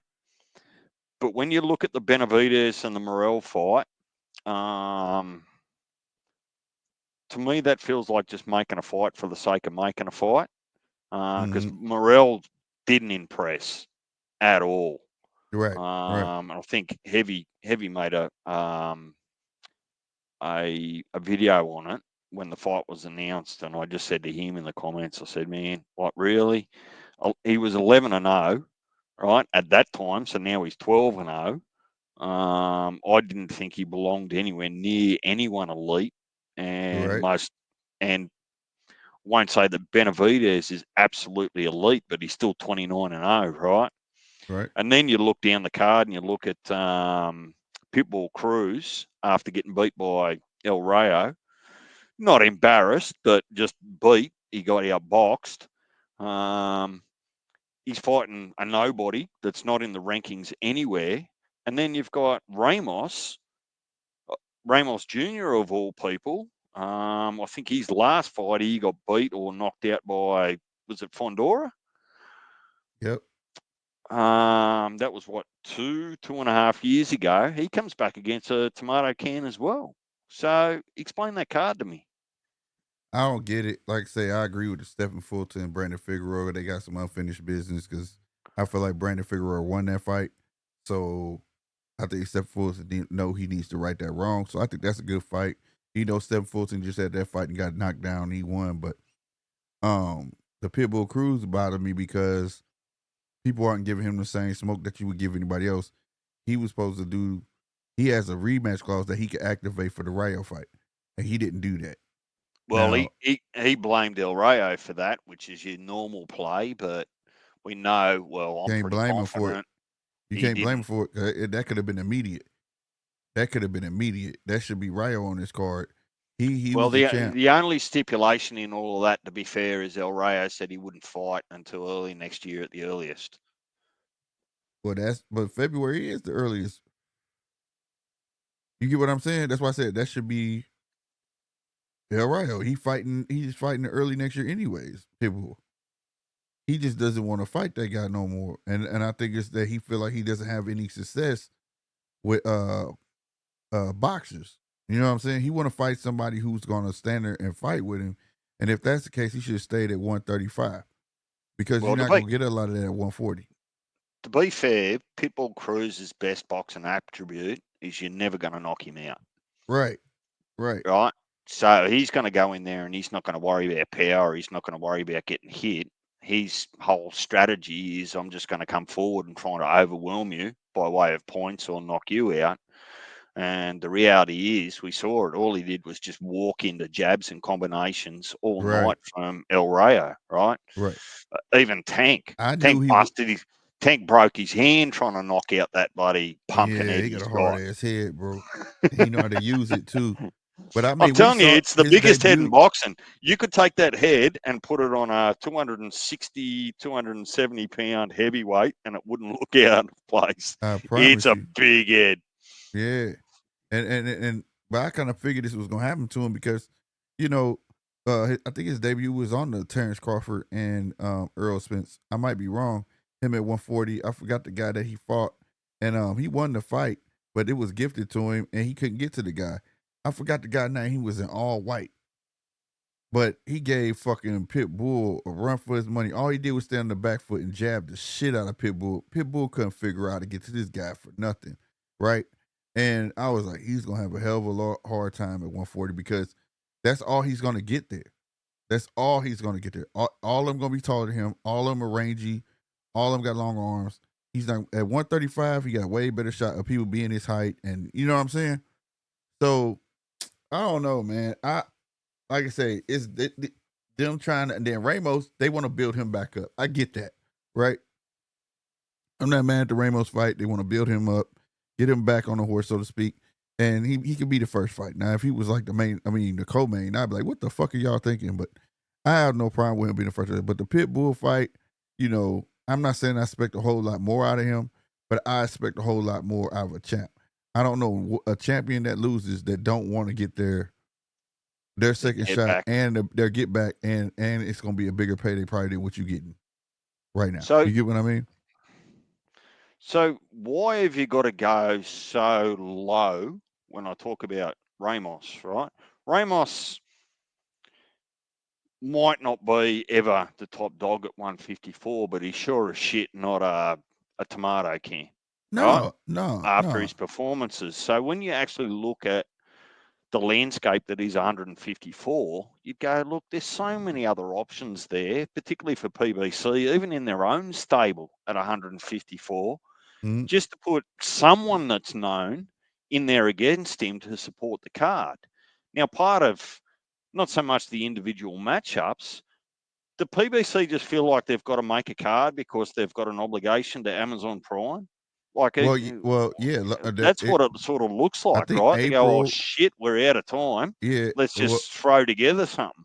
They have to produce the fights until the contract up. So the contract up, I believe, is April. So once they're done with that one, that's the last card. That's possibly the last card on Amazon. That's before they go to Netflix. Yep, before they announce that or wherever the hell they're going. Well, speaking about me and your insider, that was one of the things we were discussing this morning. And I said, well, what might that look like? Because no one can give you any promises. And he was saying there that it's probably more going to look like that Netflix is only going to put on the cream fights. Right. Like the best of the best. That's what they want.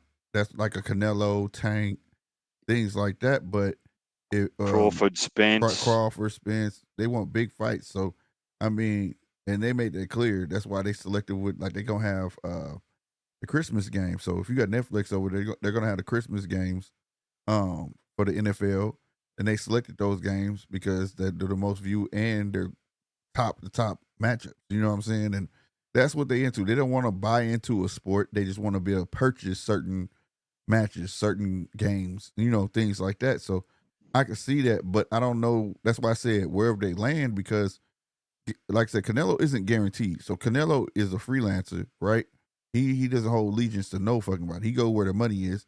You lose Tank, that's your crown jewel. And so hopefully you remember I asked you, I said, once Tank leaves PBC, who's left? And I think the answer was Benavidez. And I'm going, well, there's probably the best part of $100 million worth of revenue difference between Tank and Benavidez. Yeah. So where do you think Top Rank will fall out in amongst all of this, with Disney and ESPN dropping off I was just reading about that. Let me pull it up. That was actually, I asked you boys about that probably 5 weeks ago, and I said, oh, shit. Yeah, okay. I think they deal up in July. So does Top Rank, deals up in July. Do you think Top Rank will go across with a 12-fight deal and go with DAZN because they've got that kind of agreement there with? Well, he got Sky Sports. Turkey Al-Sheikh, or do you think Top Rank signs back up with Netflix? I don't know where Top Rank gonna be. I just know they're not gonna be without a home. If I know Top Rank from HBO, they always have a seamless transition, right?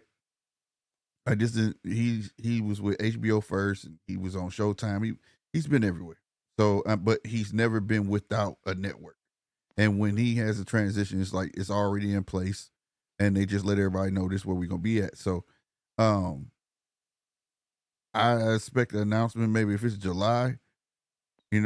That's the last bit of his contract. His next card, if it pans out to be true that the contract is up in July, I want to say maybe around August is maybe be his next card, and then that's when you're gonna know where he at. So, but he still got. Do you have a gut feel which way you think he should or he might go, across to DAZN or across to Netflix? I don't know if he'll go to DAZN because he got Sky Sports. So he has Sky Sports. He has a stake in Sky Sports. So, which is TNT Sports now. So he has a stake in TNT Sports, right? So he still has a home there. That's just not over here. Like, we don't have TNT Sports yet. That's over there. That's a UK thing. But I don't know, because Frank Warren inked a deal with DAZN too as well. And Frank Warren is on TNT Sports. His card is on TNT Sports tomorrow. So he got different ways he can go, but I know he's not a fan. I know Bob is not a fan of DAZN. So I'm not sure. I'm not sure. What I think happens with Top Rank is, welcome back. Hey, glad to be back.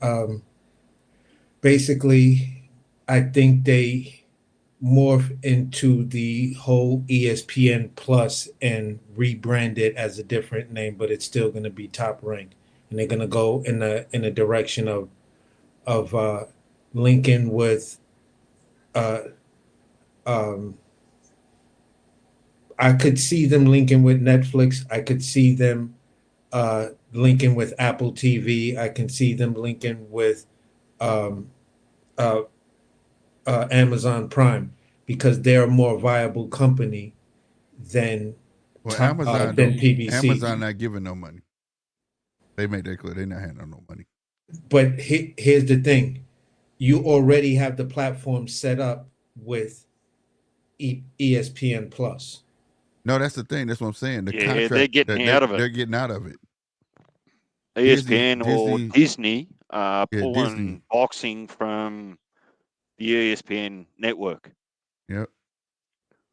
Okay. Next year is going to be crazy because you're going to have PBC. We don't know where PBC is going to be going, which is rumored, but they just want to buy fights from PBC.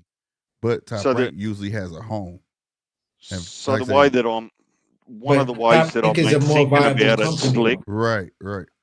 Yeah, but go ahead. I'm sorry, DJ. If you think about Top Rank, that in some respects is a little bit different to PBC. Is Top Rank still have a lot of fights happening in the background that you don't see, progressing people like the Abdullah Masons and those sorts of things. Now, to sign up to Netflix, right, for the cream of the cream actually doesn't help their platform or their business if their prospects and their contenders aren't getting seen. Whereas if you go across to a DAZN platform, and I keep talking about it because I'm so happy with it, and it's one of the only reasons I keep resubscribing, is every weekend you get a fight night on DAZN. You get to see all of the prospects and contenders from all over the world. It's just a different spot every week. So that better supports what I understand of the Top Rank model. Yes, they can still put on the super fights or have their superstars, but what they're actually doing is they're building a lot of boxes and they're renowned for it on the quiet behind the scenes. Okay, so just using what you just said, DJ, could this be a possibility? Because there's still an avenue that hasn't been mentioned yet. And I know this avenue is thirsty because I watched an interview with the actual owner of it, and he kind of said some things that would lead you to think that partnering up with a company like Top Rank to partner with a platform that already has it, and now you can take it streaming because they also deal with Amazon Prime for some of their big fights showing. And that's ProBox. Well, yeah, ProBox been growing for a minute, but ProBox is but built. What I'm saying is ProBox is a platform that actually exists in the same space that Top Rank Boxing exists when you're talking about a lot of fights happening on in the background and things like that.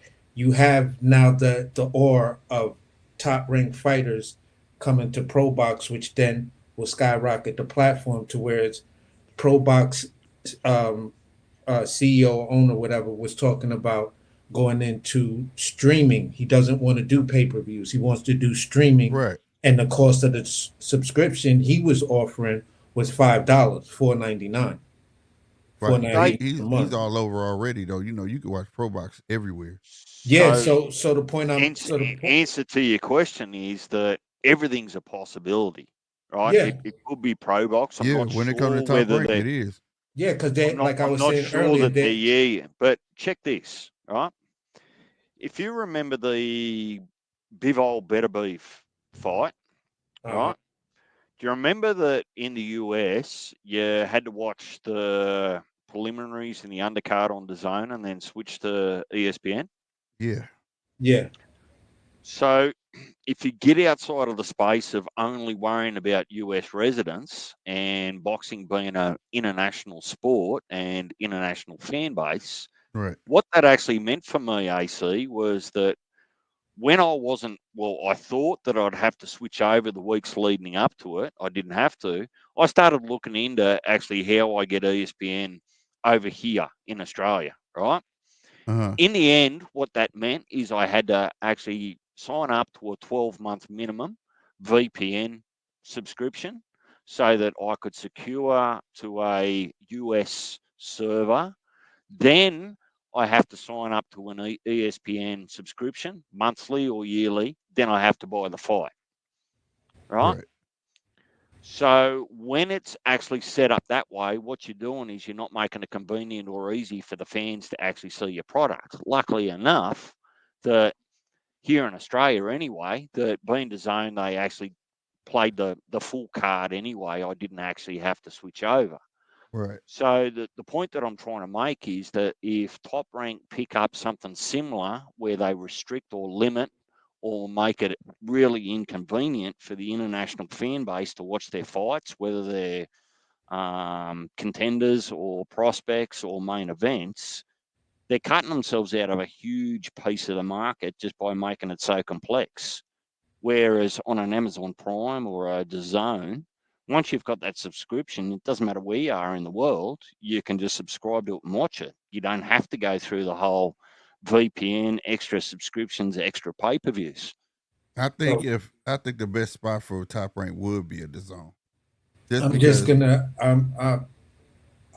I hear Go what ahead. you guys are saying.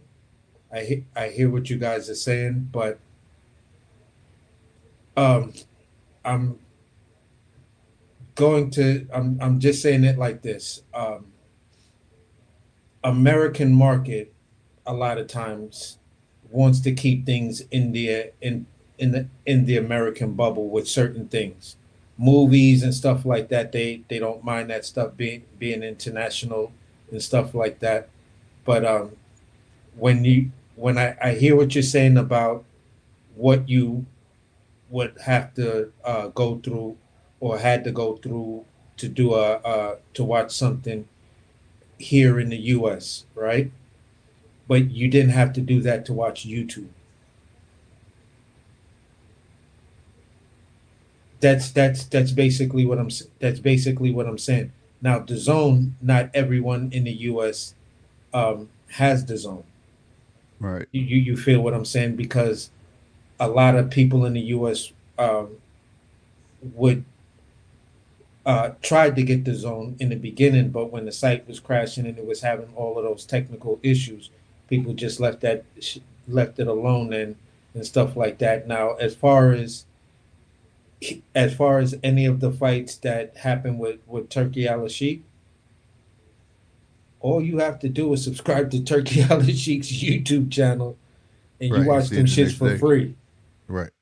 You feel what I'm saying? So the revenue is still there because Tyson Fury versus Deontay Wilder was a fight that happened on ESPN, and that shit did like 13 million total worldwide. You feel what I'm saying? Mm-hmm. So at the end of the day, there are certain things that will still get there. Now going to the zone, I see for when I look at those cards that uh, Top Rank was involved in, they really only had like one fighter on that entire card from Top Rank. No more than a couple. Not as heavy as Queensberry and the Zone. Right. But So you know why that is, right? You understand why that is? yeah, because I understand the complete dynamic of the whole Riyadh season. I understand the complete dynamic of how, in my opinion, Eddie Hearn moves. It doesn't seem as though he moves to build how we would say here in America, American fighters. He's looking to build the European market because that's a much more dedicated market that comes out, that shows up and shows out for But he fights no has. matter what It's level. But it's Bob actually got has. nothing to do with Eddie Hearn. It's all Bob. Bob only Yeah. signed up to 12 Yeah. fights. He got 12 fights.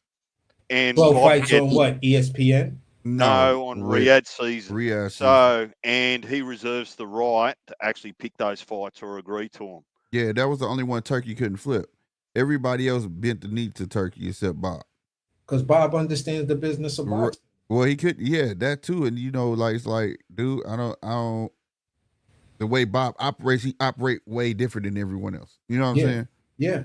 So he has those 12 fights still with him. So it's not like Top Rank would get seen. But my thing is, what you're saying is true. They have him a well-oiled machine, right? Mm-hmm. But at some point, he has to get with evolution. You know what I'm saying? So you got to make it accessible for everybody. It's at the point now where even Golden Boy, all of them, yeah, they're getting looked at because of Turkey right now. They had their fights on the zone, but they're not signed exclusively to the zone, though. You know what I mean? You can ink a deal like that as well, where they could show the fights on the zone, and he still show them on Sky Sports. You can go when the fights are on the zone, through Golden Boy. If you go to Golden Boy YouTube channel, it's on their YouTube channel showing at the same time. Yeah, I watched some of them like that. Right. So you can. So it's just about the evolution. You know what I'm saying? Like, it's not like dealing with the apps like the Zone and things like that. They're not like the networks where you have to just be exclusive to them. They just want to have the right to show it. You know what I mean? And not to mention he has TNT Sports too as well. Yeah. So all I'm saying is this: expect to build a fan base and a subscriber base if you make it too convoluted and complex to actually join. That's my Yeah, point, right? but no, Because what's the world all about now? Like, you can buy your shopping online, your clothes and your food. You can do just about everything online, and it's making people lazy, given, right? I'm of the age where you used to have to get up and go buy your food and go put your clothes on to buy them. Right. But what it's doing is it's breeding convenience. So under the new generations, and I'm not having a chip at them, the 20-year-olds of this world are used to not getting off the lounge every day because they can do everything via the internet. Now, when you And think that's all about they that, know. Right. when you think about that from a how do I view a boxing card point of view, if I have to sit here and go through multiple subscriptions for VPNs that are going to cost me not for that day or not for that month, that whole year, then I'm going to actually then have to go and buy a product that I only want to use once, and I have to pay for the whole month. Then I actually have to pay for the main event on the day, the pay-per-view. And that's For the convenience, but it's not see, convenient for people. yeah, no, but understand what I'm saying. Understand this point that I'm gonna make. I'm gonna make actually two. The first point is this: revisit the Jake Paul versus Mike Tyson card, Right. because at the end of the day, what I was saying earlier when I got up here earlier was that what Jake Paul was able to do was let Netflix air 2 championship fights that if you already had the subscription, they were free. So if you go by the streaming business model, because pay-per-view is killing boxing. We've already here in America watched two companies go. I mean, two networks completely drop boxing. Actually, more than two when you More than really two. think about it. You know, Right. at least six. You feel what I'm HBO, saying? Showtime, now Fox ESPN. TV, the regular CBS. TBS, Spike TV. Um, Bounce. you Did know, they all hang on? Did they just help me out, you boys? Was that post Top Rank taking Al Heyman for monopolising the sport to court? Yeah, Or that did was yeah, that's why they had took him to yeah? court, but that Al Because fucked over all that Al money. Heyman was the US version of Turkey. Yeah, Like, he his fucked up over moves all that looked yeah, money. because very. he wanted everything pay-per-view, and then everything that was pay-per-view was at least $100. Yeah. Sorry So for interrupting. And he But, had, to be fair, he had a good model at first. Like when he was putting shit on this, like when who was that? That was Danny and Thurman, right? On CBS for yeah, free. but remember, Errol Spence used to say, "I'm not a Showtime fighter. I'm a Fox Network fighter." Right, right, You feel what I'm saying? Because Fox used to also put on the fights and stuff like that. right, right. No, So that's why I'm saying he had it where like you was gonna see him sometime on regular TV, but then yeah, he was gonna have his so pay per view, to but he started me, losing that money. yeah, so to me, it's like this. When I look at the streaming model, and I'm looking at the streaming model as a model that is actually doing well on the stock market. You've got, Mm, you know, people vying for those multi-billions of dollars that are in the streaming market. So when I look at that, right, and I say to myself, all right, pay-per-view is going to have a limited amount of eyes on it. And if we're talking about convenience, you don't want to inconvenience someone with having to buy the subscription and then having to pay for the fight on top of the subscription, because then you're not watching the fight for the let's just say it was $40. The right, subscription now is another $14, $15 that depending on where you are, you might get taxed on that. right, So at the end of the day, it's going to cost you something like $17 plus the $40. That's $57, while everybody else got to see the shit for just the $40. So at the end of the day, it it makes some people walk away, especially if the card wasn't that exciting, by feeling jilted. I paid for this thing and it didn't even live up to the hype. This is why here in America it became so difficult to make fights, because the pay-per-view model. And then there was these things where people were like, well, we would love to stay with the pay-per-view model, but now we've got people using fire sticks.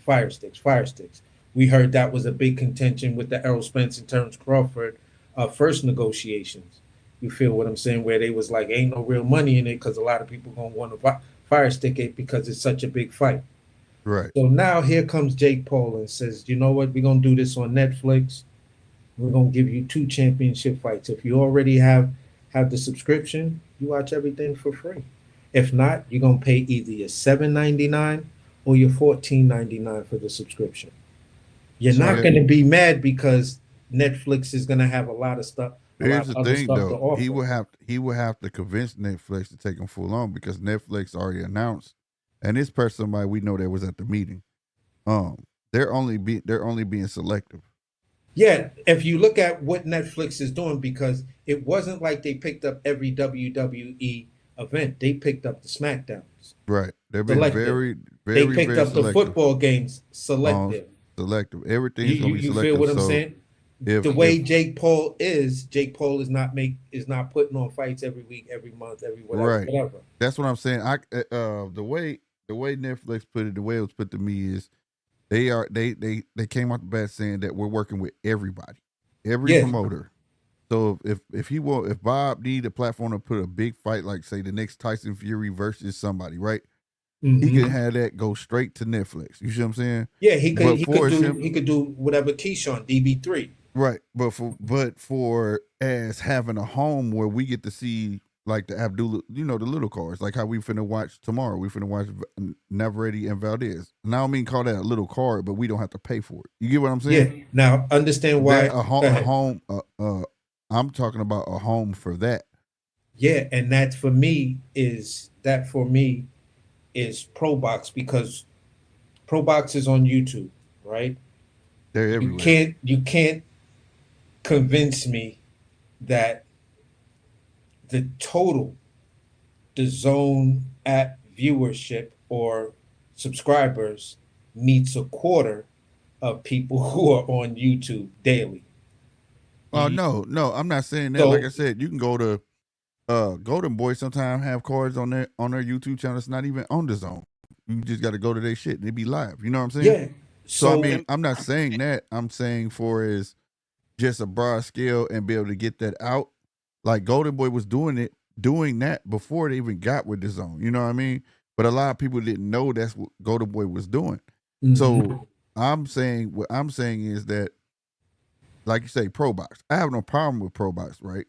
But my thing is, for a top ranked production, I don't think they had the capability, which would probably lead by buying into it. And I don't know if they want that because, ProBox was built off, I forgot the guy named the owner, but it's also investors, like Roy invested into it. All the people that's on there, Paul Malnaji, Chris Algieri, even Wymel Marquez, they all own a stake in it. You get what I'm saying? Yeah. And that because I've been following ProBox since I remember they were sitting at a fold-up table. You get what I'm saying? Yeah, same here. With the black cloth over it. Yeah, and they had one camera. It'd be better if they stopped inviting Tim Bradley on there. But here's what I'm. Yeah. Go ahead. But here's what I'm saying about ESPN. When you look at Top Rank, right? Top Rank is a company that has enough prestige, enough backing, that they can actually start to do their own thing.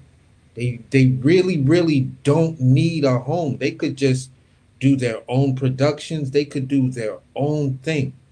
You feel what I'm saying? They just have to bring the people in that know how to do that, and start to do their own thing and give you all of these low-class fights for free on YouTube, get a real strong YouTube channel, then sell that, then they could, for their big fights, for the guys who are at that level. Well, you hit the nail on the head with the ProBox. Like I say, ProBox is pretty established. It's just they're still a company that's taking every dime and putting it right back into the company so they can get that big.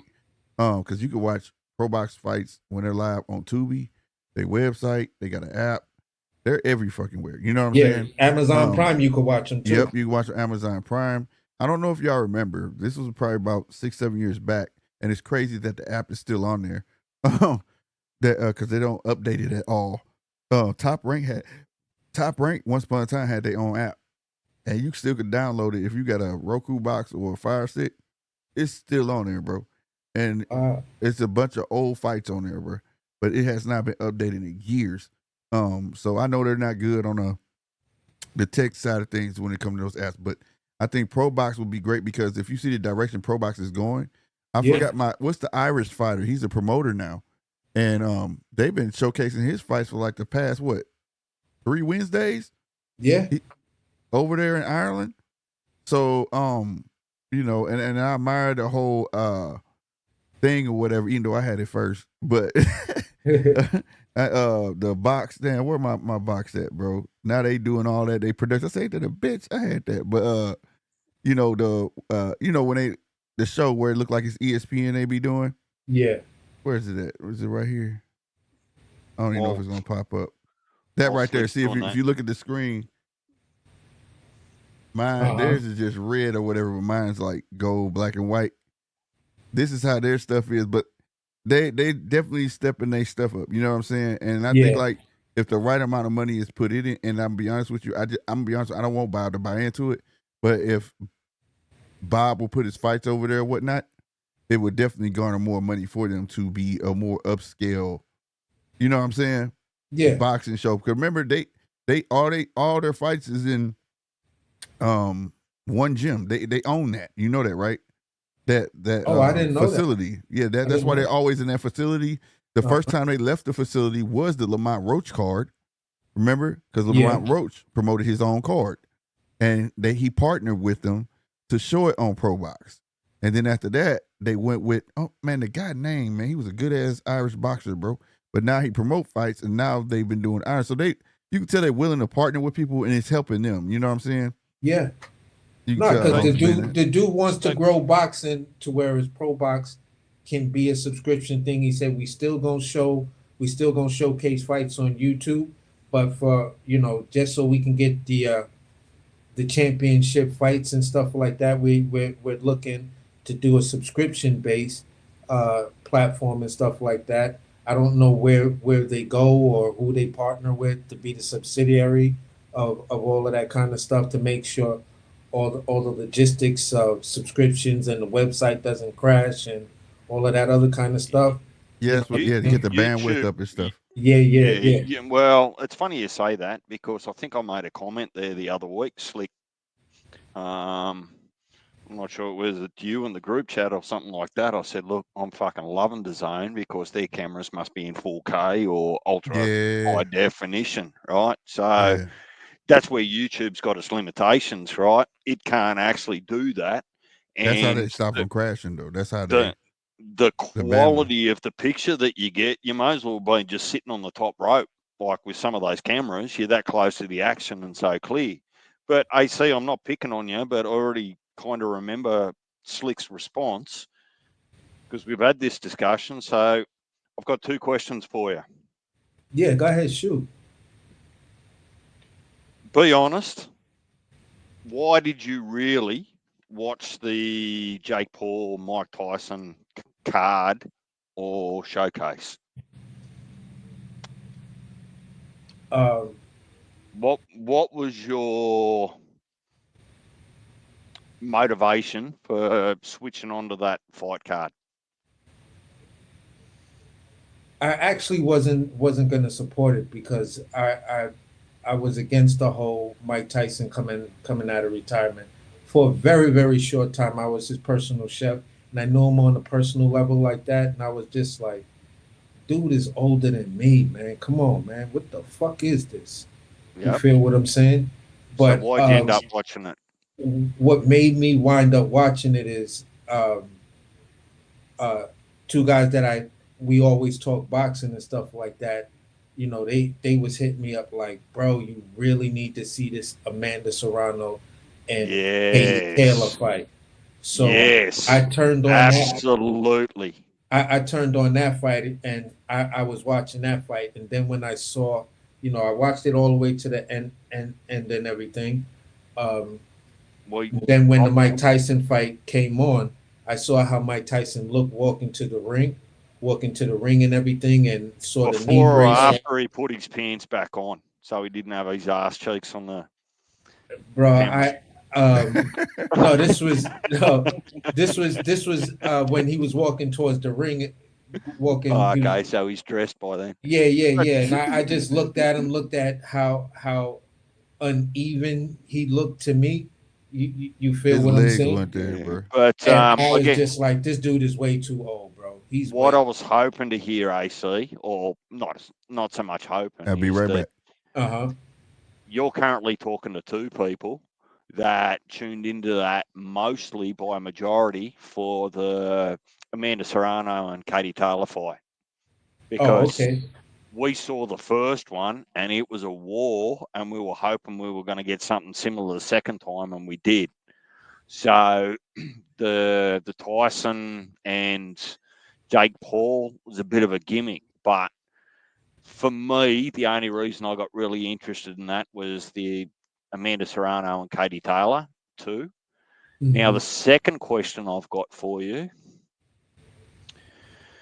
after all the discussions about pay-per-views and promoters and apps and all those sorts of things, will you be happy to buy the PBC card on the 1st of February next year?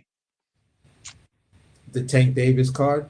No. Oh, Tank's fighting, I think, 1st of March. oh yeah.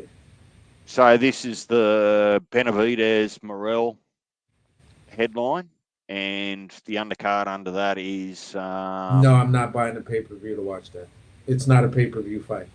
There you go. So if you watch back, and if we continue to talk on some of these lives, whether it's here, whether it's on Heavy Bag or Punch, whatever, you're going to hear me repeatedly say that I want the fights, I enjoy the fights, but I still reserve the right to actually decide whether it's worth paying for or not. I feel the same way. Yeah. And I think that fans that turn around and blow up and say, well, we're not getting the fights we want. Well, I think in part that's because they're paying for the fights that they don't want. If you stopped paying for those fights that you don't want, what it'll do is it'll make promoters and broadcasters give you the fights that you're happy to pay for. So, yeah, go ahead. I'm sorry. And some of that leads into, I forget where Slick and I, before you come back, I think the whole conversation around Top Rank and Disney and ESPN was because we started talking about what the Netflix model might look like next year.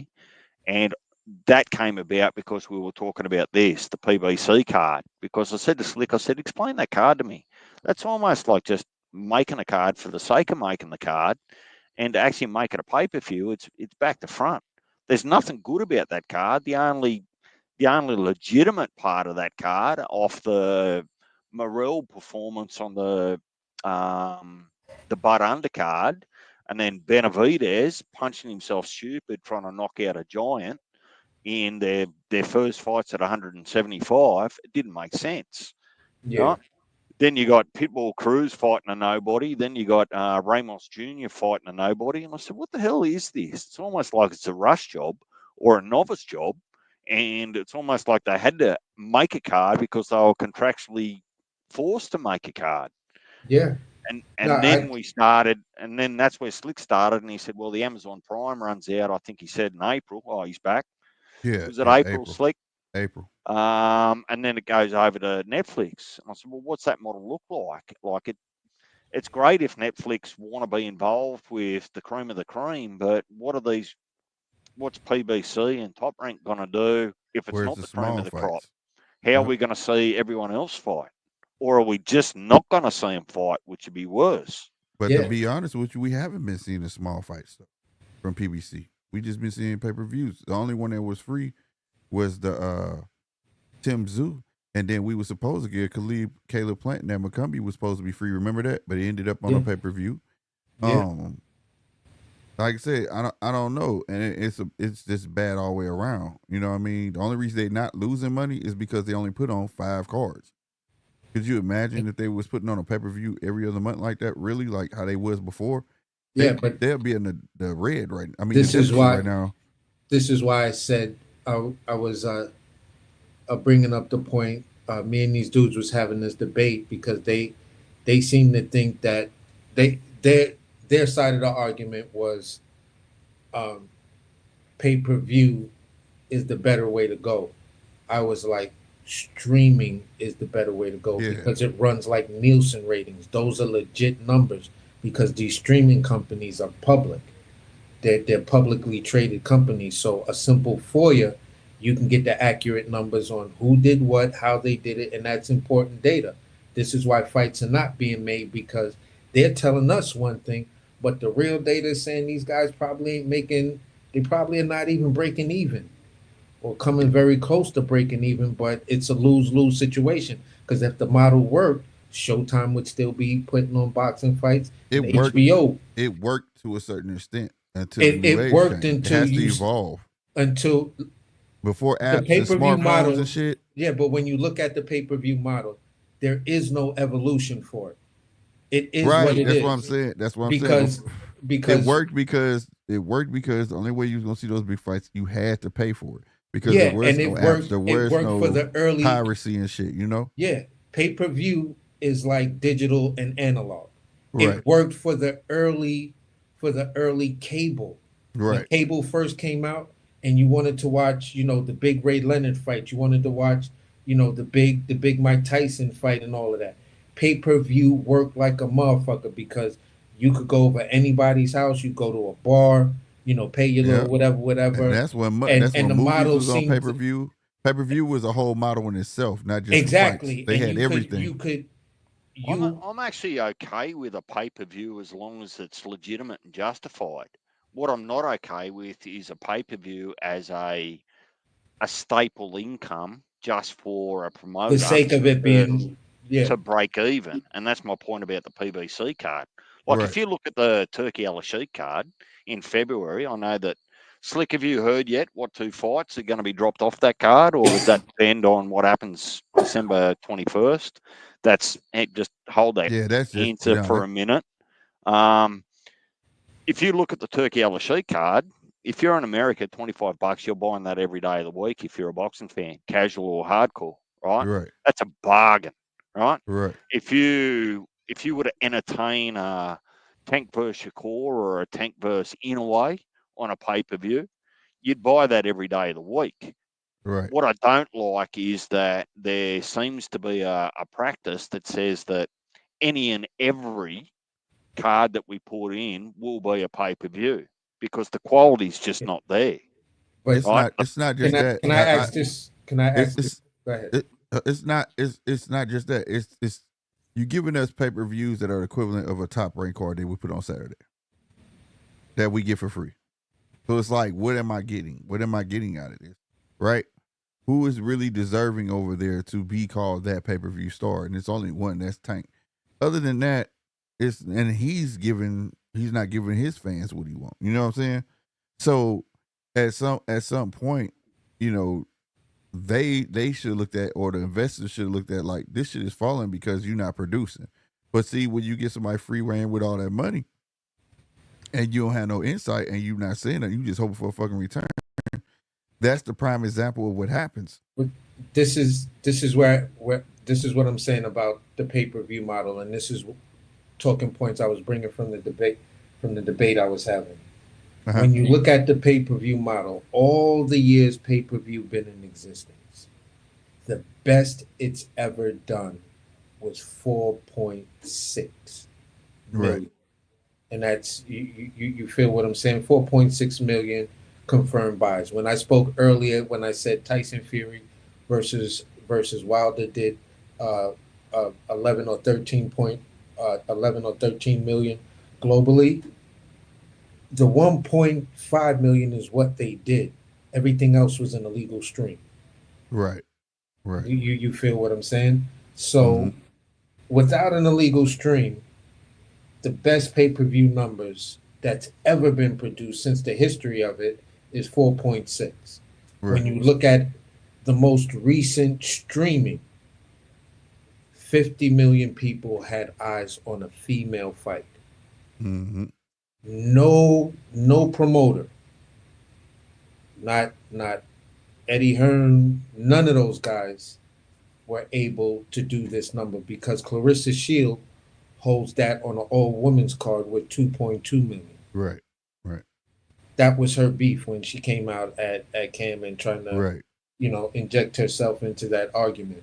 So 2.2 on the female side, 4.6 on the male side. 50 million people watched Amanda Serrano and Katie Taylor. Right. Which I'm happy to hear. That's why I was asking you about what was motivating you for that Jake Paul fight. But see, I look at it a little bit like this. Let me give you a different analogy, boys. Or different. You might buy a Netflix or a DAZN or whatever it is, right? Because you're interested in a TV show, like a season, right? Mm-hmm. Now, in part of paying for that subscription, you might love episode 1, episode 2, but if episode 3 and 4 and 5 and 6 and 7 are shit, right? Mm-hmm. You're not going to worry about that subscription anymore because you're just not interested in that product that was the TV show, whether it's Yellowstone, whether it's whatever it is. So the product has to keep you interested in the subscription, just like pay-per-views do, right? So if I use the same analogy with the pay-per-view and you go, well, I'm happy to buy a pay-per-view for a Canelo versus Floyd Mayweather or a Tank versus Shakur or whatever that might be, a Bud versus Spence, I'm happy to do that. But as soon as that quality drops off, don't ask me to pay for shit quality of a fight or a card. Now, the good thing that Turkey's got is it's not so much about just the main event. And that's the other part that people probably aren't looking at, is they go, what are you getting on the card? The card is what you're paying for, not just the main event. So if the main event is kind of okay, but the card is just shit, you start to question whether it's worth the money yourself. And you will. You'll do an illegal stream, or you just won't watch it at all. You'll watch for the replays or those sorts of things. So I just don't think that some of the business models have caught up with it yet. They're kind of just stuck in their old ways. But coming back so I can allow you to answer, Slick, the 2 fights that are going to drop off the Riyadh card, do you know them yet? Has that been published or? No. The only one that's a if is the virtual. So far, I still ain't seen shit signed by Kid Austin and Shakur. I know they talking like, oh, this is in the third, but I ain't seen nothing or, it is what it is.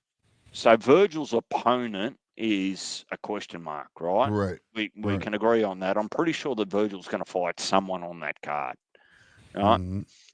But what I'm hearing from the zone or seeing and reading is that they went back to Turkey and saying, look, man, this stream's going to go like this. This card's going to go for like 11 hours. Are you sure? So I'm pretty convinced or expecting two of those fights to drop off that card prior to February 22nd. I'm gonna be honest with you. I don't think none dropped off. I think they're just gonna be replaced. If so, because this is just my opinion right here. Because I know we was talking about Turkey in the beginning, how it looks like he was trying to promote Skill Challenge at first, moved on from that. Okay, I'm just gonna work with the promoters. He made the ambassadors. He got everybody bending knee except Top Rank and PBC, so to speak. And I'm at the point where like this is just strictly for tourism, bro. Because when you give in 114 million to one fighter, you can't expect no type of return, especially what? Hang on, back that up. What? 114 million to who? It said Usyk was getting 114 and Tyson Fury was getting like 90 something million. Shit. So if you spending that type of money on just that fight, them 2 fighters, you can't expect a return. And then you're charging a pay-per-view in the UK at $19.99 and $25.99 in the US. You're not expecting no type of return. Plus, they're in bed. This is what we're talking about. Like, and it doesn't make up the gap that you're talking about, but it's also the DAZN subscription. Yeah, but I just think like it's Wow, strictly for 114 tourism, bro. million. Well, Yeah, that kind of puts in perspective Canelo asking for 150 to fight bloody Benavidez. yeah, or Bud. yeah. That's what I was saying. That's why I said Wow. the Canelo fight ain't out of reach. Maybe that's why he's saying now he's looking to make that fight. He willing to pay that money. Maybe then they asked him about Tank too. He was like, if y'all remember, Tank said 2 Ferraris. As y'all can see, I pay more than 2 Ferraris. That was his comment in that interview. That's why I told y'all go listen to that interview. He said I pay more than 2 Ferraris, as y'all see. I did listen to that interview just while we're on Tank. Uh-huh. So I watched both of the press conferences, and then our boy Heavy, he's asking the question saying, why is it that every time someone mentions, even a reporter, to Tank about Shakur, he gets rolled up about it, like he has a proper response to it? And actually what I think might be happening in my mind is I'm going to the animosity there and why Tank's trying to say that Shakur hasn't done anything. Well, Shakur's actually unified one division and is a world champion in another. So he's kind of done a bit. You can't take that away from him. But I'm wondering whether this is a result of actually behind the scenes, both parties sitting down at the negotiation table and not being able to actually come to an agreement about a purse split. Yeah. You know, because that sort of language, Tank says, "Oh, why would I?" We hear you, G. Walls. What's Shakur done? I'd expect that sort of language if you're sitting at the negotiation table and saying, you know, Shakur wanting 40% or whatever it is of the bag, and Tank turns around and says, "Well, you haven't done anything." So if you put that in perspective, are you saying that Tank said it meant it like this? And I hate trying to mansplain what another man said, but based on your comment, I would say this. When he said he hasn't done anything, is he talking about what Shakur wants to come to the table with, or what Jay Prince wants Shakur to come to the table with, versus how many pay-per-views? Because your fight with Cordino was supposed to be your first pay-per-view. So let me backtrack a little bit as to why today, and that's important. I always say that today, this is what I'm thinking, because you always find out more information the next week or the next month, right? So yeah, definitely. One of the comments that I was making here on Slick's channels, I was saying, well, particularly about the retirement, I said, well, I'm not convinced about their retirement, and I'm not convinced about what I'm hearing and seeing at the moment, because what we've seen is we've just seen Tank for the first time probably ever under huge public scrutiny from his fans and critics saying, you're about to turn 30, right? You're about to have a 29-0 or a 30-0 record, whatever you got, and we're still questioning your resume. And when those conversations come up, Shakur's name always comes with it, right? Right. Why haven't you fought Shakur? Are you going to fight Shakur, right? Now, there could be any number of reasons why he hasn't fought Shakur, but what you're actually now seeing is you're actually seeing Tank get agitated when someone mentions Shakur's name. Yeah. Oh, do we get to see you fight Shakur before you retire? What about a Shakur fight? You know, all these sorts of things. And he gets really agitated about it. And I sat there and just looked at it tried to think about it from a different lens. And I'm going, well, maybe both parties have actually sat down multiple times, right? Whether it was Top Rank and PBC, or now Matchroom and PBC, and sat at the table and saying, well, we can't give you both guarantees. What we've got to do is we've actually got to divide the purse.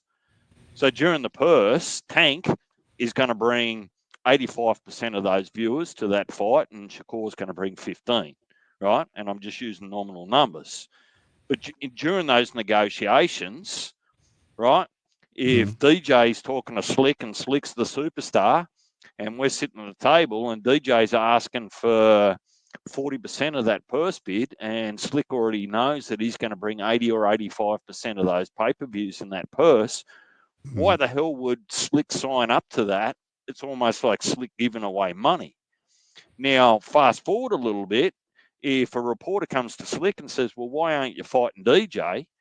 If you've been at that table and that negotiation table a couple of times and you're frustrated about it, right, because DJ's asking for too much money, you don't want to go public with it, what's the first thing you're going to do? Well, DJ hasn't done anything.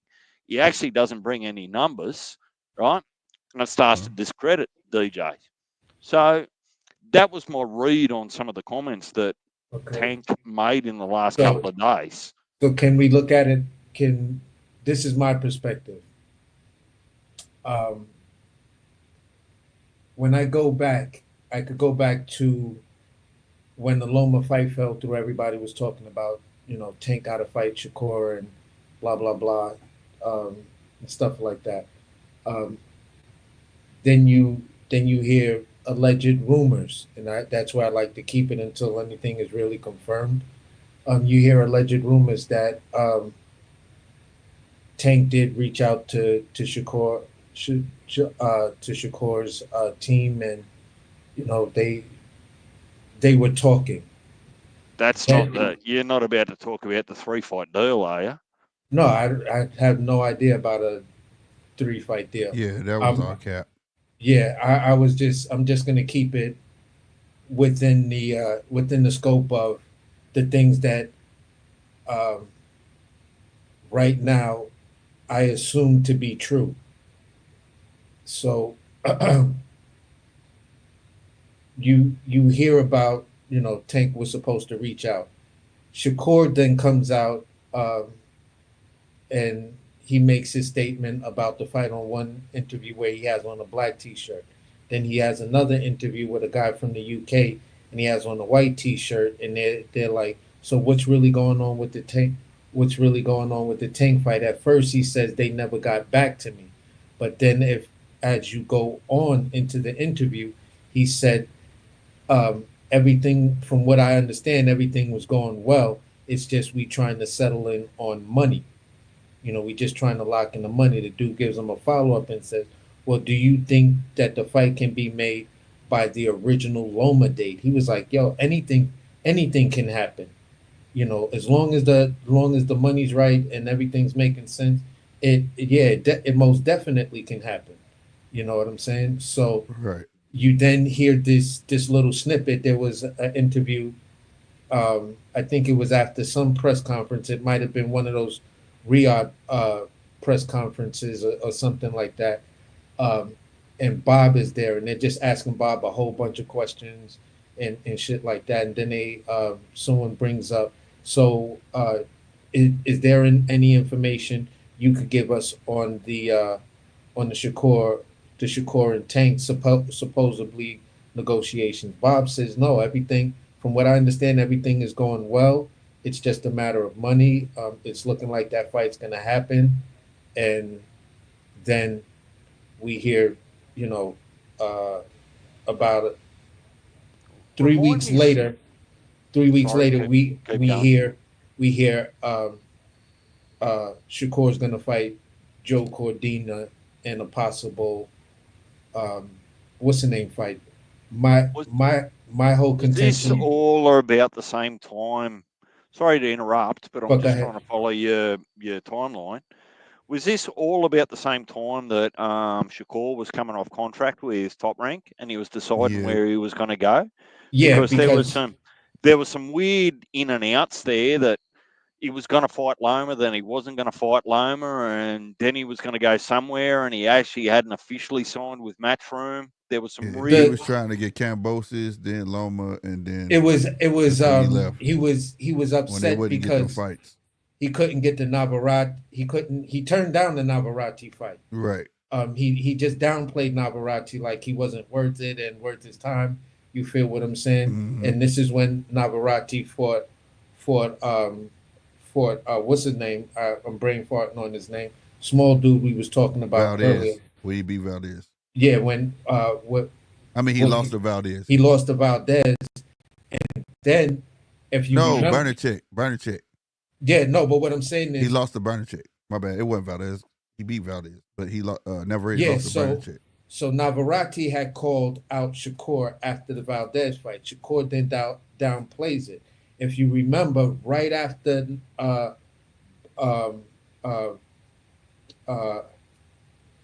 what's the name at 35 beats damn, I'm brain farting on everybody's name right now. But as soon as old boy beats Navarrete, Bernacek calls out Shakur. Yeah, he did. Shakur didn't take that fight for whatever reason. He did not take that Bernacek fight. No one can explain to me why he didn't take the Bernacek fight at that particular time. And Bernacek clearly called him out in the ring. You feel what I'm saying? See, I reckon around this, and I feel like, if my memory serves me correctly, and it doesn't always, I feel like there were some pretty good plans there. If Shakur had re-signed with Top Rank, I'm pretty sure that he would have got the Lomachenko fight. But when he didn't re-sign with Top Rank, Bob said, "Well, fuck you. I'm not setting you up with Lomachenko." And then it just went right round in a whole circle, because if you remember, Slick, Top Rank almost tried to set Shakur up by filming people leaving his fight halfway through. Yeah, but that fight was for him to get beat Bob. That's one thing. Bob get a belt off of you. You're going to get the belt off of you before you go. That's just like the Brian Norman fight. He was never meant to win that fight. 5 fights he was offered. Can you just imagine? It's 2 other belts in the same place that you have one of your belts. You have the WBC. The IBF and the WB and the WBO are still in house for you. There's a 5-fight deal, 5 fights. If you would have followed the Bob Arum plan, you and Tank would be an undisputed fight right now. Here's some information for you. How much do you reckon that Keyshawn Davis earned in his last fight? How much he earned? Yep. Like money? Money. Probably about 60,000.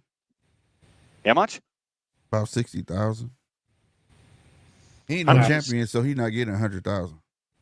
175,000, and 25 of that was because Lemos came in overweight. He got hold on, what? Oh, I tell you what, next time I ring RC, I'm going to dial you in and let you be included. He like Keyshawn, because dude, that's more than what the fuck Brian Norman get. He is champion. The minimums from under Bob, when you see all these other people getting purse percentages and guaranteed minimums and those sorts of things, Bob's probably the most underpaid, right? Comparatively. Yeah. So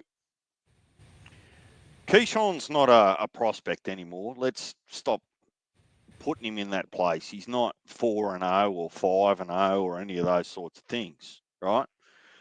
But getting back to what I was trying to say is to say, look, I'm pretty sure that the best way to make a Shakur and a Tank fight is to give them guarantees rather than share a purse. But right? Yeah. Like, give them a number that they're both happy with, and the fight will be done. They won't really care what the other one's earning because they're not sharing a purse, and then it doesn't come down to who's bringing the views and who's not. But that's kind of the deal that he got now with Eddie. You know, but he get $5 million. He get $5 million a fight. But the issue is this: Jay Prince. That's the Shakur problem. Jay Prince. You think so? If you know who Jay Prince is from the music industry? Yeah, I interviewed him. All right, then you know Jay Prince is going to try to get, which is rightfully so, the most amount of money he can for for who he represents. You feel what I'm saying? Yeah. So the point I'm making is this: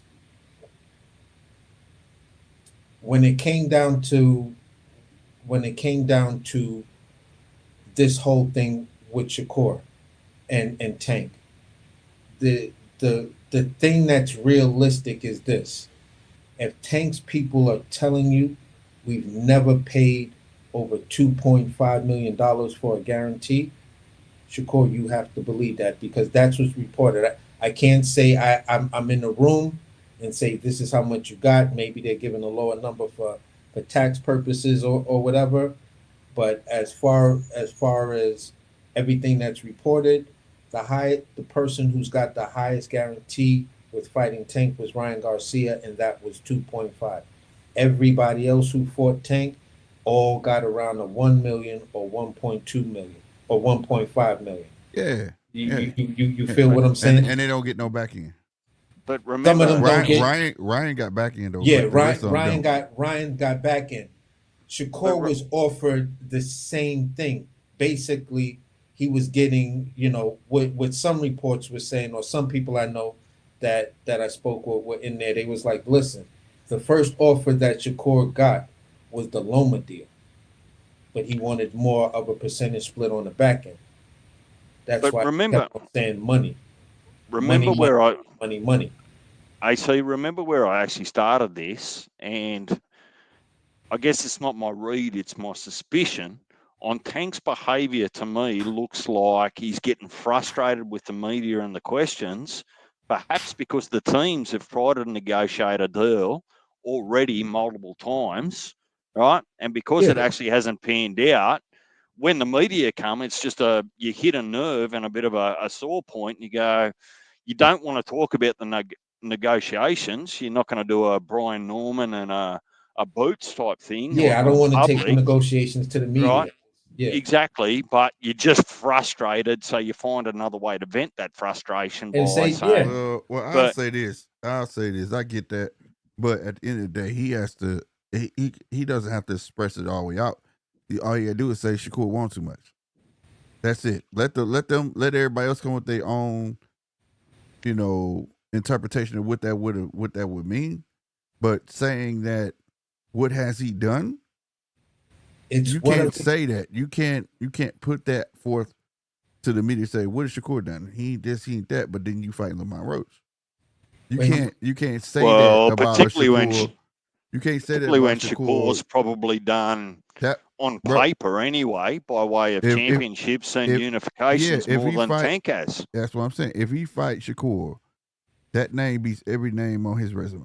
Okay, but let me say this though. I get what you're saying and I agree with you saying, but this is my only caveat to it. When you stir in the pot and you're trying to make things a little saucy, you feel what I'm saying? You say something. Threaten to retire. You say something like that because that right there is what the villain says. Who's the more generic villain of the two? It's not Shakur Stevenson. It's definitely Tank Davis. Right.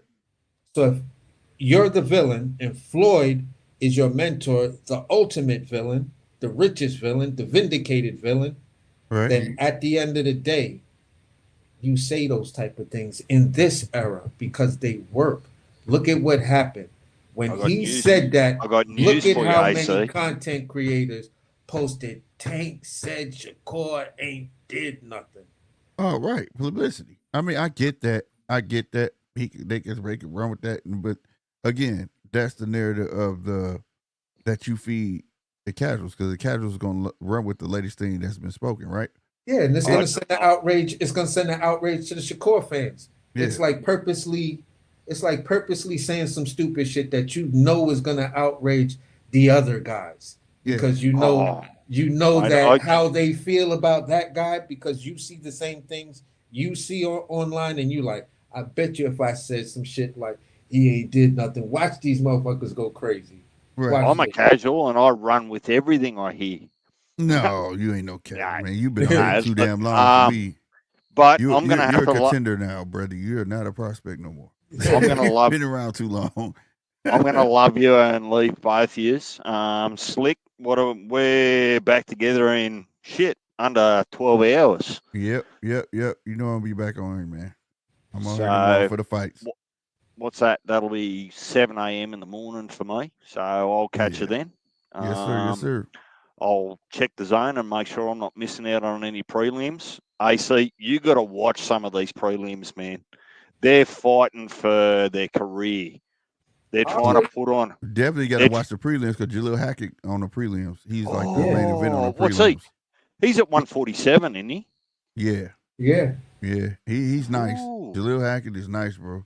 Yeah. What a shit division. He's one of my guys. Actually, That's why I don't know why when we actually thought it was Roman Villa. So we was like, you just saw the Roman. You just saw Roman. That's why we was like, oh, Roman, what Roman? Oh my God, no, right. Jalil about to step up big time. But Eddie big on him. Eddie big on him, and Eddie want to get him a belt. You'd have to be deflated actually coming into the 147 division, wouldn't you? Like looking at what's not happening in front of you. No fights, no activity, heap of bullshit. I look at it's like just being a rebirth. I mean, in this day, we live in a microwave era where people want now, right? Yeah. But we get to see all the up and comers that's finna grow with each other and who gonna be the shit. You know what I'm saying? That's the beauty of it. Like I don't give up on a division because ain't nobody there. Yeah, ain't nobody there for it's like the superstars you used to seeing, but it just give a chance for the other people to shine. Not everybody finna go get their shot. So I'm for it. I'm for it, bro. Speaking of prospects, AC, if you got nothing better to do next weekend, I wouldn't buy it if that's what it is over there. But next weekend, Australia's got a card on it. And if you got time to scratch yourself and you're interested, go and have a look at Jasmine or Jazzy Parr. Yeah, Jazzy Parr. She's fighting next weekend. She comes from a Muay Thai family. Her father and her mother are world champions, and now she's just actually focusing on her craft with no limit on boxing. Okay. And I'm telling you what excites me the most about her is she expects to get hit. Yeah, that's just the Muay Thai way, right? I'm gonna get hit. I'm gonna get elbowed. I'm gonna get kicked. And she's very deceptive because she's pretty as hell. You don't expect that shit, but she not scared to get hit. She's not. So she fights a bit of a veteran, Slick, like one of the proper veterans. So it'll be a real good test for her. But like I said, I'm going to love you and leave you both. I guess we'll be back at it. It'll be too early for me to... Remember, DJ, Dr. Blake Mysteries. No, actually, what stuck in my head is Joseph Brown. Yeah, Joseph Brown. Oh, yeah. All right. Joseph Brown and Dr. Blake Mysteries. Those two. I'm always asking the guys that come here, I say, who should I be going to have a bit of a look at? First, it was Abdullah Mason. Who was the other one that you gave me, Slick? Tiger. Yeah, Tiger. And then from Cincinnati. Then there's a name I'll have to check the group chat, but Boxing Kangaroo gave us one to have a bit of a look at from Australia too. So I haven't followed that up yet. Taylor Bevan. So yeah. I've got a bit of homework to do to see about some of these prospects, which will be good. Yeah, for sure, bro. Great talking with you, DJ. Righto, boys. I'll leave you to it. Play nice. Right on. Well, with that being said, I'm gonna crash out too, bro. It's 4:30. That's what it do. Yeah, it's 4:40 for me on the East Coast, bro. It's 3:40 here in the Midwest, bro. I'm gonna sit down, cause like I said, I'm gonna be here for the prelims pretty much all day. Cause shit, tomorrow we got the Paro Richardson, then we got the Navarrete and Valdez, and then you got the Magnificent 7 card on Queensberry. Shit, it's a full day. Yeah, for sure, man. Great talking to you again, bro. Right on, bro. All right, now. One. All right, y'all. Let me switch this camera around so y'all can see my ugly face. Let's get it. Oh, shoot. Not that one. All right, y'all. Man, I hope y'all enjoyed this night of boxing talk, bro. like I said, drop in the comments, man, who y'all got for today's fight with this Paro and Richardson fight. Who you got on the Navarrete and Oscar Valdez fight. And I hope y'all checking out the Magnificent Seven. Really, they kind of all in line. You know what I'm saying? But if you want to come out, hang out tonight, like I say, show up and show out with your boy. It will be live commentating. Punch will be here. We definitely will get down. If you ain't been privy to the Slick Punch, bro, come through. And also, like I say, just like today, it's the People Show, bro. The link will be in the description. Y'all can come in, talk about what y'all want to talk about, and it is what it is. Salutes, and I'm gonna say this again, bro. We got a couple more subscribers today. Let me definitely put this up before I get up out of here, bro. I think 2 more subscribers. Well, let me refresh. I think 2 more subscribers. Yeah, man. When y'all subscribe, please say it in the chat so I can salute y'all. But I'm gonna salute these 2 subscribers, man. Hey, I appreciate y'all. Man, I love seeing this number grow. Y'all have no idea, man. It keeps, just more inspiration to keep going on this channel. You know what I'm saying? Ain't no stopping this movement. We're going to keep on going. We're going to keep on pushing forward to make this show what I believe it is, what I know it is, the greatest boxing show on earth. Stay tuned. Like I said, interviews will be coming back, all that great stuff. I'm going to see y'all later on today. You know what I'm saying? Hey, right on G-Walls 77. Hey, G-Walls, that's why we was up here talking and stuff. And you had got up here and got off. But the IBA, where are you watching it at?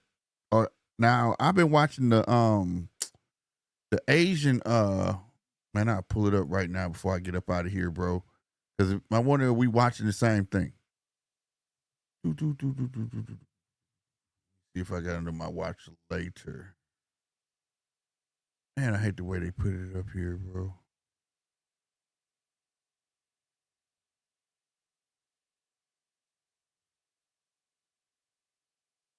Oh my God, bro. The IBA, I think it's the IBA or something like that. Hold on.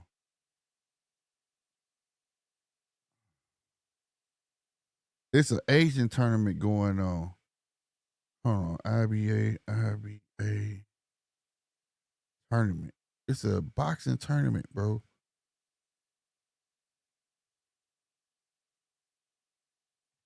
What did you call it? You called it. Okay, I'm seeing, it's 2 things. I just saw it. IBA Champions Night, December 16th. If this is what you talking about, I'm already subscribed to them, bro. I don't know why the hell it didn't pop up on my stuff. But I already bet that. I'm definitely gonna watch this. But I'm trying to find out. Bro, it's gonna make me mad, bro, because it's an Asian tournament that's going on, bro. That's pretty dope.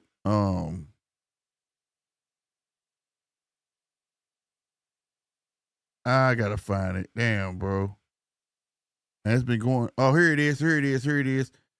Yeah, I was right. The ABC. It's the Asian boxing. It's live right now, bro.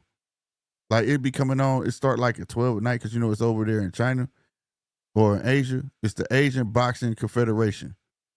And it's a big ass tournament. Right now it's on day 8 semifinals.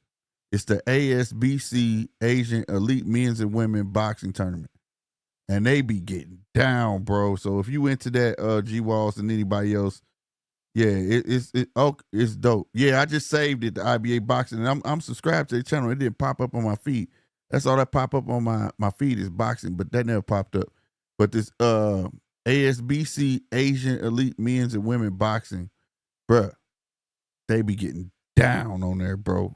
I've been into that late nights. I'm not going to sleep till like 2, 3, you know what I'm saying, or whatever case may be. But I'm probably finna check that one out. Well, I'm gonna watch this because when this go off, if I'm still up, I'm gonna watch the IBA. You know what I'm saying? But yeah, I wanted to inform y'all about that. Y'all know. Plus, we got Jalil Hackett on the card of the Hitchison and Paro and Hitchison card. You got Richard Torres taking a step up tomorrow on the Navarrete card. I mean, it's a lot of great boxing, bro. But y'all know how we do it. We all about the boxing. Like I said, make sure y'all do the easiest way to help the channel, like, comment, subscribe, man. Do what G-Wall said, man. Tell a friend. about us over this way. Salute to everybody over there on X, man. Y'all be putting it down, man. I really appreciate y'all. Hit that follow button over there on X, bro, so we can grow over there on X, because that's gonna give us more publicity over this way. Hey, man, I appreciate y'all, man. You understand me? I am your boy Slick 50, bro.